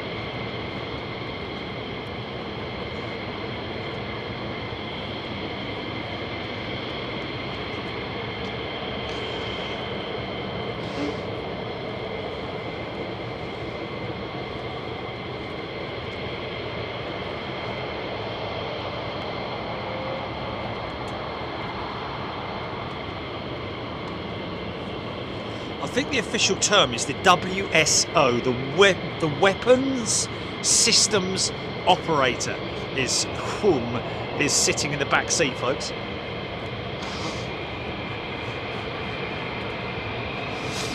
So he'll be, he or she will be locking on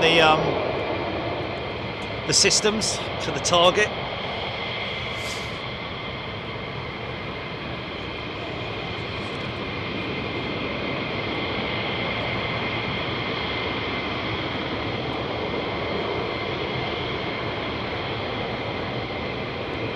Gonna get a chance to meet up with J-Bone on my way out to the US to Memphis on Friday. Having a coffee with him in Chicago.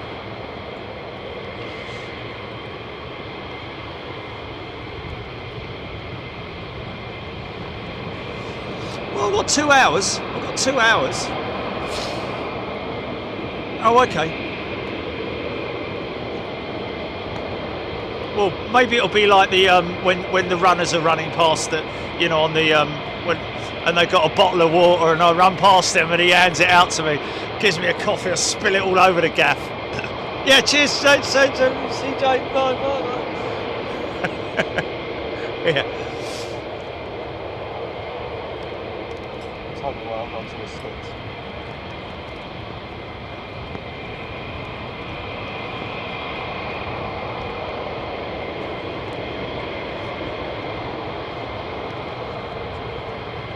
Lionel Brown is in the house. Good day to you, Lionel.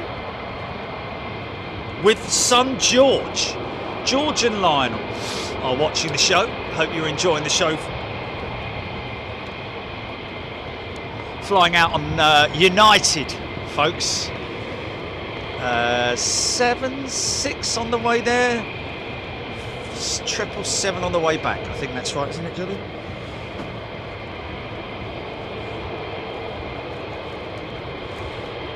Gary Boakes, any idea of range? I think it's 9. Hold on a minute, let me just have a little look.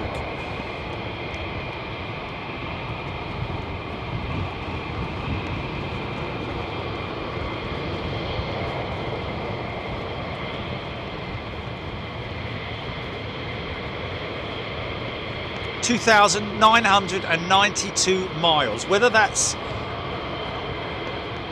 I'd imagine that is you know, part cruise, part full power, you know, that kind of thing. But I'd imagine that that's a mixture of both. But obviously full power at takeoff and then into the cruise combat. But that's why they refuel. That's why they refuel. So range really doesn't really come into it, other than obviously where they're going to meet up with the AARs.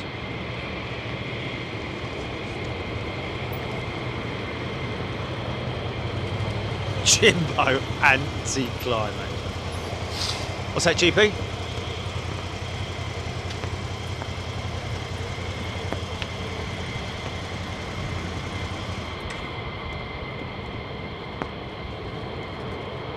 Yes, Jeff Anderson, you are looking at 3.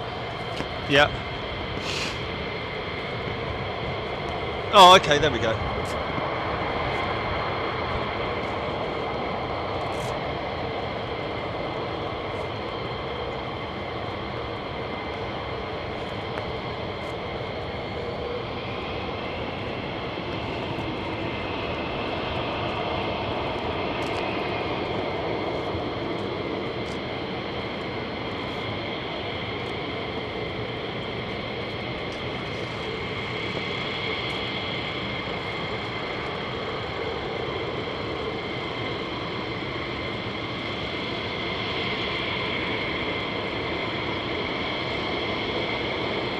Patriot 007, good afternoon to you. It is afternoon now, isn't it? Just about.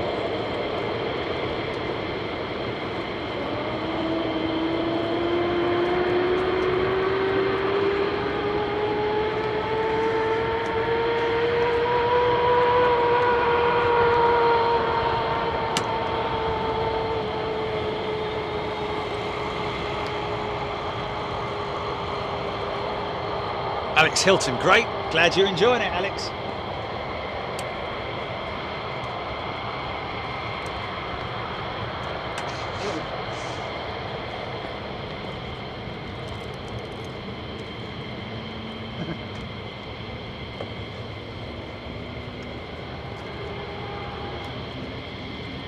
So just tell me about our next one. What have we got to do together?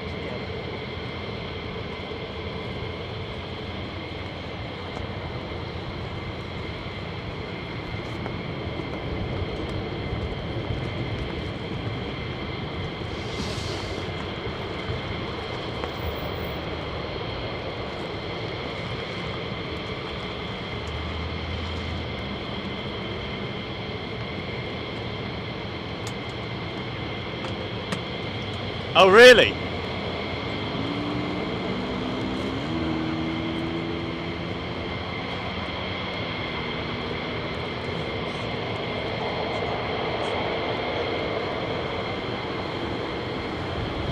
Oh, really?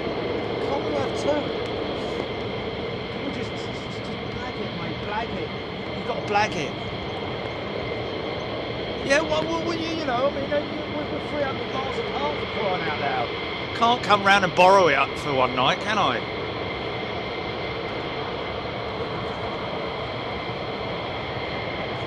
Yeah, but hold on a minute, hold on a minute. Wait. Say the email was from Osprey.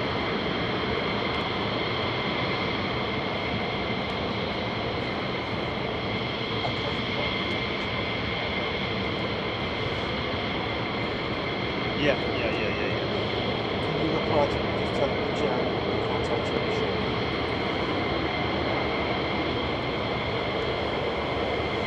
Just say we're very excited to be involved and we'll be happy to promote. Oh, okay. Say a bit then. You need to learn the art of blag, Jilly.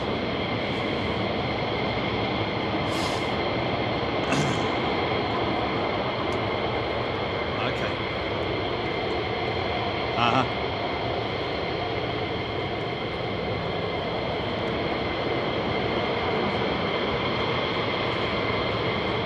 Have we seen the green air brake F-15E striking? Green air brake? What you mean, the panel is painted green, or is it just an unpainted panel, perhaps?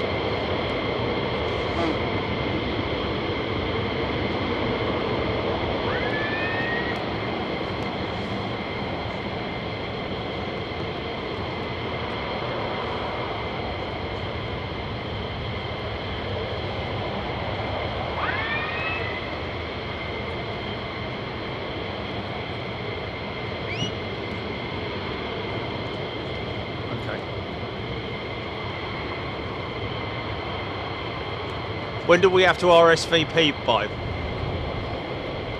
By Friday, yeah? Oh, that's fine then. That's fine, that's easy, yeah.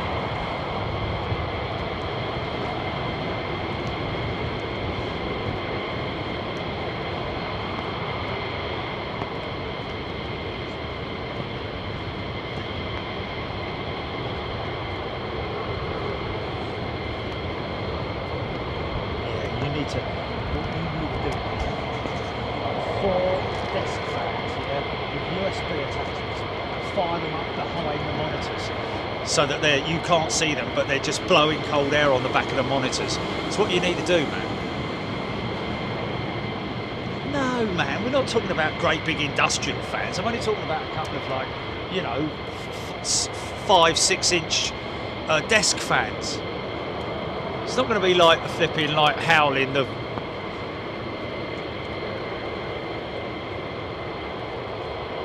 No.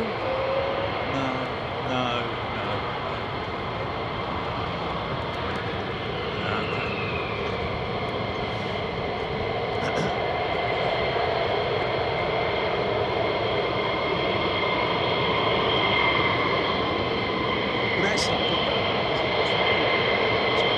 That's not good. Have you not got your phone?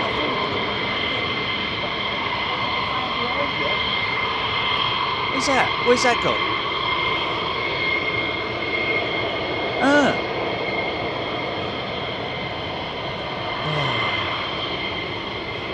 does. It does.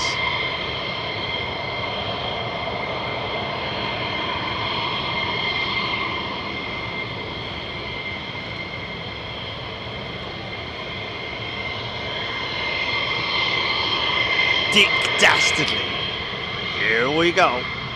Yeah, I think this guy's coming over to meet his pals over the other side. Oh no, is he turning to go?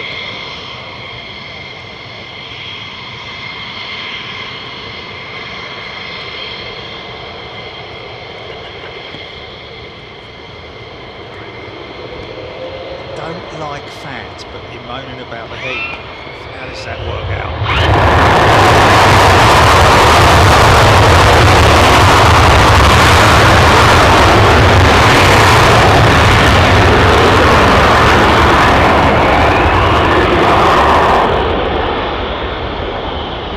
Yeah! Go on, mate.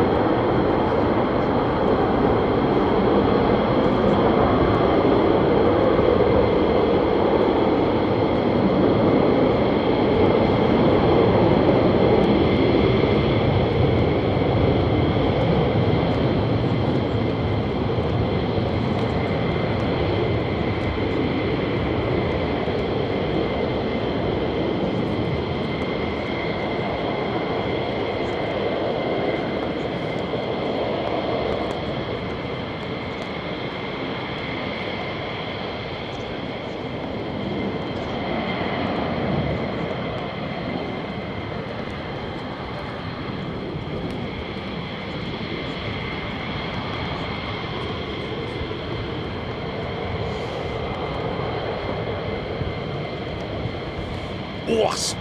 Alex Hilton. Stephen Miller, David Bowman loving it. Alex Hilton, one Carefalone. Ralph Nimrod.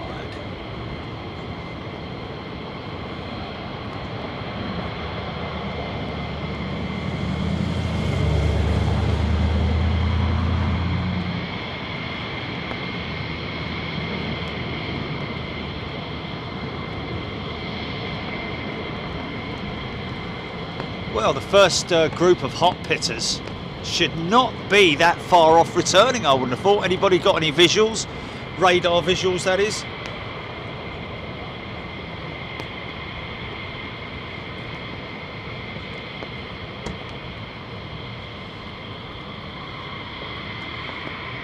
Mick, tech question. I see the nozzles close before the afterburner comes on. The nozzles, is that to compress the... Yes, it is to compress the air.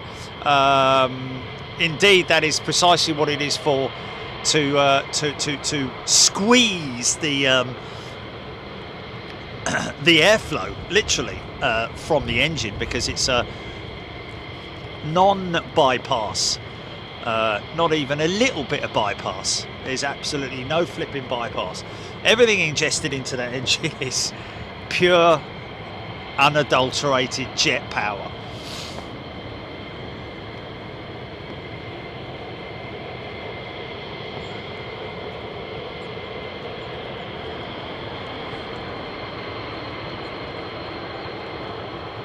You all right, Mick? I think we got it. But yes, that is the reason for the squeeze. Kind of, sort of the same sort of thing that we talk about with a high bypass ratio turbofan engine, where suck, squeeze, bang, blow, isn't it? So this air is squeezed, and then there's the ignition point, and then that's blown out the back of the engine. So the whole sequence is to there we go. What did I say?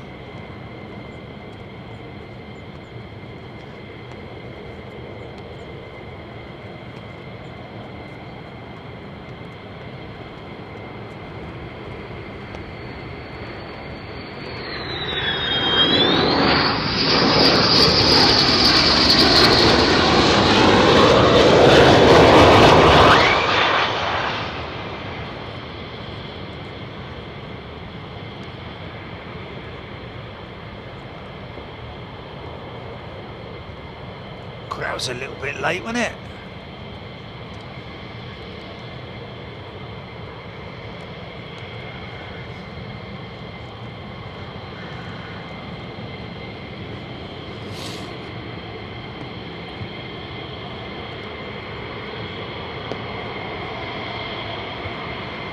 I'm sure one of these, I think it's either this one here or the one behind him. I think it's the furthest one.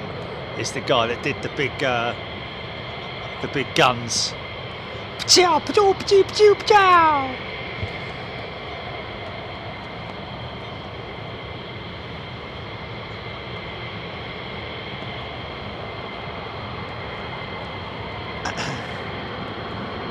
Jason, I would have thought that would be highly unlikely, us ever doing a shoot on an aircraft carrier. Be great, but just can't see it happening myself. He's done it again, hasn't he?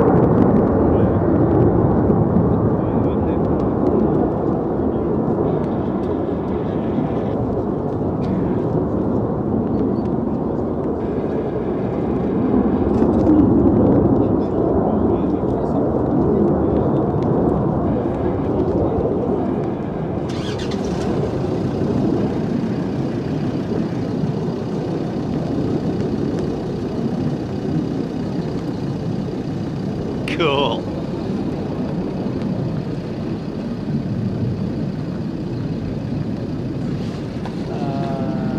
So another set coming in, Julie. Okay.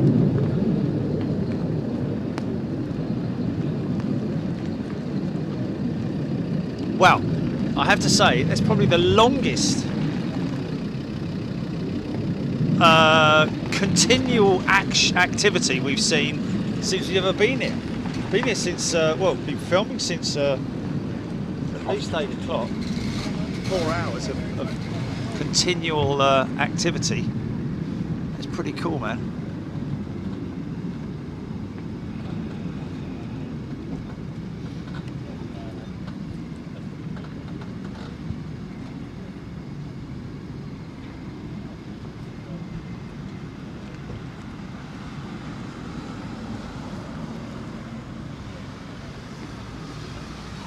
What's that?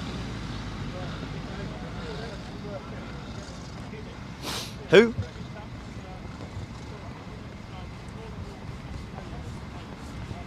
Yeah.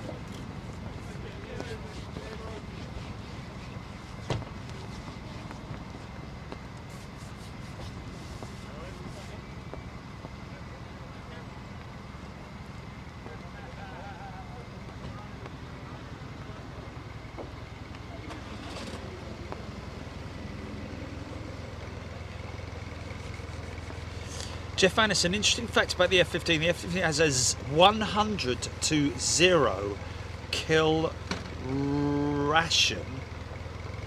Is that ratio they're supposed to say in combat? F-15s from the countries who have flown them in combat have shot down 100 aircraft and not one F-15 has been lost. Oh, okay, I'm with you.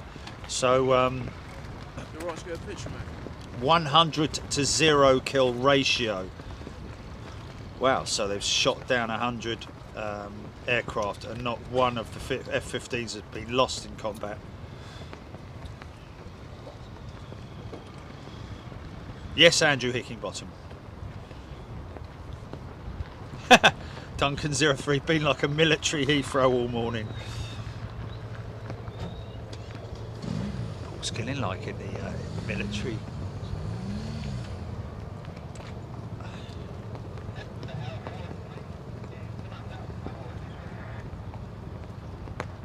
Huh? Stephen Miller, the best Lakenheath stream ever. Well, I've got to be honest with you. Combined with the F-35s, it definitely makes it a lot more exciting now, doesn't it? Just the fact that we got two completely different types of aircraft. So the plan is get these. Oh, here we go. Here's one coming in now.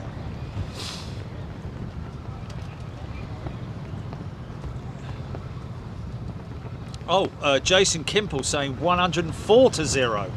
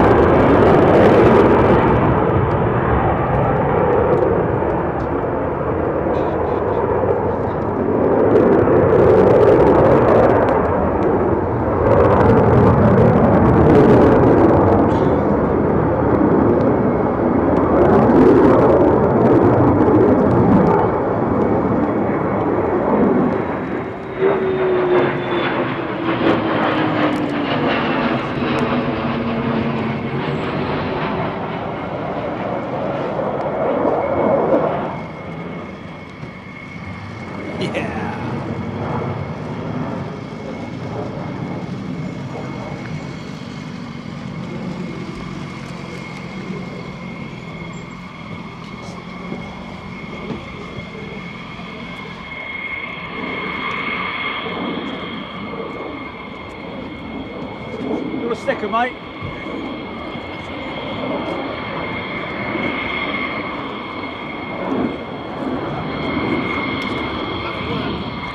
Lovely work. Thank you, sir.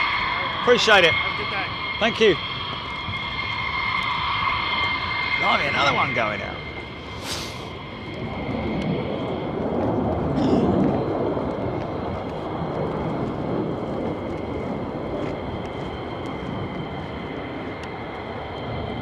Say about that. Bosh.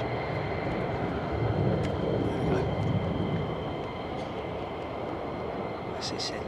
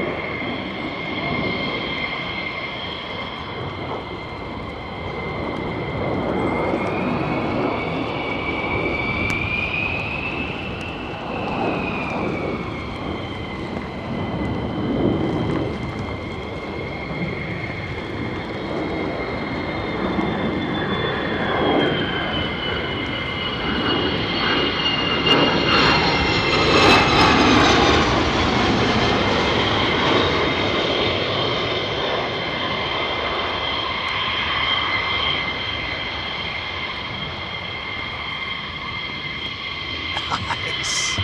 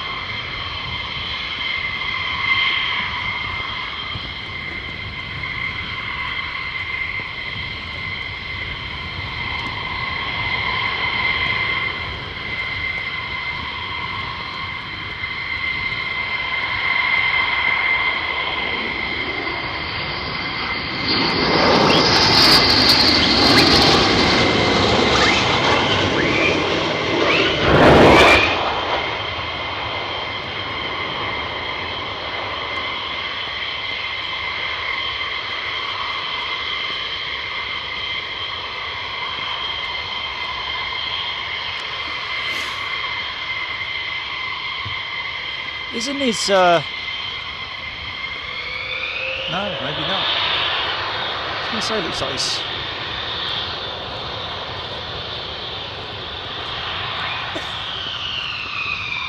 So his starboard intake is drooped, but obviously not.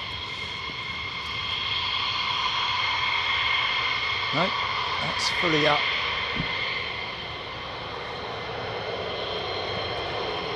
Come on, mate. You're the last out. Let's make this a proper, unrestricted, vertical climb out with a big victory roll at the end of it. Come along.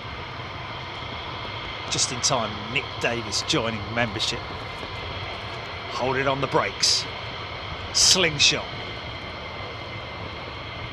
You want to stand in front of him and give him that big sort of finger whistle. Mac Cat Lady. Ooh.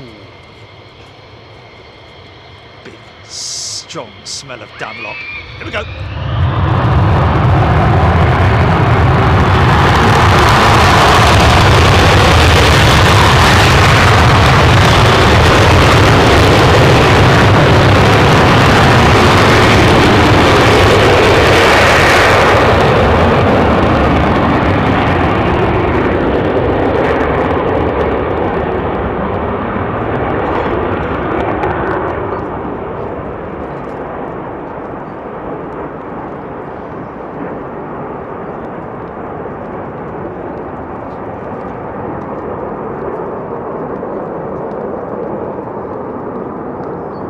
Yeah, no reheat, which is why he held it on the brakes for so long.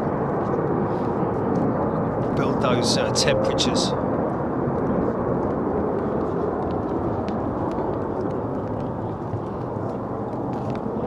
Thought they might be like, you know, oh look, let's send the last one out, give us a big old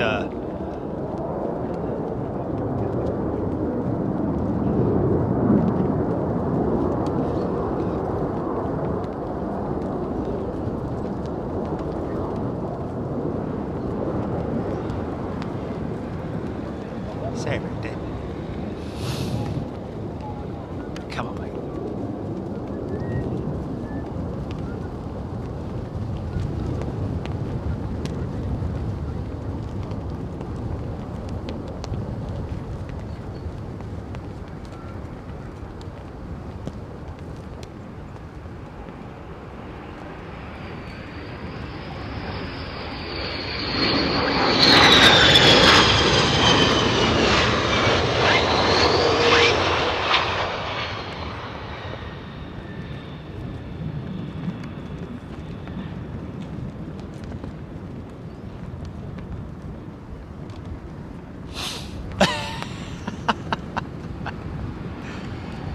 Yeah, why would we?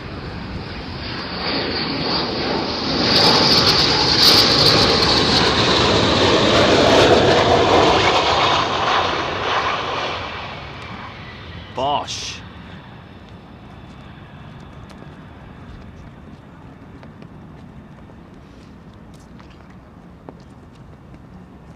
Amazing aircraft, considering how old the technology is for the F-15.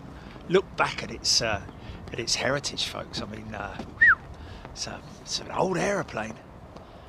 It's been round a block a few times. I could tell she's right. Well, wait for the next wave, and there's a single inbound.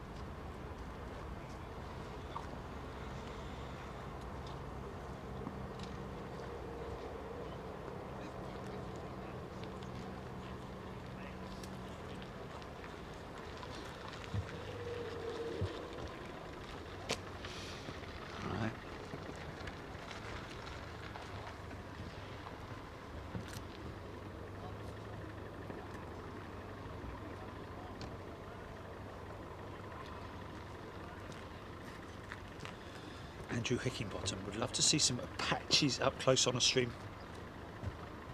Especially seeing some Apaches rising up over that tree line, which is kind of why the Apache has that that upper mounted radome, doesn't it, above the rotor assembly, so that it can hover below the tree line, just exposing that that upper radome.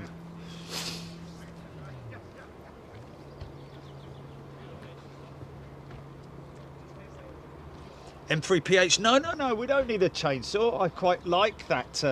I quite like that moody looking approach. It's a bit quite arty, isn't it? Seeing the aircraft appear from behind a tree. I like that. I like that shot.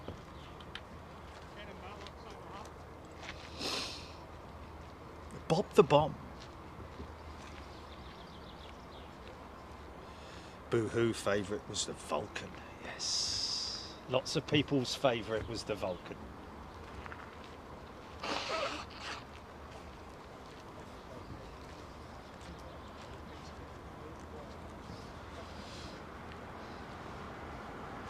Oh, M3PH is called the longbow system. There we go. Yeah. Thank you.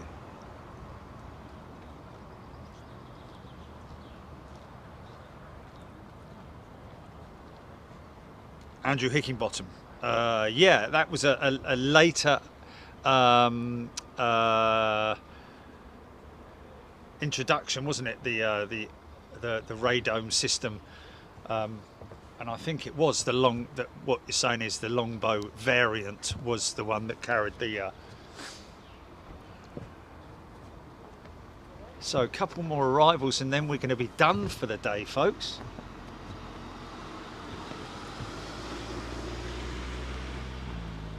Ooh.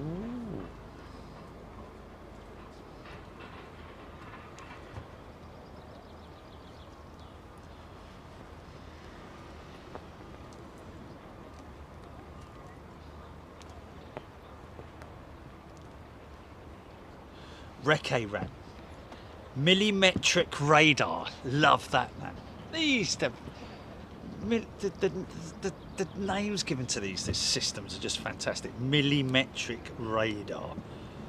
Up pop surveillance and prioritise 200 plus targets. Blimey. That's insane, man. And if they were far enough away, would they also launch the rockets from the Apache, and it would literally they would literally appear over the top of the tree line? Is that right? Would they actually you know, pick the target behind the tree line with that pop-up and then launch the missiles? But they'd have to be far enough back, obviously, for the missiles to climb towards the target, I'd guess. Lee Dixon. Much needed. That's great, Lee. Thank you very much indeed, and thank you everybody for tuning in today. Michael Murray, are they letting you use PX while you're there? PX? Sorry, elaborate. PX, not sure.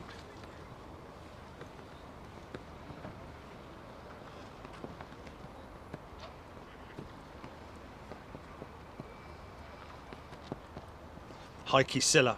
I just follow an Apache called Ugly One. I don't think it is ugly.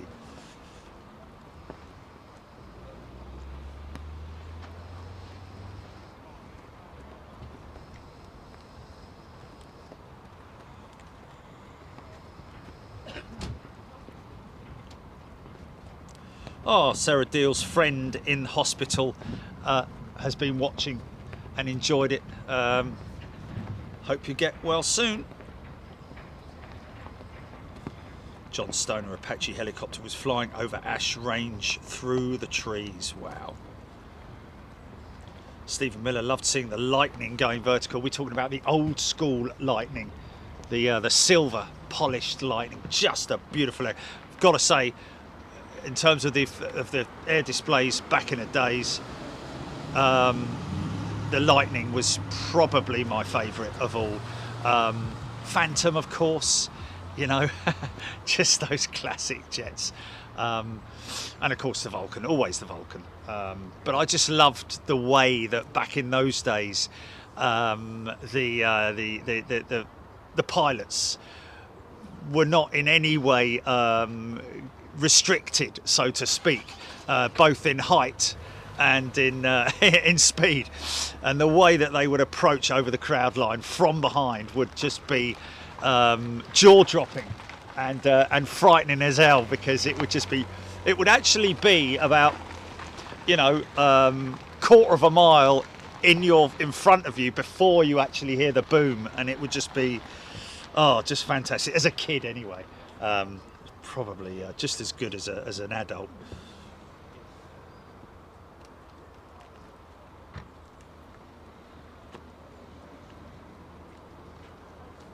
A single longbow Apache can designate targets for multiple Apaches.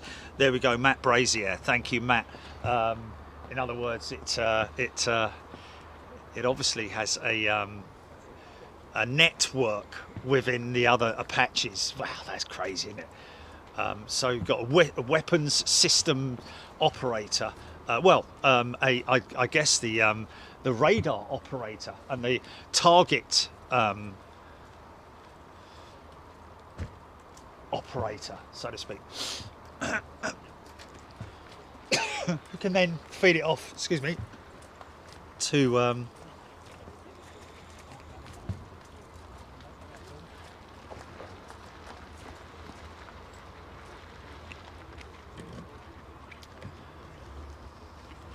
well, folks, I think we're going to call it a day. If I can speak properly, that is. Mind that.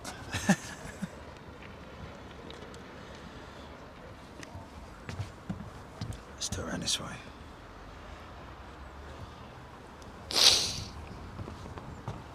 Sorry, it's been a bit snivelly today, folks. Just the old hay fever. It's been particularly bad this year, I've got to say. Normally, I'm not usually that bad with the old hay fever, but this year it's been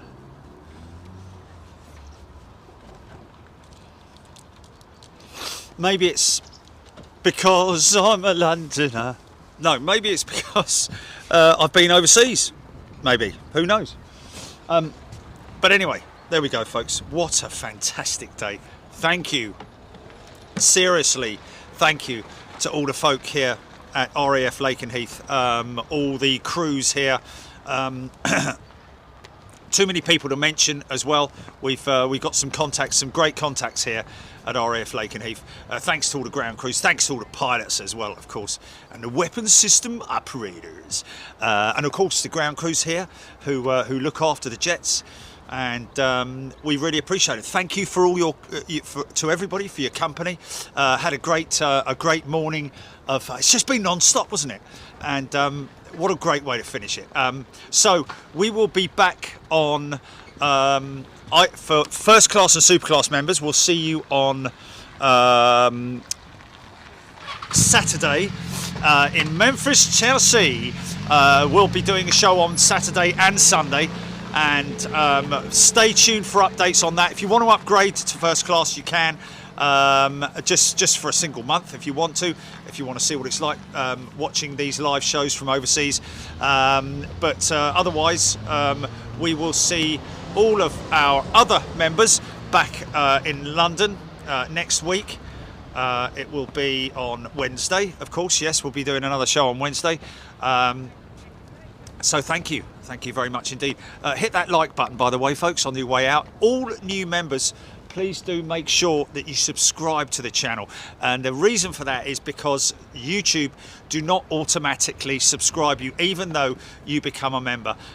You need to hit that subscribe button, and also put all on your notifications so you get that little bell come up when we are live, and also when we send out notifications. But also download the app as well. If you want to download the app, absolutely free, no charge at all, no in-store purchases or anything silly like that. It's just another tool for you to have in order to stay up and in touch with us here on what we're doing. So that's it, folks. Thank you so much. Really appreciated your company. Welcome to everybody who's joined today, and thank you continuously for your support, folks. And anybody who's waiting for a new sticker, like I said earlier, it's your free stickers are on their way. So that's it. Take it easy, and we'll see you in Memphis. Toodaloo. Okay, GP, and that is a wrap.